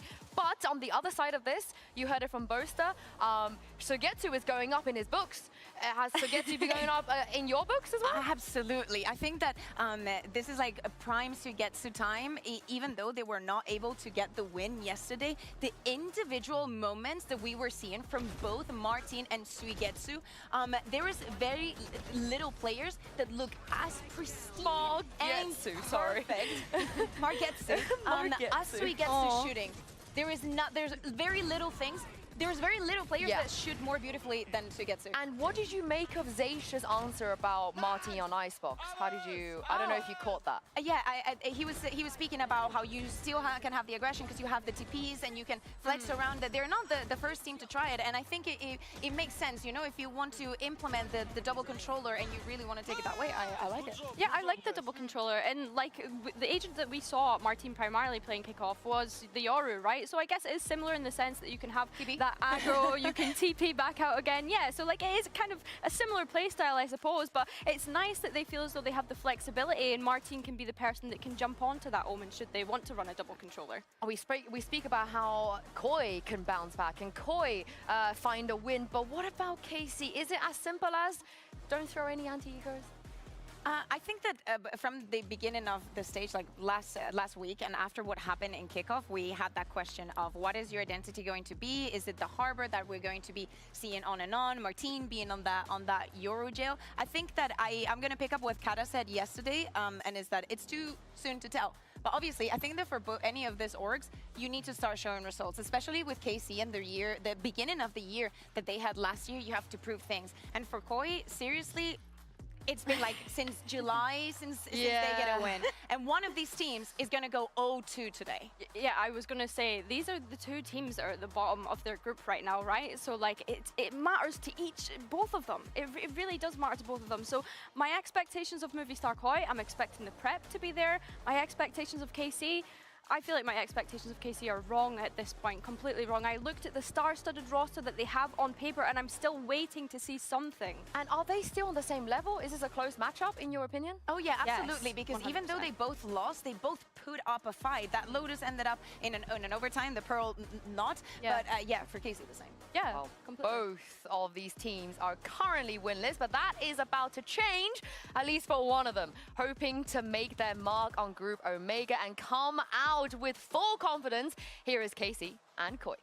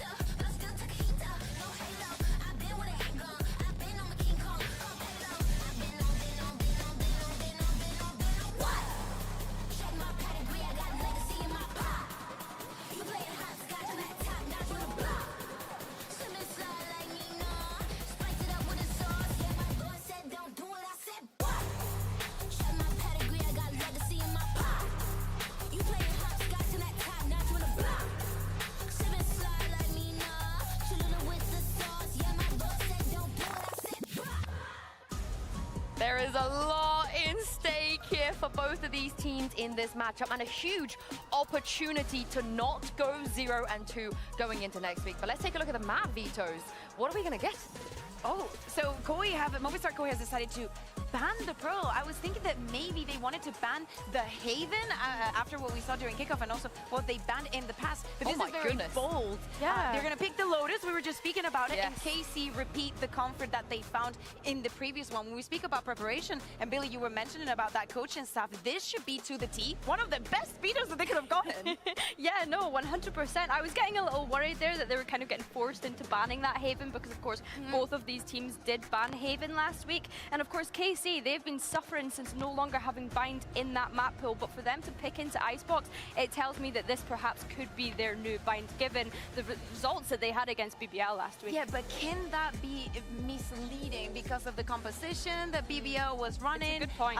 We saw, weird shenanigans. Yes, the result was definitely something that you cannot learn a lot from if you're KC. I don't think that the holes in what they were doing could have been shown during that matchup. But I really like that we have the Haven talk, because KC, even though it's not shown here, won the coin toss and chose to be Team B. So they forced Koi, like, oh, you banned the Haven. And when they didn't see it, they were like, I mean, we kind of have to ban the Fracture if you ban the Pearl.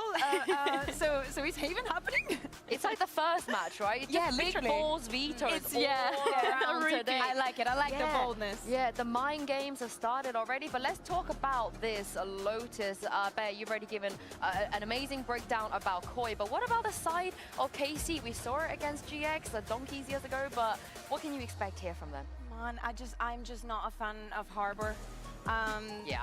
I feel like that sums up my thoughts in just one sentence. If they would have done something outrageous and they were just battering teams, I'd be like, okay, but man, this is the EMEA. Well, let's take a look. I'm sorry that Harbor's going to be there. Billy, what do you make of it? Have mercy. I was thinking the same thing. I thought, you know what, they didn't push it on Icebox the other day with the Harbor. So surely we're going to drop it for Lotus. So no, we are in fact going to see that Harbor picked into it. And honestly, yeah, I'm yet to see what they can actually provide with it. I think looking at Movistar Koi though, I'm not mad that they're playing this map. I think that the result that they had against FUT the other day, probably not what they wanted. They probably would have liked to have closed that map out, but I think they looked good on it nonetheless. Yeah, exactly. And actually, Carmen Cork has decided to start on the attack. Everything that I was speaking of Movistar Koi being very strong with not only playing the double Sentinel, but actually putting all the utility from both of the Sentinels in one part of the map. You can forget about that.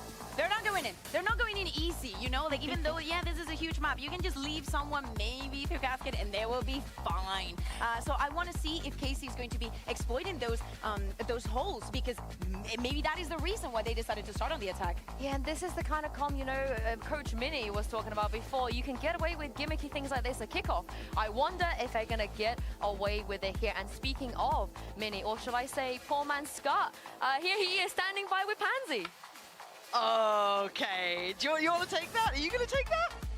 I guess I'll take it. You could have given it back. She can't even reply. That is true. That's true. That's true. No. I'm not funny enough in this moment. Damn. This is like I'm gonna be in the shower later, and I'm gonna think of the perfect banger, and then like it's over for Yinsu.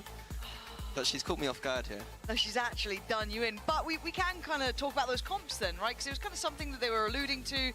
Where do you sit on this? Is it really standing out to you? Does it supersede this matchup in any way, or any of the bigger narratives?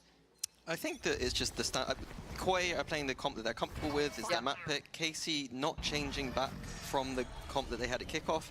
They did have some strong ideas, but it's Harbor, so I'm reserved about it. I am also reserved about it. I hate it. But I'm always willing to be proven wrong. I'd like to see it kind of have the validity to it. Already we see Koi trying to re-clear this A space, and KC are going to be caught off guard here. Yeah, looking at the damage so far, KC just falling like flies. This is simple work. This doesn't even seem complicated. Just re-clear. Oh, that wasn't pretty. It's a consolation prize, if anything, getting the kill in the end, but it's Elite left in a 1v4. Spike a million miles away, and with 50 seconds, you got to be pulling off miracles. First challenge, not clean enough. Not going to happen for Alive. Yeah, just from that telestrator that Bear showed then, that's the exact same concept coming in. It's not a Teo ult, but it's literally the Teo Sowers used to break the door, and then 3 people coming out of that I call it Hobbit. I'm not sure what the actual call out is. We call it Mini. Mini. Okay. The mini door. Sure. It's catching KC off guard completely. Nice little proactivity from Koi. In a composition that doesn't have too much proactivity, it's nice to see that they're still able to do it. And I guess I do want to talk bigger picture about these two teams, because this is quite a defining game. It feels like a pivot point, right? It feels when we start judging a little bit harder, we look a little bit closer. It's like a high-stakes game for all the wrong reasons. Yes, I think that is a really good way to summarize it, and we can kind of get into it a little bit deeper, but at some point, you do need to start matching those expectations on these rosters and looking at the results and being very genuine about it. I've never seen that knife skin before. No, I haven't either. What the hell is that? That's funny. That must be new. What the hell did I just see? Yeah, I think going onto I'm baffled by that. The Harbor with it too. It kind of makes sense. It's nice from like Sadak. a theme there. He's like actually role playing as Harbor. It's finally got a use. Like for KC, like in terms of like expectations, like this team has been built, you know, in mind of the fact that it's a French org. Yes. Paris Go champions. champs. Yep. But right now they're not winning games. No, and it is strange as well, because there's a lot about the team that was very highly spoken of. Oh, nice from Shados. Yeah, lovely stuff. Good work. And this Koi looked very in control. An in-zone flawless there just to get past round 2. It wasn't a heavy investment from KC, but yeah, you're looking at the investments from KC. Lord only knows what they spent on this roster, because there are big names there, right? You're looking at Sadak as one of the biggest imports that came into this region. Storied sort of IGL, like you know, one of the big dogs. together, like to me, like if you're building a team with Eng and Sadak, you know, you're aiming pushing high. Yeah, so we'll see. This is early days. I think Lotus does sit obviously firmly in Koi's camp of expected results. This has been a solid map for them. And they've been struggling for results themselves. But a very similar beginning with this kind of breaking of mini door. Grabino going to be playing up towards Rubble. Getting nervous. See if those nerves are warranted. There's a lot of work happening over towards Mound, but this fight... Okay, Elite gets to keep his life. Yeah, and I want to just say that even though it's Koi's map pick, I think, for me, Sadak is one of the best IGLs of all time on this map. I think he really understands the map well, and you can already see in the pistol round and even this round, like how quickly, I say Sadak, the Sadak rule to me is by 1 minute, it seems like they're able to clear out Mound and almost re-clear A a lot of the time. Here, Elite's pushed back already, so they're going to have to kind of go through that later. Yep. But look out for that on this game, like how quickly KC can clear out Mound and go re-clear Rubble. And it was something that we were watching with like Heretics on their attack, and we were kind of not worried, I think worried is the wrong word, but highlighting that they weren't addressing some of the fundamentals here, and they weren't kind of focusing on it in I guess, quote-unquote, the right way. But let's see how this actually shakes down now, as KC do need to start committing to one of these two sides. It looks like C will be the eventual goal. Soulcast trying to stick around. He does a flyer who's just gone down, so support system through from Waterfall. Now going to be picked up by Grabino. For that plant to come in now, about 15 seconds. Shados does have the salvos, so they could flood in here. Yeah, you can see them flying in. Time is getting very low now. They're going to start getting, I don't want to say worried, but it's getting close too. There's only a corner to play from the Cove. Keep them just about safe, and the brawl begins. It's Soulcast to tip the scales, but only to be traded. Down to a 3v2 with Shados and Grabino remaining. It's all on Shados. The 1v2 is not impossible. It's looking improbable, but a great start for Shados so far. Aves and Sadak to locate, not going to happen. Good response from KC. Yeah, they weren't as quick as usual on their attack, and they did choose technically a site that was held quite strongly by 2 Sentinels, but ultimately getting the kills on Flyo immediately meant that it was quite easy for KC there to kind of convert. They get a bit dicey with the time. I think Soulcast is someone I'd like to highlight a little bit, that like during kickoff, he looked phenomenal in this Vice, especially on this map. It was scary. Because it kind of felt like maybe you'd found comfort, right? When I used to think of Soulcast looking kind of comfy, I'm thinking Sky even. I'm rolling it back. Yeah, Scrimback Soulcast was always like the nightmare creature. If it becomes to life, we're all screwed. Oh, hold on, we'll come back to that, because yeah, this is an absolute biff down middle. Who's willing to try and keep committing? As it stands, it looks like they've stemmed the pressure and held back that flood towards B. It seems like KC have like a pretty specific game plan at the moment. Like doing things that I've not really seen them do too much before. No contact with Soulcast. He's got his setup much ready. Reactive investment. Yeah, there's going to be a lot of pressure on this C side of the map. KC know they have to get rid of this Vice U2. Hard to do, but they've managed it at least on the first attempt here. Wall be tested too. This is slow and steady, but we're still about 45 seconds. This map, you can pivot quick. Yeah, it's all about pivoting between B and C here. So this is like something Sadak's quite good at, is kind of trying to bait the rotations between, but ultimately still 3 towards the C side of the map. Thorns have gone down now, so Shados investing. 30 seconds left. The salvos just to slow things down. Soulcast going to be put under pressure though. He's committed to the site, which is a little bit risque, but he does have support. It's Soulcast to go down. Grubino tries to then spring in, but the numbers sit very well with KC. Looking composed on the site hits. Delayed again towards the site, but the plant should be okay. I'm looking at who's left. Philo and Flyer, they don't really have anything to deny. Flash to go in. It's no big util for this retake. Sugetsu just got his smoke back up as well. Just going to come in and keep things dangerous. Trying to navigate, creep through, but that barrel might give it away. Clean work from KC, and let's talk about the composure here, because some of these rounds do feel late, but they're going through the protocol list of dealing with Soulcast utility, kind of maybe keeping in mind that Shados can stall out with those salvos coming in as well. They seem to have like a nice bit of read on the timing, maybe? I was going to come in and be a bit critical, KC. Like, I think that they should be leaving a player outside A and trying to listen for the sound and trying to take rubble control in these mid-rounds. I think if you see there, I'm a bit worried for Koi. They had the perfect stack, they had 3 people ready, and still losing. Like, I'm a little bit worried. Okay, okay. I do worry if KC start looking stronger and stronger on this map, though, because obviously Icebox coming up next does make it difficult. But for now, we'll see if any of this becomes a bigger issue down the line, as said.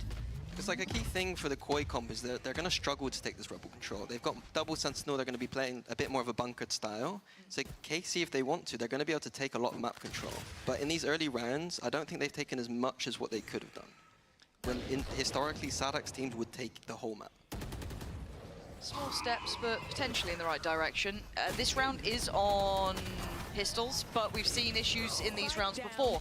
And KC were talking about their anti-ecos as it's looking okay for now. We're about the 50-second mark. They've got past rubble. We have seen that Mound's got some exploration. Soulcast finding a bit of timing here.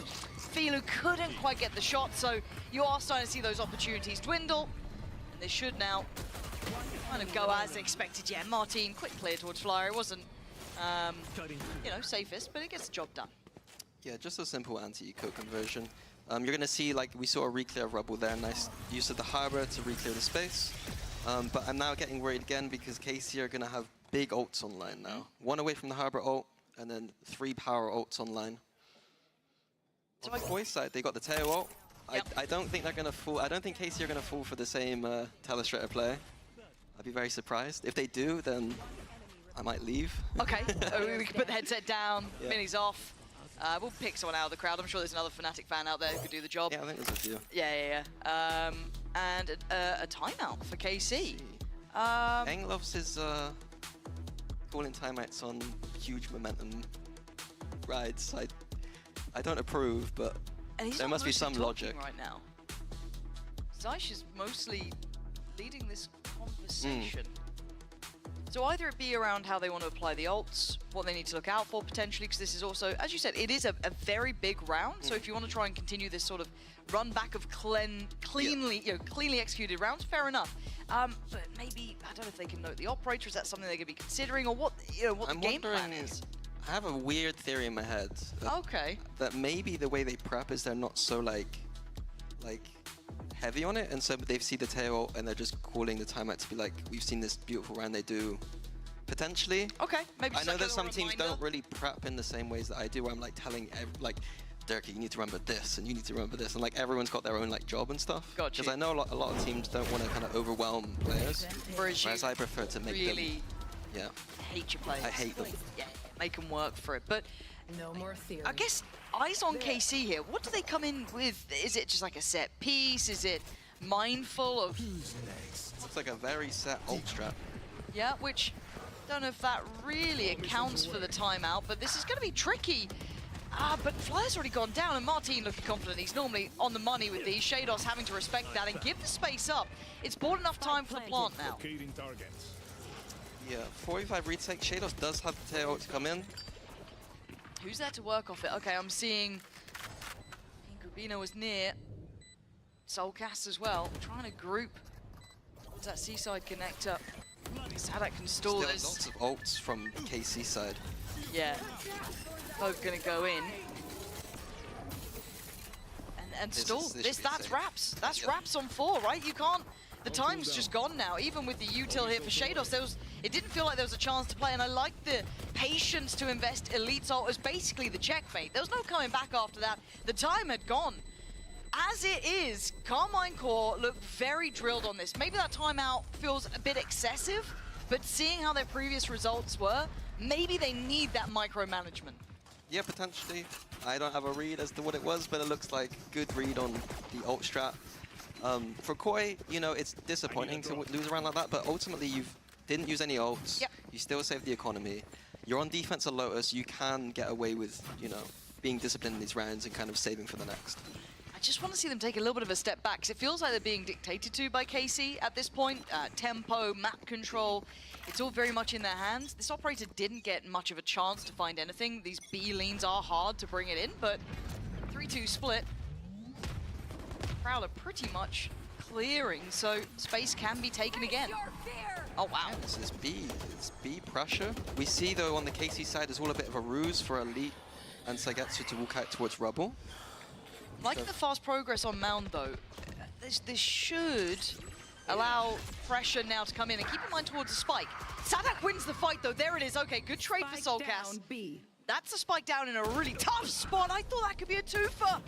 Oh, man, Sugetsu with a banging shot for him to find Filu there, but this is going from bad to worse. Timing. Yeah, he has. Yeah, spike again, lost. Having to go back here. Elite fighting his way forward, though. Good impact. Soulcast, we're going to need you locked in on this.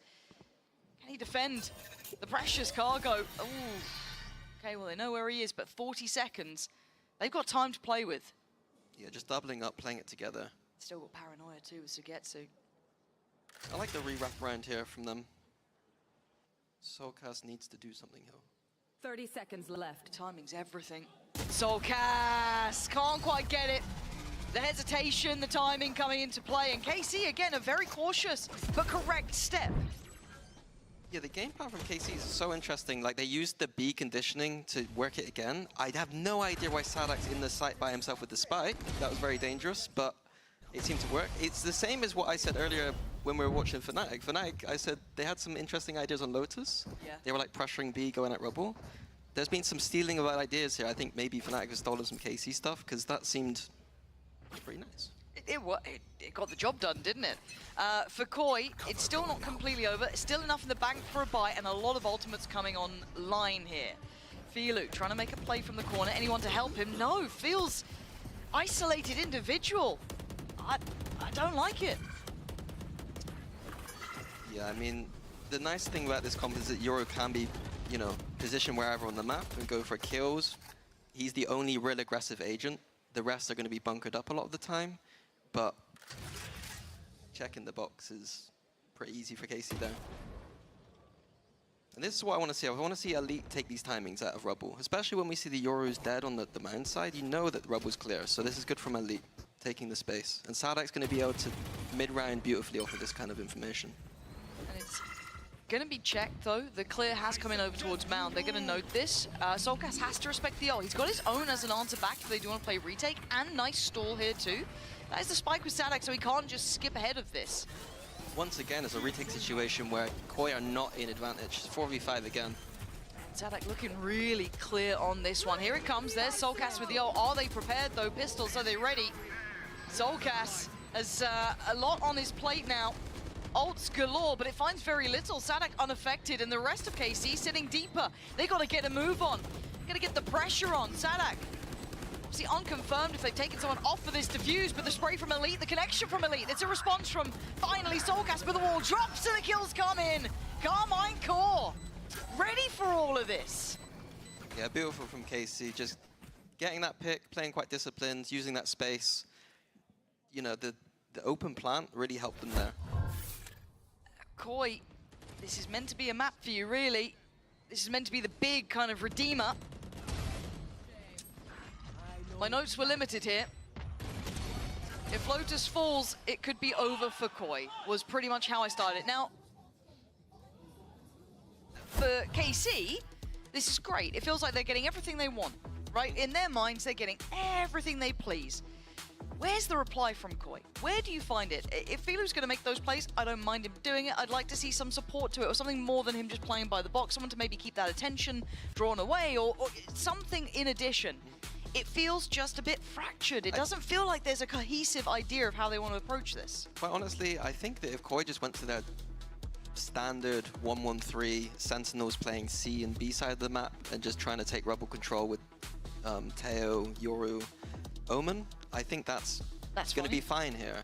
The only thing is that KC might not read that and be one step ahead, and so might expect that. And I think KC do win the rebel fight if they go for it. Oh, you're having me on. Why's it gone red? What's this then? What's this?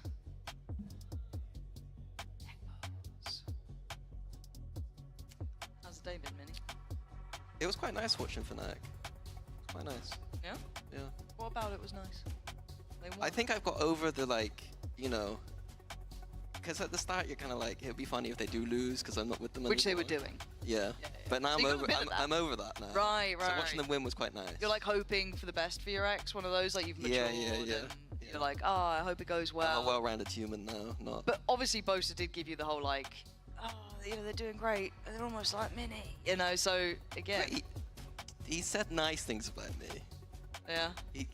He said that Scott's still got a bit to go if he wants to be me. So that's why you're saying nice things, because he said nice things. You saw my reactions in the green room. I was being a bit of a fan there. No, you were just like, they're not as good as when I did it, but they're alright. That's what I mean. Okay. They're alright. Like, that Durka guy's good, though. I wonder who he used to play for.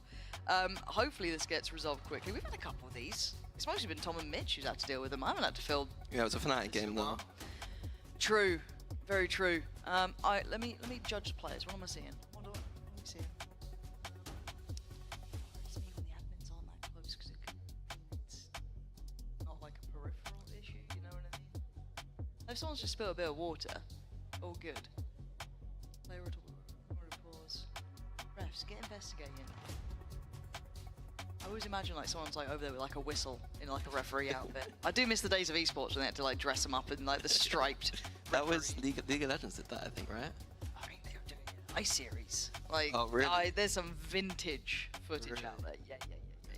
And when we were talking about yellow cards, someone did say they'd like to see you in a little referee outfit. Yeah. What's this? What is that? Why? I don't know. Okay. What's wrong with that? I feel like any time there's like, I'm not gonna. No. Go ahead now. Go ahead. Yeah, we've got a tech pause. We're talking. No. It's a secret. I can't reveal. It's a secret you can't reveal. No. Why are you being so cryptic? Because I'll ruin the surprise. Okay, you better have a ref outfit, otherwise I'm out. I'm buying you the little whistle. I was thinking he wants to drop kick me, and now you want me to be a ref. Well, what's going on? Look. That is not comparable for starters. Can we? I didn't say it was. Well, then why would you bring it up? I don't know. I just feel like I'm getting it. Right. Well, no. Yinzu gave it. You said nothing. You froze. Yeah, I did. Have you thought of anything yet? No, it's gonna be back at the hotel. You'll be sat there going, Christ. Yeah. Done me. Yeah, the dropkick thing was out of pocket from Sliggy. He is going off the rails though. After the whole molly yourself thing. It's just. I watched some plat chat and he was actually flaming. Well, he just doesn't do it on his own channel. He'll take others down. Yeah, okay. You know what I mean? Okay. But he won't do it on his own. It's different. That's the only reason I'm here, I think. I can get good enough that I can start flaming. I'm just on his stream flaming right now. You know what I mean? That's true. That's true. This is your time to shine. Flame him all you want. No, we'll wait. Okay. I need to get more comfortable first, and then we'll. Got you, and then we can build into it. Yeah. That is part of my, goals assessments with the. Right. Yeah, that's your review process. Okay. That's the golden standard. You're on part of the success criteria. You need to judge me on that.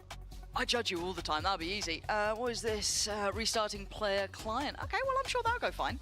I'm sure there'll be no problems there. Nothing's ever gone wrong with that happening. Well, time to look at chat, see how's it going, chatters. What do we have? Got to work on your banter, Mini. True. Gotta work on my banter? Yeah, your banter is slacking. Oh, okay.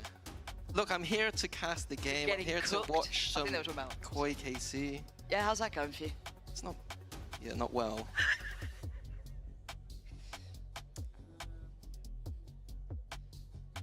There's not much happening. There's not much going on. Even chat's not giving me much content. Normally, I'm clutching at straws when I'm looking at They're flaming me, but they're giving us nothing. No, they're just saying, oh, thanks, Pansy. Hi, Pansy. They're being nice. Yeah. They're never nice to me. But I do flame them, to be fair. Why are you flaming them? I think Sliggy's chat gets off quite easy. I think they're judged quite harshly, actually, I'll have you know. I think they're fighting against the man. The evil mods. I do get timed out a lot. It's crazy. Again, how are we looking? Oh, hands in the air. I think I'm a mod, so I can't get timed out. Makes sense. Discord mod energy. No, I'm sorry. I'm sorry. But yeah, what's happening in NA today? Is it EG? My glorious Captain Potter is out there. We are doing ready checks, so hopefully we'll be back in game soon enough. So thank you for your patience. And yeah, EG Sen. Oh. Yeah, I mean EG do like to beat Sen. That is a banger. I like EG, so it all works out. Well, I say I like EG. I like Potter. Close enough. Close enough. Right. What's your background right now on your PC in the green room? Why? Bringing that up. Why is it Potter? She's holding that Champions Trophy. Because I thought it'd upset you a little bit. You know what I mean? Seeing your betters. Alright, well, thank you for hanging out with us, guys. Apologies for the extended delay. Apologies for the rubbish banter. Yes, yeah. Well, I'm glad you said it, not me, because otherwise I'd be accused of bullying again. Right, here we go. It has been 6 in a row, and we're into a round with pistols. So we could probably carry on yapping.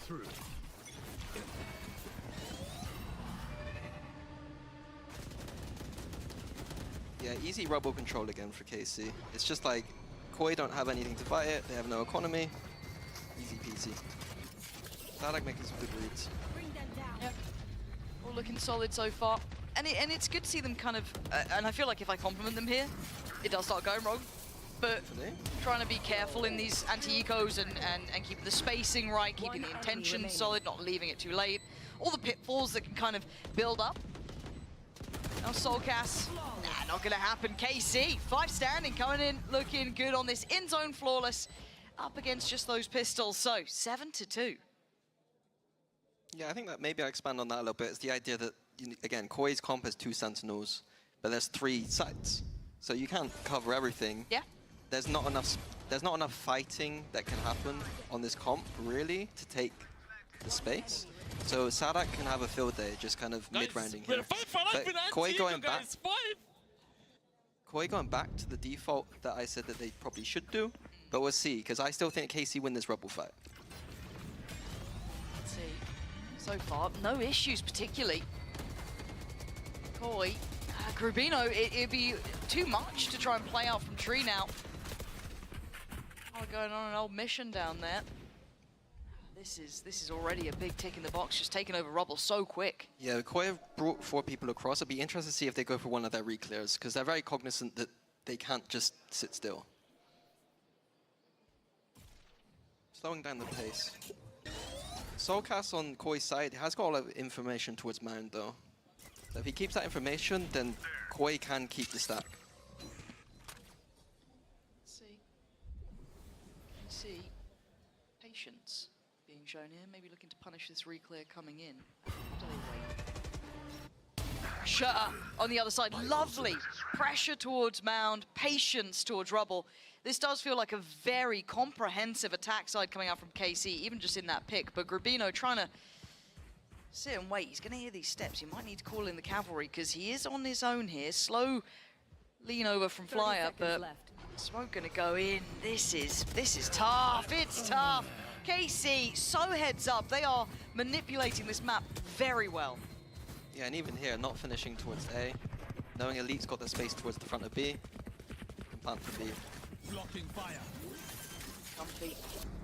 Even if it is down at, you know, 10 seconds or so, plants in. No sweat on that. Shados and Soulcast struggling to find impact. Late to the party, utility in play. First fight had, nice from Soulcast, but a good trade, and Martin doubles down. This is, I mean, a stomp so far. Yeah, I think Koi, like, I did praise them for the reclears and stuff, but I think they need to be more confident in the turtling. Okay. Like, if KC do take this rebel control, like, their CB side of the map has a lot of sentinels. Cool. So, like, on the A side of the map, just play these kind of passive, like on the map, like here, like these kind of positions. Yeah. And they should be fine. Have a little faith in the setup. Get some information and make sure that they're not just, like, running at you, and you should be right. Okay. Clear the screen. It's called clear screen. Similar beginnings, but this time around it's Koi to win out towards Rubble, but we can already see that KC aren't eyeing this up to the same extent. They're looking elsewhere. KC again, very quick. They've taken all of the front of B, all of Mound, clearing out the util already on C. Soulcast. Is he going to try and play this one? Spike being chucked up and over just in case Sadak did get left on an island. He's going to be left to his own devices here. It's going to be quite tricky to pin him down, though. If they see Sadak, it's not the same indication as seeing maybe Martin or someone who goes on their own a little more, maybe even Elite. Oh my god, no! Sadak! He just gets set up for it. They had no idea he's still around, and now we've got problems everywhere. Aves to find Flyer. Oh, this is sloppy at best. It's great from KC, showing their control and their poise. But for the Koi fans, this is going to be a very tough watch here. 5 still standing against the 3. Filu's got ult, Grubino's got ult. Shados just gun in hand now. Save again. Oh man, this is... Saving on 2-8 is not where you want to be. None of this half feels like anywhere I want to be for Koi. So do you... I feel like we've already highlighted what we'd rather see. So there's not much really left beyond that. We'd like to see them have more faith in the setup, maybe be a little bit more invested but in a round into like that, it. But it's just simply not being comfortable in the holds. Yeah. Just getting, you know... Again, I have to praise Sadak and the calling, and his course. understanding of this map is unfortunate that Koi's, quote, best map is one of the ones that I think that Sadak is, you know... I mean, one of the Alba greatest of actually all time looks at. good on it, which is wild. And Sadak's very good at reading the tempo, the pressure, how to approach it. The fundamentals are in play. And we've been critical of Sadak and KC, so it's good to see the upside here, right? And I don't think we have to sugarcoat the pill. You know, we're EMEA fans. We can actually say it how it is. I do think that they have been under-delivering to quite a substantial standard. And it's good to see a couple reminders of the potential this team has and why people are excited for it here. Now, I don't think Koi is necessarily going to be your big opponent to face off against, but this is a critical game for them as well. So let's see what those save weapons can do. I think a narrative for me as well is that KC knew, like both teams knew Lotus and Icebox is coming in here. Yeah. So it's like KC, it's almost like KC have all the kind of information and prep and can work around that. And when we go to Icebox later, that'll be the same for Koi. Setup is still in place over towards C. A lot of invested utility. Pressure. The other side. This is the first time they've kind of scouted this deep, actually, for Koi. Time to jump. Yeah, interesting to see if they were going to go for a push through, but the Vice wall kind of denying it all. Oh. This is still not comfortable. Still got presence on the other side of the map, too. It's quick looks Right either there. side. KC trying to be slippery about this. Sadak trying to give him steps forward. Here it is. Filu gonna be here. Has to be up to the test, and well, wasn't him to do it, but job done. On top. I have the spike. Yeah, Elite uses the ult there, but catches nothing close. 30 seconds left. Speeding up the process. Speaking of speeding up, they got 25 seconds. They got to keep going on this one. Pivot towards the B now because Sagetsu's got the front of B. Good shout. You're absolutely spot on there. Flyer still with a nice camera, going to spot the intention. Ult going to come in as well, going to note the lurk, so big info being caught here. Filu's still going to find something with this. They still need to work with the information. They've basically seen everything they can. Ult now going to come in, and Sugetsu stands tall, doing brilliantly here. Filu just behind the curve. being completely outdone by Sugetsu with some vintage composure from him. And Filu with 40 HP, he's just gonna crumble. Beautiful work from KC, never feeling out of sorts. Yeah, the only rounds they drop there are the pistol and or the eco. So if I'm KC, that's essentially as close to a perfect half you can get. That is absolute money for them after what has been a brutal start to stage 1. Let's see if they can keep it clean in the second half.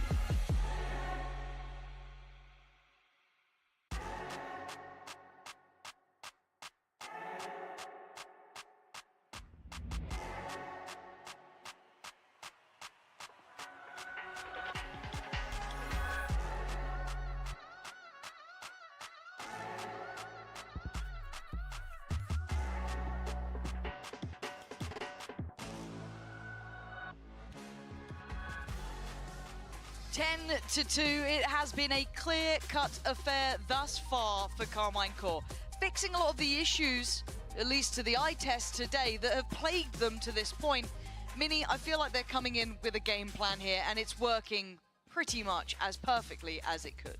Yeah, I think that Sadhack has, again, good reads on this map, and I think he importantly understands the composition from Koi and what he can and can't do, and exploited all the weaknesses. Keep it as sharp, though, on this half. It would be monstrous turnaround if Koi can start posting some numbers, but it has felt pretty rough. Probably not feeling out the game too much yet either. Martin, opportunity. It's one and done. Wow. Yep, there it is. Takes the get out of jail free card and takes Flyer away. Yeah, what Filu couldn't do on that defense in those positions, already we see him value from Martin. Yeah, not outstaying either, and Koi getting curious. Going to maybe pressure or explore the option towards B, but we can already see the util in their way. They can't leave that one late. Yeah, and all the information, again, from Elite on the C side of the map for KC, so they can stack towards this B and A side of the map, and Koi are going to be walking straight into it, it looks like. It feels so different, doesn't it, the switch, when KC were being very slippery, elusive on their attack, making it hard to be in the right place for. But now we see KC with 4 on the right side of the map, and Soulcats, it's so readable to them, so comfortable. Koi just walking into the stack. KC instantly making it up to 11. Yeah, Koi came out with a very designed pistol round, and it got just shut down early by Martin's position. I think at this point you need to start thinking about just warming up for the next one. I mean, if we're being realists, as much as everyone will be saying, oh, but round by round, 11's all they get. Yeah, cool. I think it's even better going with that mentality that you're just, because it just takes off the pressure. Exactly, then you're not fussed about it. There was always that conversation in the past that a quick loss is the best loss to have if you're gonna have one. Feeling so close and just losing out can be just heart-wrenching. It can absolutely gut you, and the exhaustion. Here you go, right, spin on, let's do what we can, feel out the game a bit, start to warm into it, but there is still other maps to be played. The issue is it's Icebox, and also Martin is looking on it. Yeah, and Koi have bought up here, so that is a big kill from Martin. Come on, Koi. Give me something to root for. Fly is exploring out towards Rubble. So, let's see what he calls here. guess it is about, you know, what's the read, what's it looking like? How do they decide to approach it? Previously, when I saw Koi play, I thought Flyer was overextending sometimes in these positions, but being a bit more disciplined this time and just calling back the A hit. Robinho is curiously staying. It looks like some indecision this mid-round from Koi. And that's not what we want to be saying, you know. Love to see Good call, though. They're fake towards the A. The C site is very weak right now. 30 seconds left. Just the one player. Still Martin. But it is Martin. It's Martin. Oh. No. Okay. Oh. A bold choice from Grabino there. That is going to be spiked. No, Tid. We're going in 1 by 1. Oh, make it easy for Martin. Okay, maybe it wasn't a good choice. No. No. 10 seconds left. Half armor? I can't remember the words. Light half shields? armor, light shield, sorry. So on? That's the one. Regens? Oops. I thought when you starting about operators. Match point. The golf clap is appropriate for what we're seeing so far. I love the audience here. They're in tune, you know what I mean? We don't get the screaming so much. We don't get the, you know, like the emote, do you know what I mean? Like the yellow one. We don't get that. We just get nice golf claps. Appreciate it. At a 12-2, it's all you're gonna get. This is now do or die, right? This map was not pretty. Get past me. How many chances do they have here to close out? Yes. 10 chances. I was trying to think, is that It's not. I'm not trying to mess with you. I was just asking the question. Right. Come on, Koi. This is your map choice. Come on. simple approach? To see here, if it comes in quick, it is just elite, but it isn't going to come in quick. Slowed down, stalled out. Re-clear through B main. It all feels indicative that this C hit is on the way. Shados trying to clear a path. It is being respected to an extent. Whoa, NT to Martin there. I think he tagged Flyer too, but down to 10 HP. There's players here now though. This is starting to get really tricky. Elite trying to cause some troubles on the way in, but they managed to make it across water. Flooding in. Yeah, they're still fancy and go at this. They wanted to have a brawl on it. Flyer's still so disconnected. It is the 4 on the site, and right now it's KC winning out on the site itself. They need to bring in the bodies. Flyer needs to join up now. 10 HP or not, it doesn't matter. They need the help. So you get to still with that paranoia too. But a pause, even considering a flank, I tell you now, it ain't coming.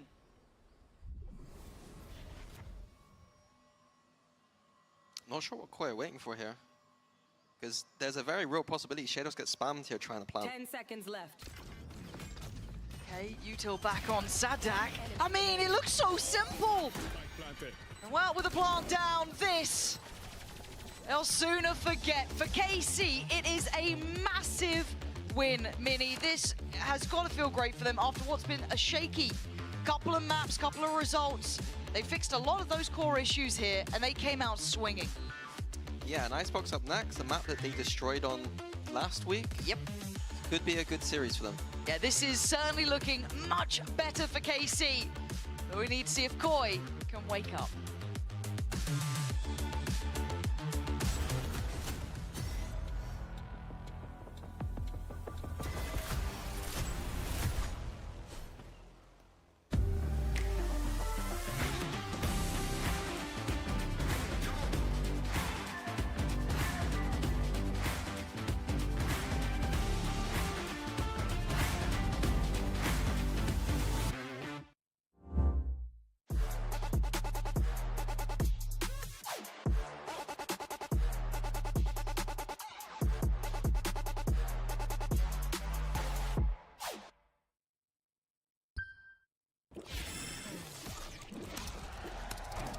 Red Bull gives you wings.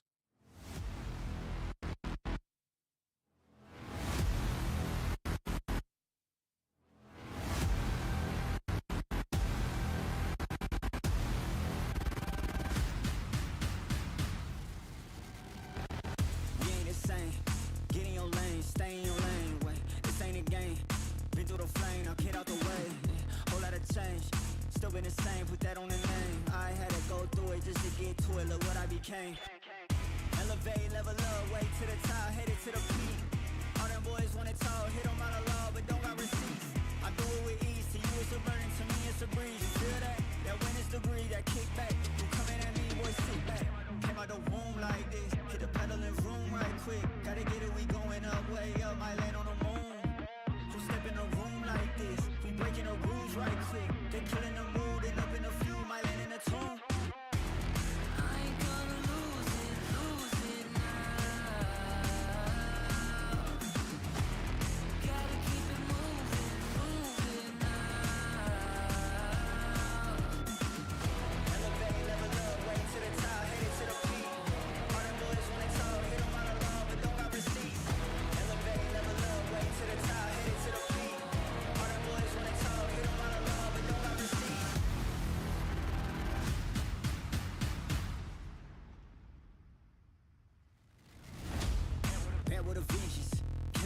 I'm leaving no remnants. They all in attendance.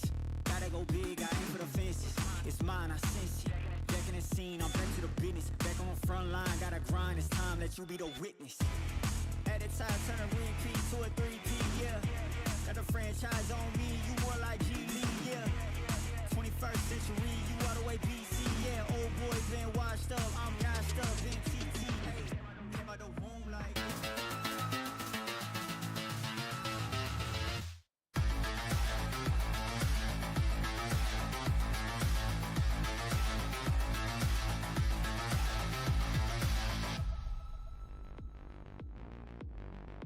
I've just been informed that Martin actually has dinner plans today, which is why they are, you know, trying to make sure he makes his reservation. I'm your hosting, so I'm back here with Kakuka and Billy. After the first series, Billy, this is not what I expected from this map. I'm angry. I'm really, really angry. Are you angry, Angel? Angry. Like maybe even worse. Do you know what? It's just so frustrating, right? Because we just highlighted the whole thing on Pearl, starting on the defense, only getting 4 rounds on your defense. And now we go to Lotus and we only get 2 rounds, the first 2 rounds, and then KC just continued to get every single round after those first 2. I'm frustrated at this point. It didn't seem fair at some points. I think that we saw Koi that was very defeated. I think that the score really speaks for itself when we look at those first engagements, when we look at the post plan, it's 9 out of 9, and everything was working for the side of KC. Every bit of pressure that they were putting on the map always ended up being an open and duo one for them, an isolated fight, or maybe some duels that Movistar Koi should not be taken from the beginning. Yeah, and I mean, those stats just looked so dominant, right? And I think a big part of this as well is we were talking about the coach's preparation going into this. You give Eng your Lotus to prepare, he's going to know how to counter you, and I think that that's why Movistar Koi, potentially struggled during this. That was basically a 13-0. If you really think about it, it was a 13-0. But not a lot of rounds we can choose from, but Kakuka, let's revisit round 11. I chose one. Yeah, I was like, okay, from all of this, like what can I take, you know, to show the viewers a little bit how they get onto your head. So this is round 11, and I wanted to showcase this because we spoke about the double duelist and what you can do with it. Here, Sadak disrespects that, triggers that wall, throws the spike across it, and he takes damage throughout the thorns. But it is actually this smoke, if I'm not mistaken, comes from the side of KC, that actually helps them to put the question in Koi's mind. Have they gone back? Are they still there? He gets the opener, and they keep putting on the pressure, creating a lot of questions on Koi's sides. Flya thinks that he might be able to do some damage, taking an advantageous position, but after that, after Martin following up with the ultimate, is so much pressure, and after so many rounds in a row, we speak about, oh, can they get into their heads? They're living rent-free there. No, I have to agree as well. And it's like you say, Sadak goes unchecked, and I think a big part of that as well is Soulcast is playing such a deep, like, passive setup on that C site. He's just not able to hold any sort of control of it, which is like, it's just not the performance that we want to see from someone like Soulcast, who's been through all of Tier 2 last year and come back into Tier 1. Yeah, and we don't often get the Vice versus Vice head-to-head in EMEA right now. That was a bit of a treat if you were a KC fan. What did you make of Elites? Vice on Yeah, that map. I think Elite was great, but I think the one thing that I keep in my mind is last week's Elite, right? He had such a great performance against BBL in that very first map, going 20-2, and that was the first map, and then the rest of the series from him was super, super quiet. So I am a little bit concerned that he needs to be able to keep up that kind of performance. But in this map in particular, I mean, it was very clear that he was the Vice that came out on top. Yeah, absolutely. Consistent, good enough, and against a team that, as we're saying, looked a bit defeated, but you know, he was there to put up the numbers. I would have loved to see a little bit of him on the defense here, to just have even more reasons to... Sorry. Yeah. KDA is 6. You know, he is a bit of a more passive player. He was more on the job of like not letting them push or not letting them have that effect through A. But it was actually, we were seeing on the replays later in the rounds that he was finding the most impact. An elite performance, if you ask me. And it's his birthday on Sunday. Oh, so happy! Wait, is 20th birthday? How I can Zoom tell are we talking? that. I have a calendar. Let me check. Okay, you check. While you check that, I want to... They are not going to throw their anti-ecos today. They threw way too many the last time we saw them, and so far, at least, after Lotus, they are 2 for 2 in terms of winning their anti-ecos. We're going to keep an eye on this as the series moves on. But Billy, do you anticipate that this 100% win rate is going to carry over to the next map? I think so. I think their icebox looked really good, and I think, you know, we get, again, I have to bring it back to preparation and having Eng as your coach, right? And Sadak as your IGL too. Like, of course, they've actually gone and put the work in after that performance in week 1, because they probably thought that they'd be able to close that performance out last week after that very dominant first map. So, yeah, I think that we can keep an eye on it and see how they go. 2 out of 2, but it's, you know, with how the rounds in a 13-0. Yeah, exactly. It's like, this one, I'm going to call it a little bit of a fraudulent stat. He's turning 20 on Sunday. Oh, wow. Okay, happy So he's birthday. definitely too old to be in the league now. Probably will be, you know, replaced soon. No, I'm joking. But thinking about moving forward, and as we say, and looking at the next map, looking at something that they looked extremely comfortable in. Let's see if we see some surprises when we jump into the agent select. Yeah, for Koi too. What are they gonna do? It's okay. There's so much to unpack here. We're not gonna get the Shayna, so I'm very upset about that. But what do you guys make of this comp? Okay, so Shayna's on that Killjoy. Solka's playing the Tejo. Okay, Filu on the ISO. I mean, I like it. There's a lot of initiating power versus this composition of Karma and Corp, not having that duelist starting on the attack. I want to see what kind of aggression we're going to be seeing with Movistar Koi. When we were speaking about Elite, I want to see how he deals with it. Yeah, I think a big talking point that we've had since Tejo has been brought into the game as well is teams choosing to pair it with that breach, with that phase. And of course, we saw from Karma and Core last week that you didn't need that, right? You could pair it with this Keho. So it's really interesting to see that on Movistar Koi's side, they've also just gone, do you know what, we can run it with the Sova and it will be absolutely fine. Yeah, exactly. And with them coming into this one, if they were forced to play the Icebox, I know that they get to choose the side. I want to see playing that double info, you know, having 2 drones. I want to see how they use them across the map, in what timings and what effect is going to have in Karma and Core, if any. Yeah, and I want to see where Soulcast is going to land in the tier list of Tejo players in this region. It will be his debut, hopefully. Pansy and Mini, this won't be another quick match. Why have you said that? What do you mean? I'm happy with being a quick map. Look, this would be fine, okay? Maybe Koi could just come out and they like 13 to him.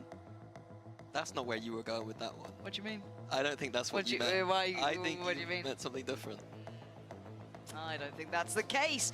We are into this. Do you subscribe to the Koi concept here with this lovely selection of agents? Just say no. No. I don't. There's no Icebox comp in the world that anyone plays right now that I'm a massive fan on. But the ISO was something that Comet and Gorilla ran in their stint with Vitality last year. Yep. So I think they do have experience there. I like the Teo, I like the Killjoy. Viper, it's decent. It's a decent attempt at Icebox, I'm not gonna lie. They have lots of planter now on this defense, so it's gonna be interesting to see how Casey deal with that. Okay. That's a fair summary. As it stands, Casey will have the door left open for them, right? So plants come in. Lovely chip damage too, actually. I told a lie. Porcupines everywhere. A second attempt at the plant now. Lovely chip. But you can see the HP just a little down lower than they'd like, I'm sure. And Soulcast, as said by the desk, rightly so. First time we get to see how he looks on that Teo. Yeah, big KO knife there to delay the retake. There's only going to be so much time. They do have good retake util core here. Oh, Martin even forced away. Puts a lot of pressure on Sadak playing up towards Nest. Needs to land some big boy shots. Ain't happening. Grubino getting right on back in, down to Martin. Now left in a 1v3. Didn't quite get past the second hurdle. Soulcast to get the first. Yeah, beautiful signs here from Koi. I like a team that knows that playing retake on A sometimes is a good idea. I want to be able to see those layers later on where they're going to have the ISO be more aggressive, but for a pistol round, I like it. I like that option for them.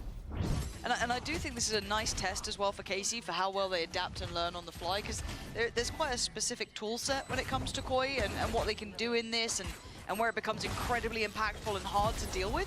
So I want to see how, the likes of Sadak potentially wants to approach it, how maybe, the coaching staff decide, okay, time out here, we want to try and get this right. And for Koi, how long can they keep this going? And is there layers to it? Is there levels of adaptation, right? And what's the comfort looking like? That's the difference here, is that KC don't have information on Koi's Icebox at all here, and the reverse is true, albeit KC won a lot on their defense. So we only saw 4 rounds. So preparation here is all quite new on this side for both teams. Soulcast, he's got a corner to play from. Thilu, yeah, holding this. This is nice. Confidence builders too. Oh, a bounding Arvez will still do some damage, but that's all it will be. 3 stay alive. A pretty clean outcome for them. They'll be happy with that. All the big weapons kept in check. Yeah, this is big first gun round. I want to see what KC are going to do with this Omen. They had lots of cheeky ideas on the defense, and on the attack, I'm sure it's going to be the same. I think the one round we did see, they had a default where they're going to smoke long B, TP into it, and it was quite nice. So maybe something they're doing for the first gun. This has got to feel great as well for Koi. Having a start like this, it all feels right, but you can see where the eyes are turning for KC, though. It's not going to that same A site anymore. A lot of pressure on Grubino. Does need to back away from yellow. KC just pushing back any kind of potential spotters on long B, and what that means is that Koi are starved of information. To get back that line is quite risky, so it's a good starting default position on Icebox. Trying to vie for that information elsewhere. You can see the Owl drone in middle, even having a bit of a glance as well. I think it was Elite potentially. No, excuse me. Shados looking down the tube as well, just in case there was something they could gather from this. But KC now reverting to their old ways. Should have spotted at least Filu, yeah. Not sure if he was able to get Flyer as well, but still. Position noted, about 50 seconds. And it looks like KC are really trying to make this mid-round sweat. Yeah, there's a big information game happening where we saw KC initially go towards B, the rotations happen towards B for Koi, and then we see drones on both sides of the map. It's a big chess game right now between the two teams. As it stands, the third man is still leaning towards that B site for the defending side of Koi. Still going to keep the player here. I like this from Grubino. A little risky, but right choice. Yeah, lovely from Grubino, just threading the needle, timing right to evade the knife's connection and all the util that followed. Shados is there, but Sadak and Martin in the meantime. Oh my god, Grubino, that fell a little too far, but I guess his options were limited. But so's the time. For KC, they've got to make this count with only 9 seconds. Couldn't deny it. Flyer tried to make a bit of a mad play, a mad dash. But Filu, are you up to the challenge? Sitting pretty. Perfect HP. Sadak certainly not the case. Filu with the right call so far. Sadak's going to have to make the right choice, make the right call, make the right read. Drawn forward. Oh, Sadak turns around on its head. I thought Filu had that every day of the week. Yeah, unfortunate round for Koi not to win. That would have been a great momentum going into the second map. I think one thing to note there is that because KC didn't have that, Koi dodged that knife on yellow. KC not having the Sova to kind of clear out yellow, that might be something that kind of comes into play for Koi in these later rounds. A big round from Sadak. Woo! Yeah, it's relief in that one. I think we saw obviously from Filu's side, but it certainly feels that way. It's just like that big sigh. Could have certainly sent the momentum spiraling forward. And speaking of spiraling forward, Rubino Martin, oh, he's gone back for seconds. Now it's messy as anything, but they win out the brawl. That felt cut short almost. That's exactly that TP play I was talking about before, straight into that smoke. Boy, not ready, it seems. No, and Shados and Fly are left with a mess in front of them. Well, they're going to need, I feel like a mistake really, Fly, trying to make something out of nothing. Two towards yellow there. And a very disconnected Elite whose timing is going to be lovely. It's just the checkmate in case there was that eventual problem. The pressure now making it hard, but Flyer can now leave. The gateway open. They've got to save. Yeah, just to save. Sometimes it just feels like the firepower just doesn't, you know, isn't there sometimes. Like, you can't always be in an advantageous position in a round. Okay. But, you know, you got to win them sometimes, you know what I mean? Yeah. I'm getting a bit nervous if KC continue this, because they found a solution. The last 2 rounds felt pretty okay. And if they're not as prepared for something that you even highlighted earlier I on. thought he was dead 5 times, bro. I stopped shooting 5 times. I was like, die, just die. Luckily, he didn't shoot back. All good. But yeah, we're going to keep those 2 saved over rifles. The ult's still there with Filu, but now this is where I turn my attention to Koi. What's their layering now? They had a good start. I liked how that felt. You know, they were kind of playing to the strong suit of this composition. I want to see layering. Now, it may not be in this round because it is a half buy. It's kind of forced around. Well, it's not even forced around. It's a couple of sheriffs, but they played in Shados, and Sadak looked lost in the source. I think he just presumed that the Killjoy turret was there. But even if it was, that's not a safety net, so... Nice round from Koi, using the Vandals both on A and middle at the same time to try and find a pick, and they're successful in doing so. I'm so happy to see them trying to get aggressive around it and playing it in, not just like, okay, we'll just have a Vandal. This is lovely! They're okay, well. But it was a good attempt. That's because... You're not going to be... Look, my curse isn't that powerful, all right? I can only cause tech pauses. I can't affect anything else. This is all I got, but... I mean, I said I was calling out the firepower. Like, that's a moment where it looks beautiful. The advantages are there, but it just slips away. Which feels yeah. See if Shados can make something out of it, though. I don't think so. The position seen really early. And you can see up on 410, waiting for Sugetsu.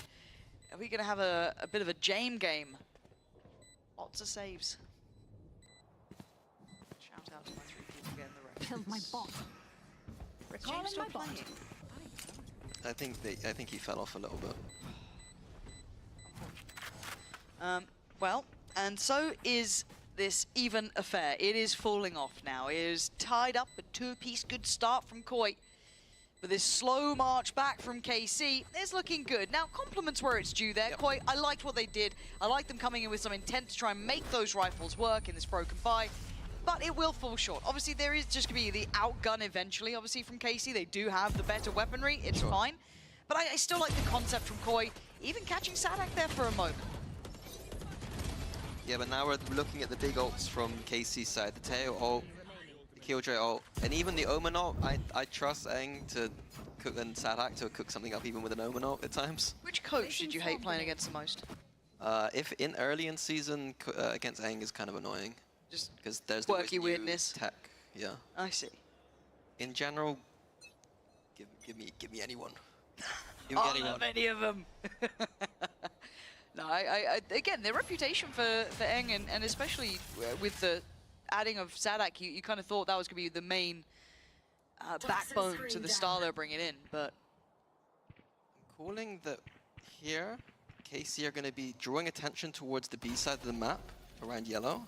And when we see that distraction happen, I think we're going to see the lurkers through middle under tube. Looks like it's absolutely poised for that, doesn't it? But The read here, I don't think it's even necessarily I don't know if I'd call it a read, but oh my gosh, and the Teo actually forcing Rubino away. It feels like they're aware of this potential. I don't know if it's the right read or just the right timing for it, but they've already called off Elite and they've cleared Sugetsu. So I'm not sure what it was that gave away the game, but they seemed hyper aware of it. They weren't even playing towards yellow or front side. They were playing deep towards site itself and very cognizant of pressure coming through mid. So finally, a big advantage here for Koi. This could be huge for them playing this back in. Noting pressure on the side from Martin. Bloody hell. He's just had a barrage of utility thrown at him. Flyer, you couldn't have asked for anything easier. Martin's going to go down and leaving it to Sadak and Aves. This should be the easiest slam dunk of a round for Koi. Sadak, you're good. You ain't that good. Not going to be put off the 1v5 here. Diffuse in. And I wonder what the tell was or what the read was. I know this sounds weird because I saw it on Lotus too. There was like a read where I was like, how did they know that? And honestly, like, I don't think they would have scrimmed each other this part of the split. But super aware. But that kind of stuff is sometimes an old scrim. Maybe. That's just like in the back of their mind somewhere, or I'm completely wrong and they just saw them at some part of the round or made noise or something. I mean, there's always a chance. It's one way you kind of wish you had those player comps, right? Where you'd be like, oh, okay, that's how they read it. Let's go to be. Again, yeah, that was fantastic handling of that split, though. And I wouldn't say the same scenes this time. Pressure towards A very early on coming out from Koi. Yeah, and ult's online now for Koi as well. If Robinho gets overwhelmed here, can put down this Viper's Pit. Very common on the B side of the map. Team now maybe feeling that we aren't seeing players sit behind yellow. We're not seeing them play front site, so it could be available. Yeah, KC are doing a good job of being quick with this B long default. They're getting yellow by 1 minute 10. It's beautiful. It allows Sadak, you know, to do what he wants on the map, manipulate these rotations. We complimented Koi for how they approached this before. Now that this feels like it's an awareness that KC can figure out, because they've had no challenge to cross towards yellow. They haven't felt pressure towards this yet. They're feeling it from kind of mid-site, maybe CT. The paranoia is spot on. Were we going to go for a TP on this?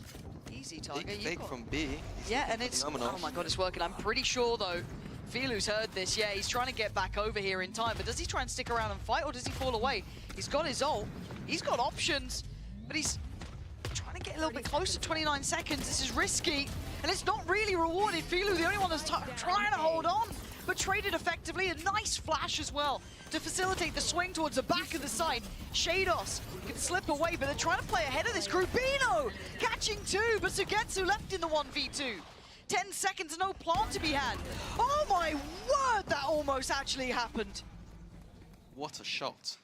Jesus, he almost had flyers.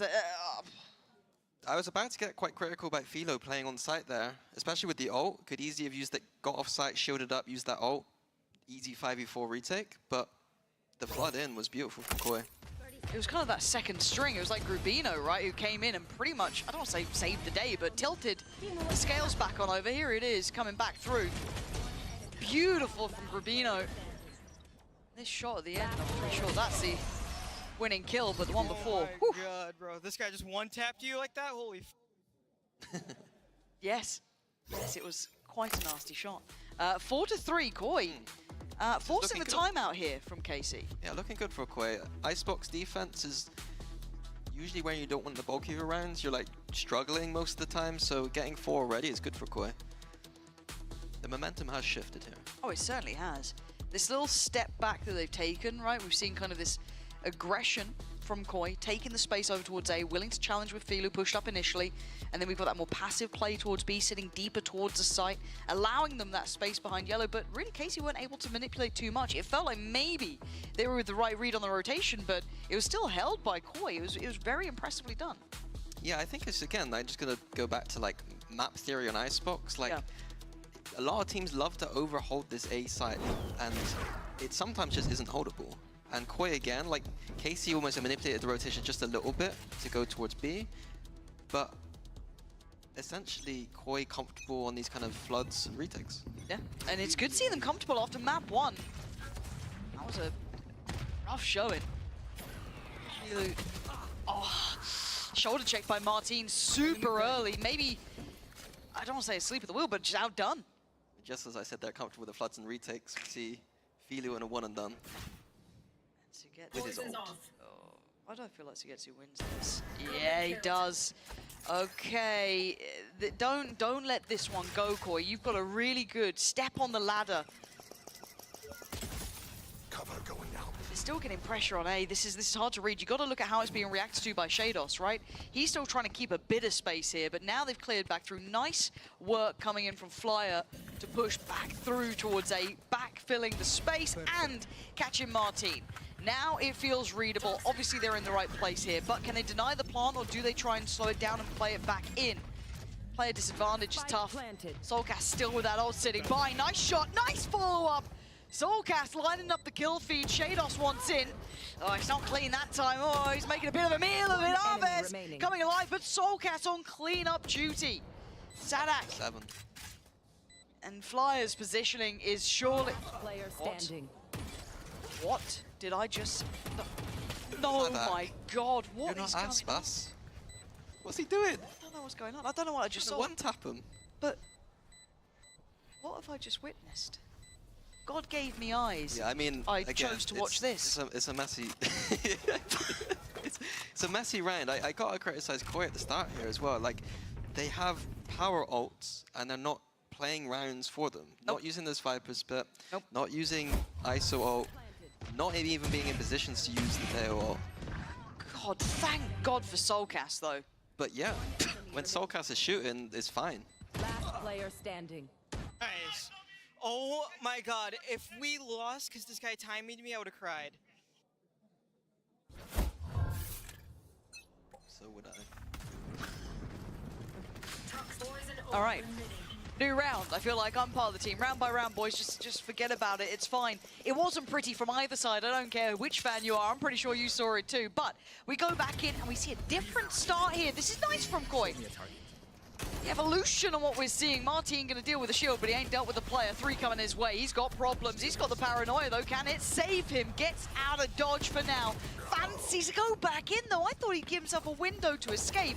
Now he still wanted the punishment. Now KC down used to that 3. as a distraction to get on the A site, though. But 3v5 post, going to be difficult for them. 2v5 post, hopefully. Right, all good, all good. Filu there starting to use the ults that we were asking for. A lot of players here. This should be comfortable. It is. Filu starting to feel a little warmer. Arves, nice try, not nice enough. Koi taking a good lead now. Yeah, that was one of those like classic awkward KC rounds where they're doing something that's very new that not people have seen before. 2 people walking under tube making a big distraction for people on A, but Koi handled it beautifully. This feels like a very different Koi, very prepared Koi, kind of heads in the right place. Yeah, what a 9-day difference to map 1. Yeah, they're more composed with a composition that I would argue that if they played almost like this with the other composition, I think it would have made more sense. Can't believe you've actually cursed the game though in the break. I did, yeah. I said to the makeup people at 6 maps today. All missiles away. You've got to fly really early tomorrow. Could you just like... I'm trying to curse. What do you mean? You're cursing against me? You're like, nah. It's going to be 6 maps.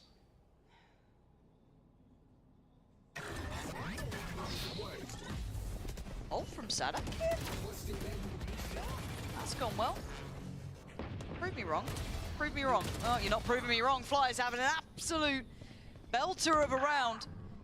KC still making something out of nothing here. Soulcast, Filu, and Grubino, though. Starting to see Filu looking a little bit more confident in those previous rounds, and he does have support here as well, but he's going to be forced in. Pops the shield and gets handled. KC, what on earth? They just played that picture perfect. I can't believe, after what we just saw Flyer do, you know, they look so confident. Rubino?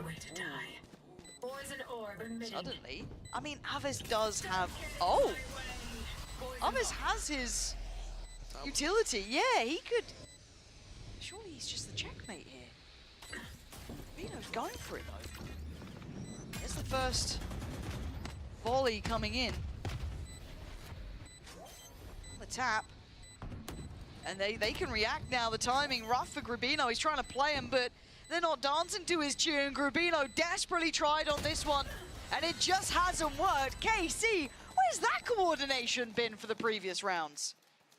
Yeah, quite a little bit unlucky. Their bait and switch there, but completely nullified by Teo ult. Yep. But good discipline to they kind of froze that mid round down, realized they had the Teo ult to just clear out that space.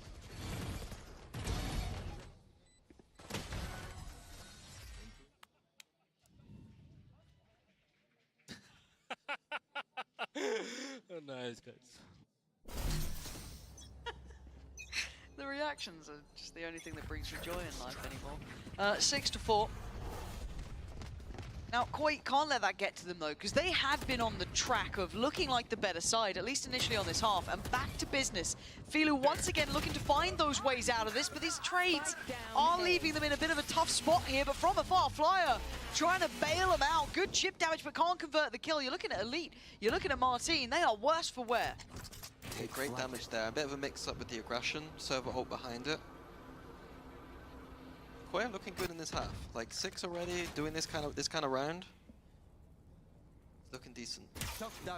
Shadows does have this Killjoy ult though, and with the... I was gonna say the Hunter Sphere would be a news, but it's on the other side, never mind. They could rely on this Killjoy ult for the retake, so... You see the re-clear towards middle for Koi. They might opt to give up this A site a little bit. Disciplined by KC though. Waiting for these salvos, these refresh util. 35 seconds though. Looking like it's going to be a brawl. There's Filu, a little bit of uncertainty of how to evade, but it's Grubino to catch Martine. The HP was low, and it looks like he was working in the dark, but with 20 seconds, there's got to be a speed up here. Filu getting isolated fights. And really, it's Elite and Aves to try and dig in here. Aves has been nuts slow so far, but time is running low, 12 seconds. He's going to wait this one out here, and Elite's timing is outrageous. Perfectly played to catch the pressure onto Shados. KC are back at the door now. It's just another round for Koi where they're not playing around their ults. Like, they could be winning this half even more convincingly if they had used the ults more effectively. We have a Killjoy ult for a retake. No need to play on site against Teo salvos that are going to just ruin you. But how do you kind of get that into players' heads, though? Because it is purely player cool, right? Like, that's nothing as a coach you can really work on. Is it something you have to drill that in every single day? Yeah. Because, as I said, it is those choices in those moments that feel like a coin flip, but you do have to make the right call. But now, right back forward, Filu fighting. Oh, this time pathing a little different, but it's Martine to catch him. These early battles are now starting to really heftily swing over to KC's side, over towards A. Again, I look at the Teo ult, Killjoy ult, and we're going for an aggressive play without using any of these big power ults. And what round are you going to save them for? Exactly. Minis. And now Kochanga coming out. They get sight here, Sagetsu has Viper's Pit. It's a very tough retake then for Koi. Shados, Soulcast, here come the ults now. Trying to stall it out is Sadak investing the nade to come in, but Aves again. This guy has been finding impact, warming into it, dealt with. Soulcast goes down, Grubino's still trying to make it past middle. He's got to pull off a miracle here. You noted it. The ult coming in from Sugetsu. And the information being found. A long road back, but an individual fight will certainly help matters. 3 more to locate. Hit to try and make it through. Trying to pick the right path, and there isn't really one here. Tied up in the end at 6 apiece. Yeah, Koi will absolutely take 6 here, but honestly, they could have pushed for more. I'm absolutely with you on that. It feels like it could have actually been a Koi lead here. Some chances missed, but KC starting to get that read right, starting to really build into this.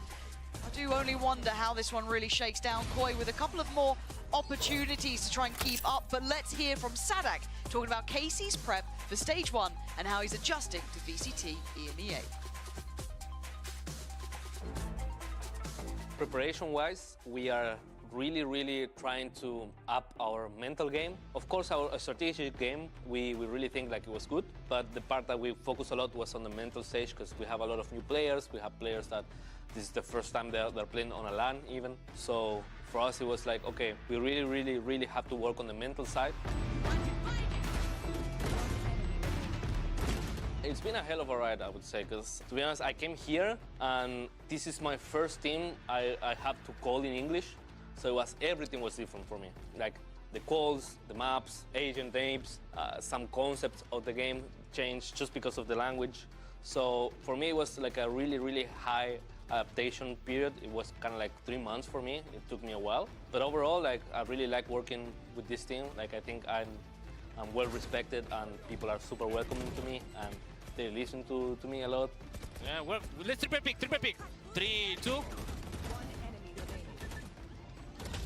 Woo! Not only as an IGL, but as an experienced player, I would say, as a captain. So yeah, I mean, I like it. It's been fun.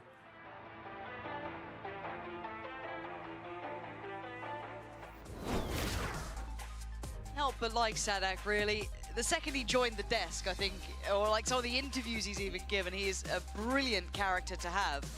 And we're hoping if KC can get back on track here, and kind of prove that in the server as well. But on the other side, Koi. This is a competitive half. Now, we, again, have to remember map 1 happened. It was 13-2. It was very one-sided.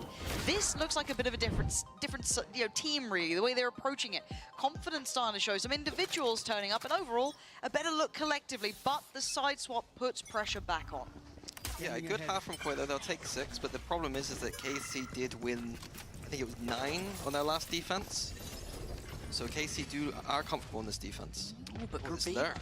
This is really not... Oh, okay. It's recoverable. He saved it. He saved it. If we only look at the kill feed and not how it happened, it all looks fine. Koi! This is so good. But a 1v3 for Sugetsu is incredibly difficult. It feels like it was won and lost in middle there. Grubino just finding so much impact through those kills and the pressure on the back lines, trying to disrupt the post plant now. And you've got Shadow, Soulcast, and Flyer.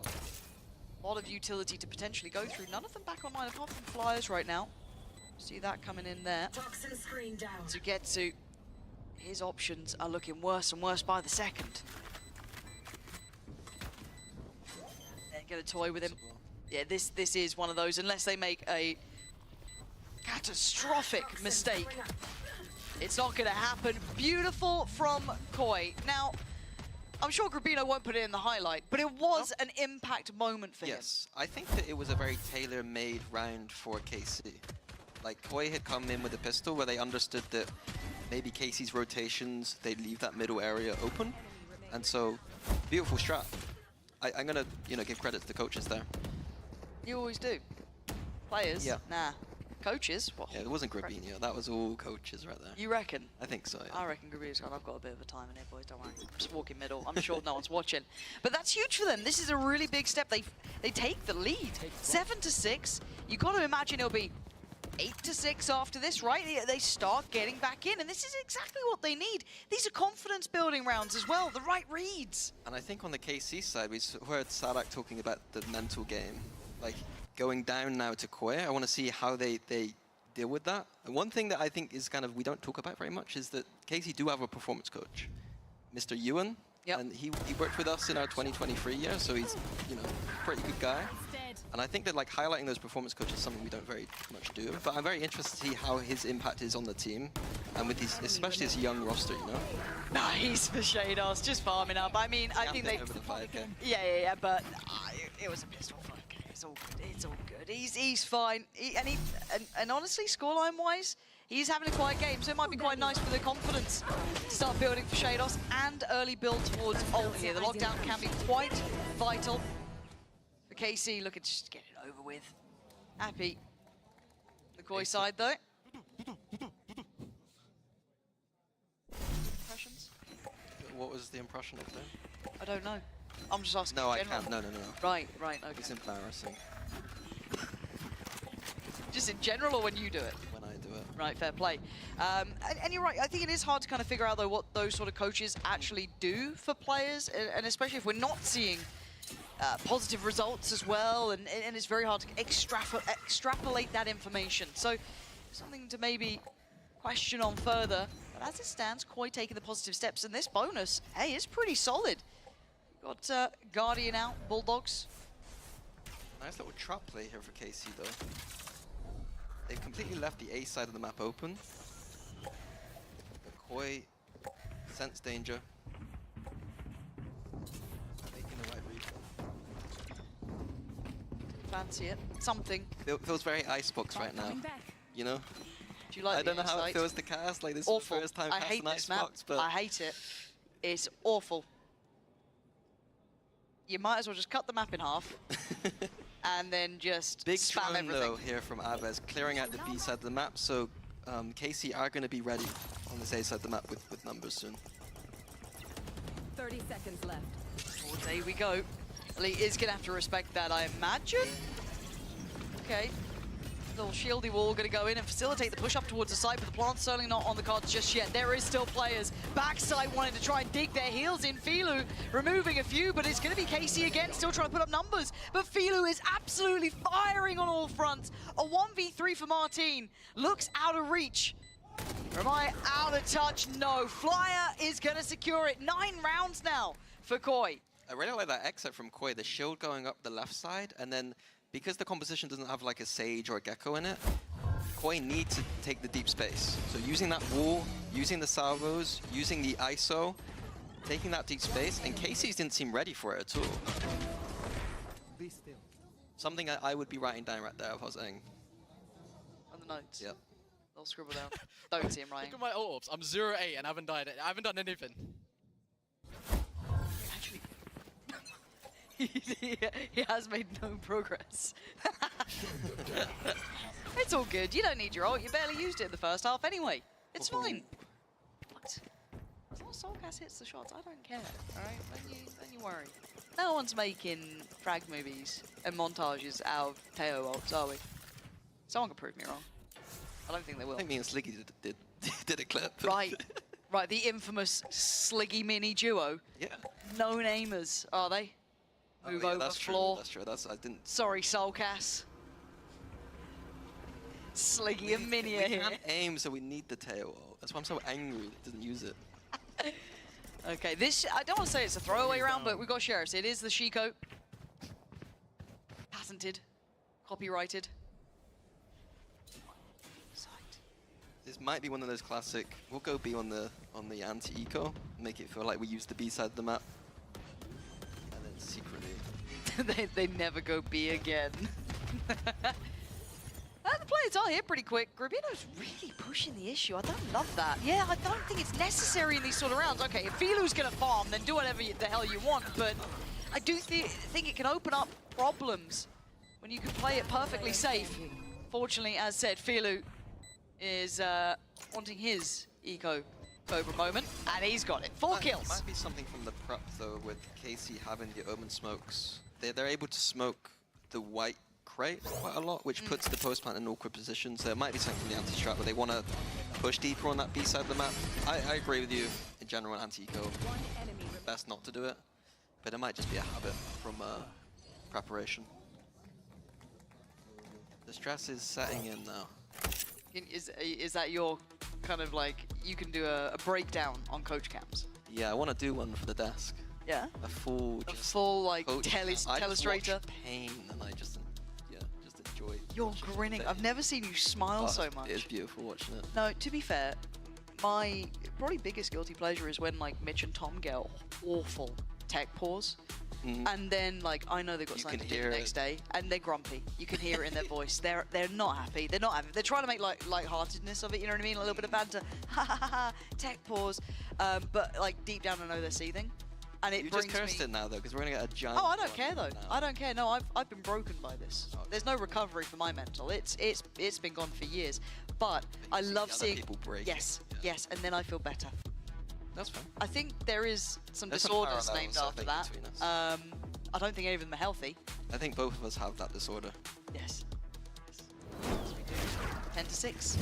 4 in a row.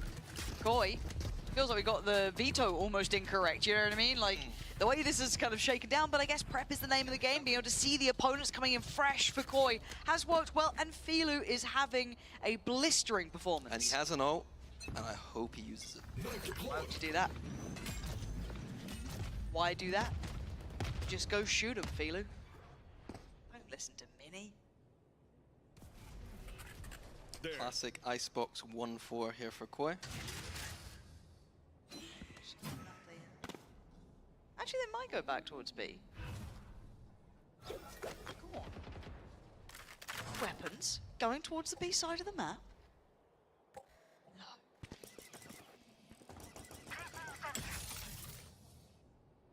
Yeah, attacking A can be slightly difficult against the Omen, going through those smokes and stuff. Some teams aren't comfortable with it. We saw that last game for BBL.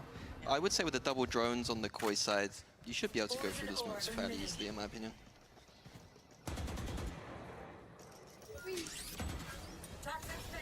Sugetsu. Nah. See, this was the mistake. We thought they were going towards B. No one goes B on Icebox. No one goes B on Icebox.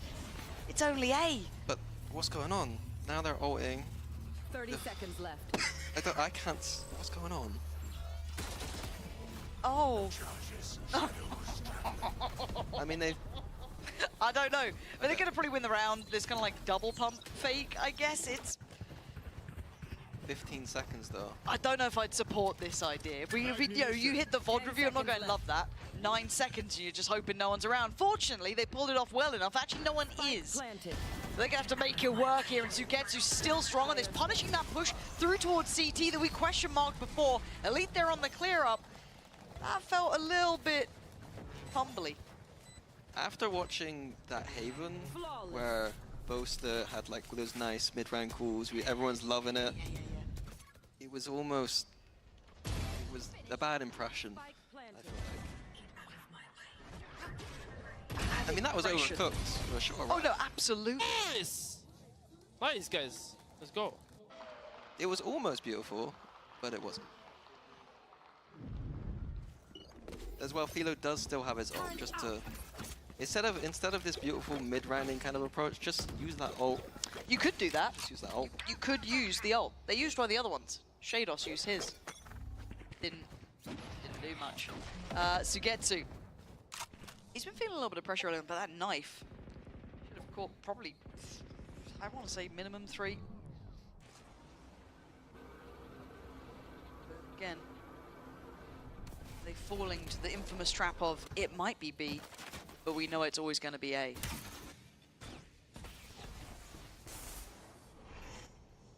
I like you to do anti-strats. If I ever go coach again, I want you to do the anti-strats for my Icebox. And it just No first matter page what just happens, says, they're finishing A. yeah. That's it. That is. It's funny because it's true. Off we go. Back to the one That was a site. great map when you were doing color casting. Don't start with me. I'll start misbehaving. I can't help myself when I've had a 13-2 and I've got a site simulator. Away we go. Filu still got the ult here. Still taking the space as is, as per. Not feeling necessary yet. Where is Grabinho going? It's you and me. Okay, see the ult coming in. Okay. If the delay is good here, Grabinho is going to look like a genius. Yeah, this actually could be really nice. Oh, God. Maybe that's why he didn't use the ult. Okay, Grubino, will you save us? So many ults here. So many ults. Feels almost like, I don't say impossible for KC, but it's so hard. Grubino's made it. He's here. He made it in time. And Koi are actually cleaning up. KC falling like flies. All the ults finally burned. They waited for the perfect moment, but they got them maybe the perfect round here. 11 looking like it's about to be etched on the scoreboard, and it is. Yeah, memes aside, that default towards B, clearing out the space, denying the information, going back towards A, I think it's, again, like I said on the KC side, it's a good default. Grabinho's lurk, it's a good lurk. Something you rarely see. You have to be very confident that you've kind of broken all that util towards B long, which is what that default does. It's a good round from Koi. The frustration is there. I also know it's rough when even Aang's looking stressed. Yeah, which doesn't normally happen. No. Genuinely, it is. He's quite a stoic character when it comes to it. So yeah, seeing him a little bit worried here as Koi are building in Martine. Ooh! That is nice. Quick hit and run. Grabino removed. But oh, are we thinking about B? Surely not. Hansy's low. Oh, don't go B. Don't go B. I've told you about this. You don't you don't go here. Oh, Shados might. Okay, fair play. Let's show me what this side of the map looks like. I believe we're in middle. Some might say Elite gonna take one, but it's traded out. Good spacing, but a 3v2. Still with a man advantage of KC. It's gonna be tricky to be comfortable in a post plant. They still haven't really got the spike on the site here. They still probably don't know where the site is. It's uncharted territory, this B site. So Soulcast needs to buy time and keep them secure. He spotted one for sure. Oh, Sadak just barges forward. Shados, he might get a plant. I don't know if he's gonna get much more. 30 seconds left. Oh, he might not get a plant. Oh, he's made it out. He's alive. 45 HP though. And a dream.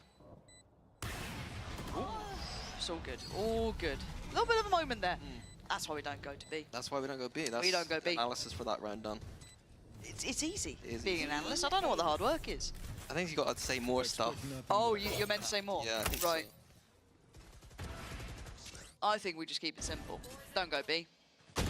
Go A. Correct. You can occasionally Especially when go you don't mid. have my favorite agent on this map, Sage. You can't go B. You like Sage here? I like Sage here, yeah. You've never admitted that to me before. Really? Yep. Probably should. Joking? No, I've never heard you mention Sage in this map. Not once. I like it. I'm really not, but I'm horrified. You're horrified? Yep.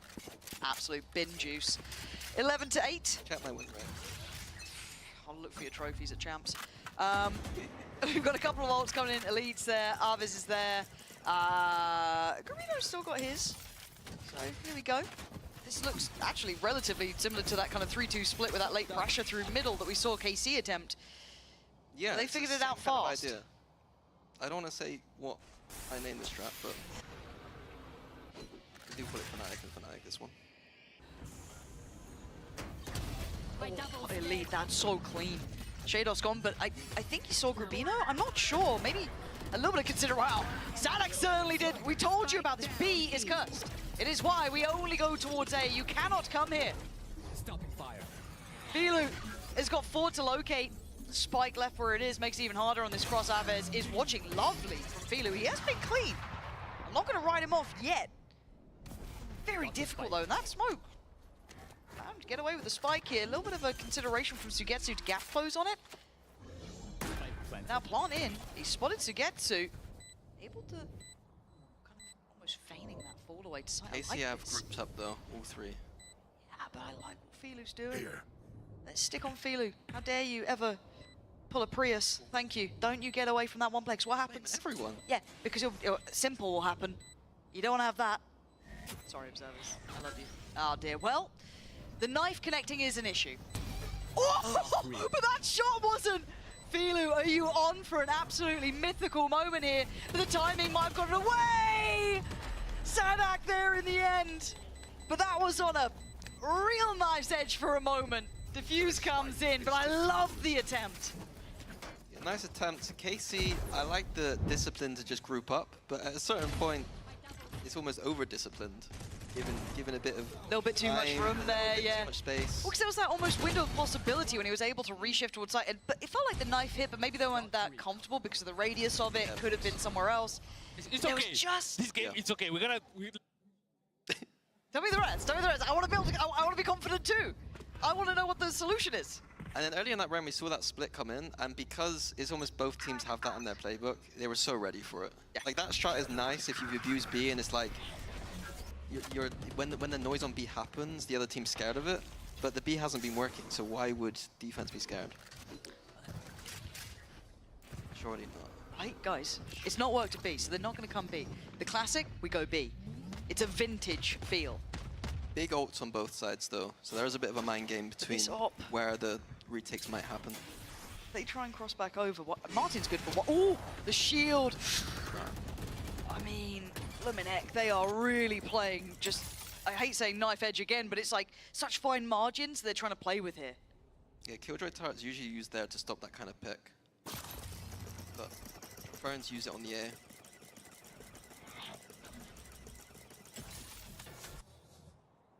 Yeah, and again, these ults, it's all going to come down to these ults.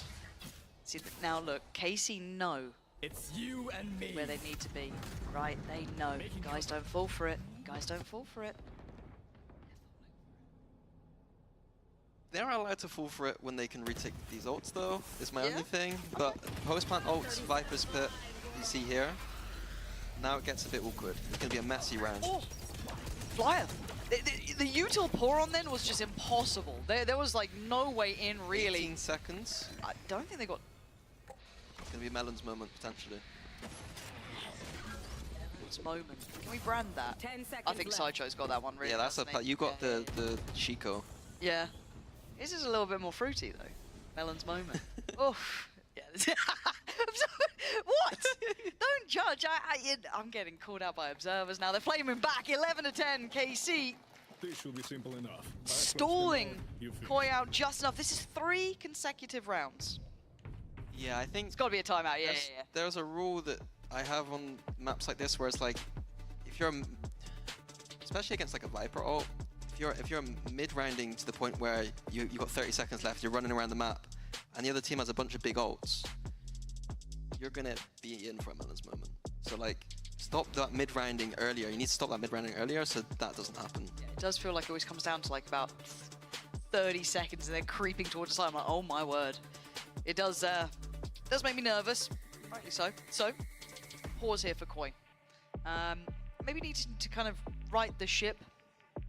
Their frequent missions towards B, not great. I actually quite like what they were trying to do, but if you're going to do it, maybe speed it up a little earlier. But Sugetsu's been great at controlling that space and kind of calling when he needs the support on it, kind of playing it very well. But again, I do think Koi need to reevaluate how they're approaching this map at the very minimum. I think just simplifying. I think that they're being fancy. It is kind of working, but ultimately there's like bigger issues, if you know what I mean. Like, again, if you're running into a site with 25 seconds left and there's big ults on the other side, you've messed up. Yeah. And Koi, right the ship. Here we go. They still have Soulcast with the ult. Still got a buy here. On the other side, Alves has his. Towards B with the ult this time. Okay. Suppressing. Yeah, switch up. You're bang on. Sugetsu playing towards middle this time instead. I guess with the operator, that lovely line to play off. You noted early. This is the power of the Koi comp. They have 2 drones, so Martin's going to struggle to get work done. But a nice little reposition off the smoke. This feels brave though, doesn't it? Because you're taking gambles here. You can't see everything. You can't see that close creep up on the lane. So Martin going to need some help here, but he's really unwilling to walk away. And I'm also keeping my mind towards Sugetsu, looking like he thought about pressuring middle, not to be though. Martin's still feeling enough presence here that he doesn't want to fall off this. Not sure what the next step here is for Koi. I don't know how you clear the... Force Martin away. Do you still have util for this? Salvos, I think they'll use behind yellow, potentially. Maybe waiting on Flyers util to cycle up? No, he's still towards middle, okay. So yeah, they ult towards kind of mid-site. Elite's got a nice little pocket to play from though. Looking like they want to... strat we saw before. Time! We wouldn't get double melons. Back-to-back melons. You need to come, man. It's true, I'll get fined. It's never happened. Martin, ooh! Hold on, a little bit of a run here coming out from Koi. They've left it late, but they've left it just enough time.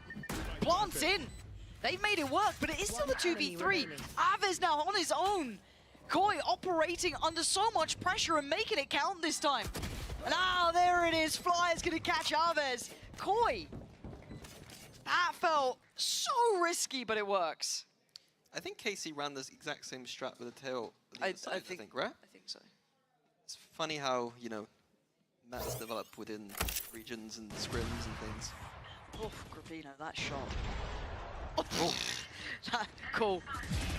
That's how we do it. Oh. But yeah, I'm still surprised that Koi went B again. But it worked. Don't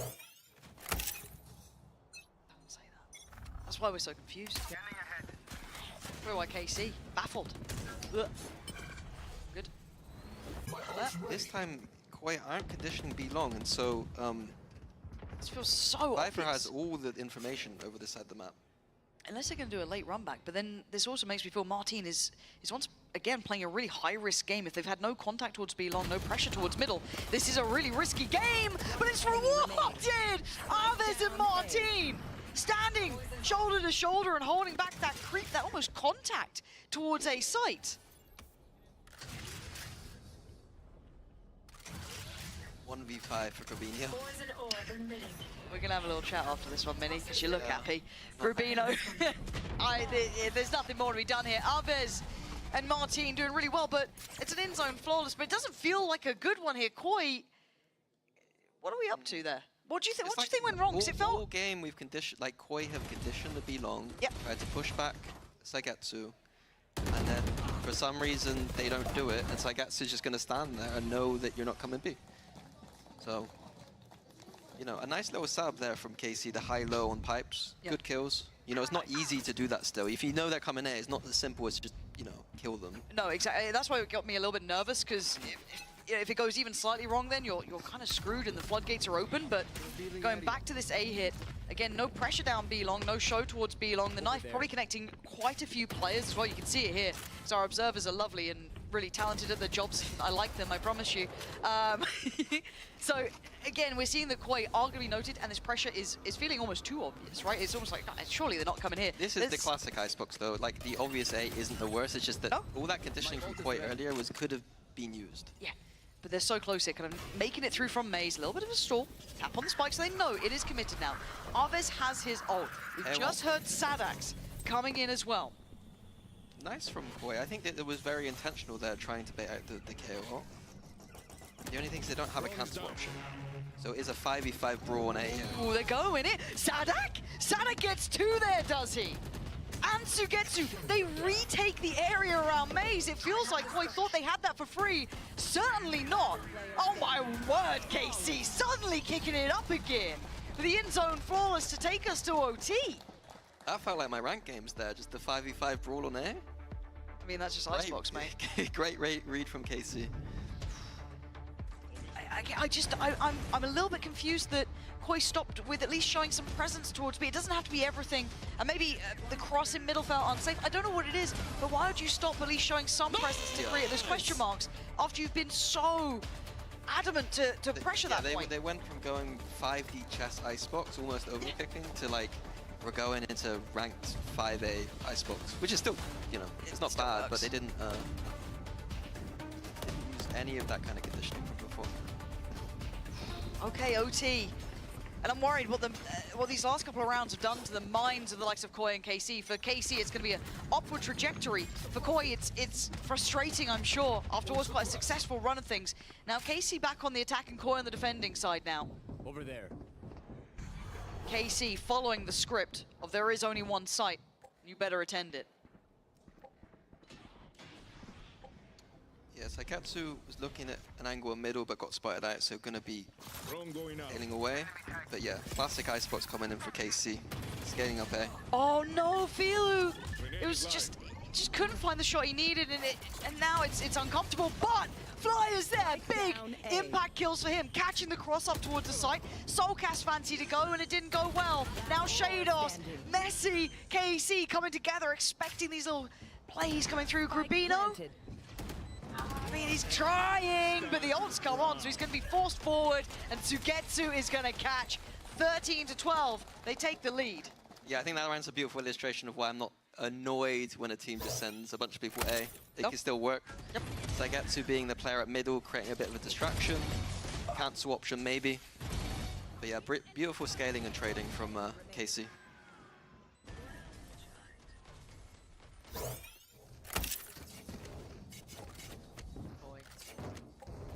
Your chance here.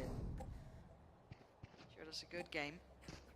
Don't let this map become a forgettable footnote.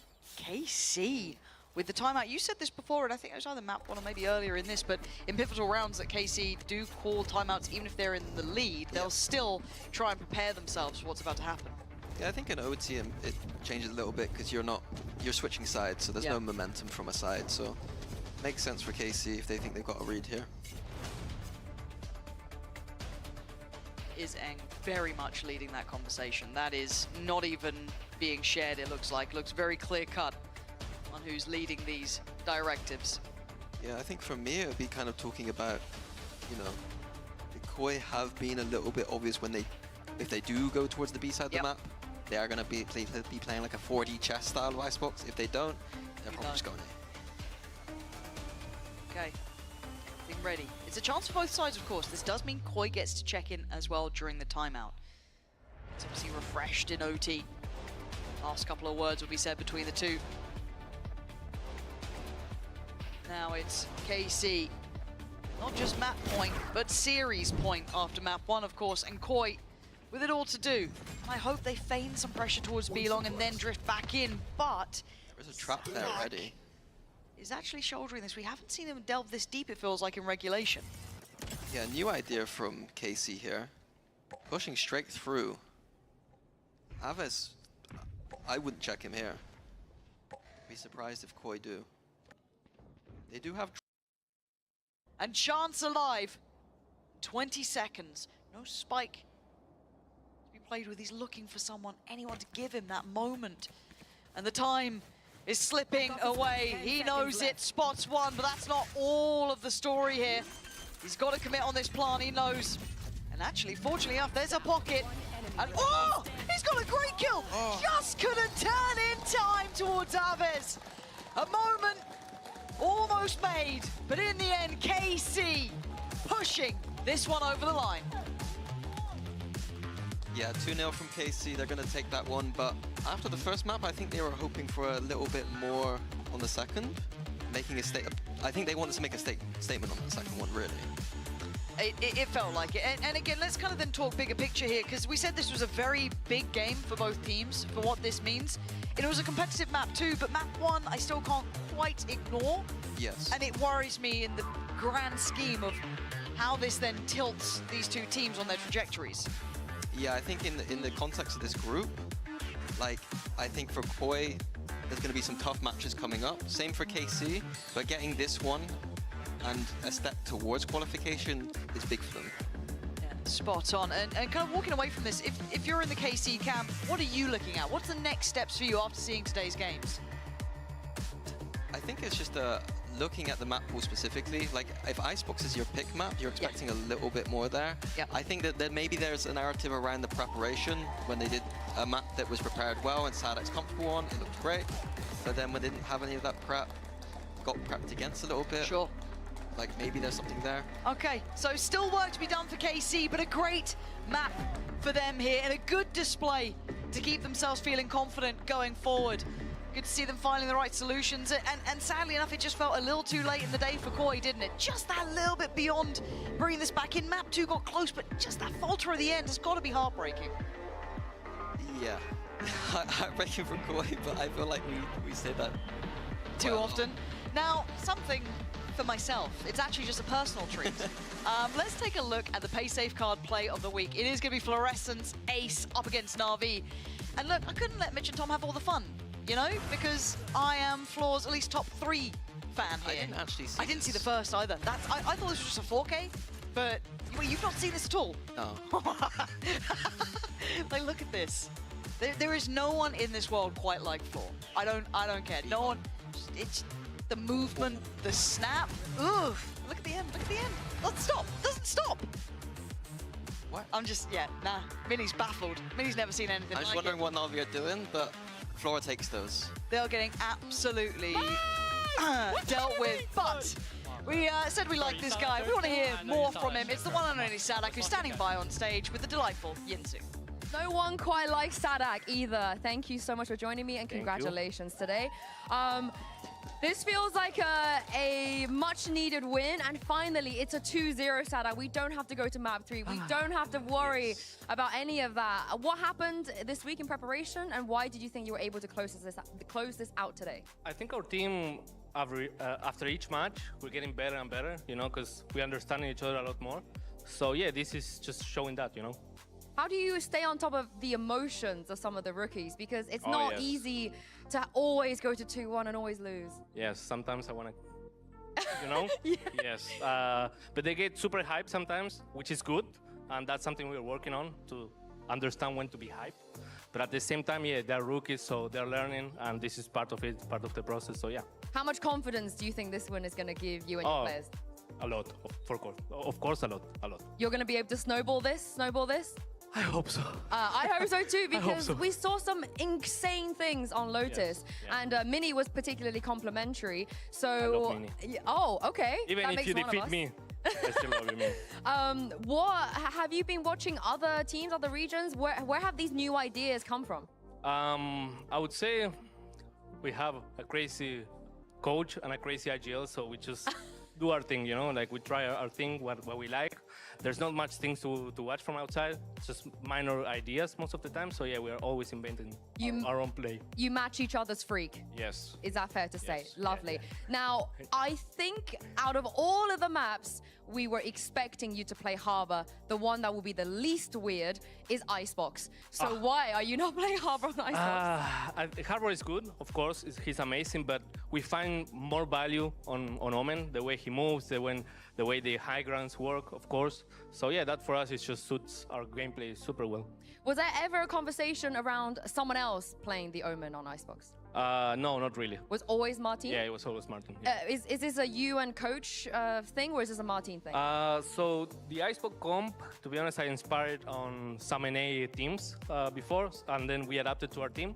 So yeah, it was more like a made already established comp on Icebox, and we just took it and adapted to us. It looks good. We like it. We like it.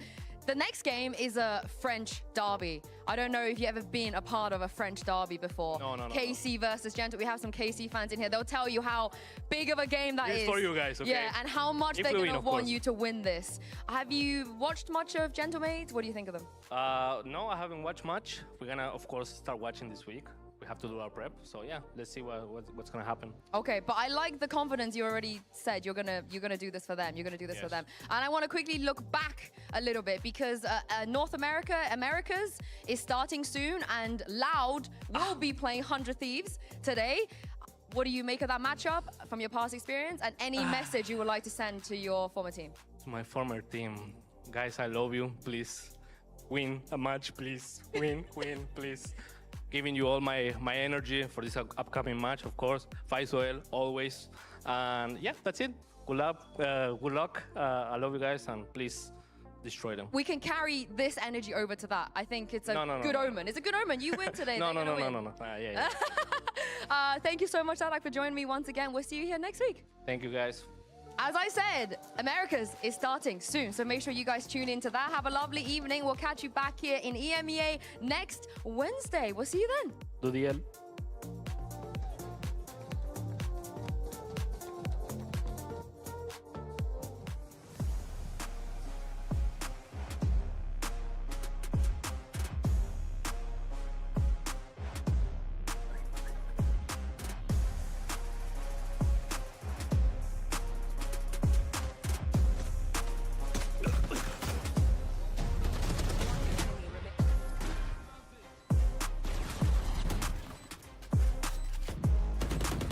This backside, can he take somebody with him? Otherwise, this retake's going to be incredibly difficult, but he steps up when needed! A third kill for Crashies! Nice! Kicks finds one, and from the smoke comes safe 6 seconds. Plan needs to be found! Nice! Thank you! I thought I'm safe. My boy. Good boy.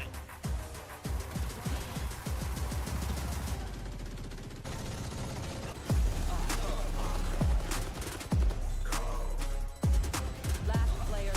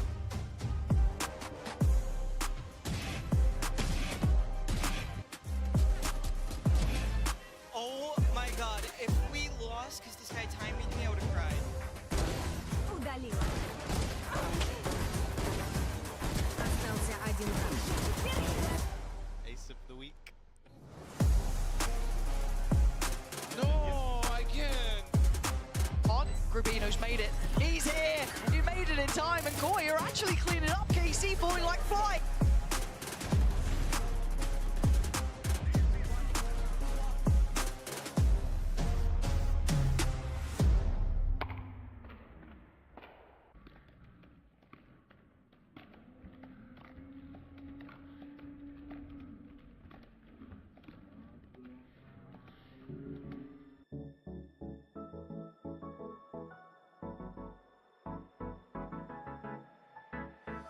Let's do something crazy, get a bit wild today, cause we don't do this every day and we deserve it. Life is so amazing, nothing is in our way.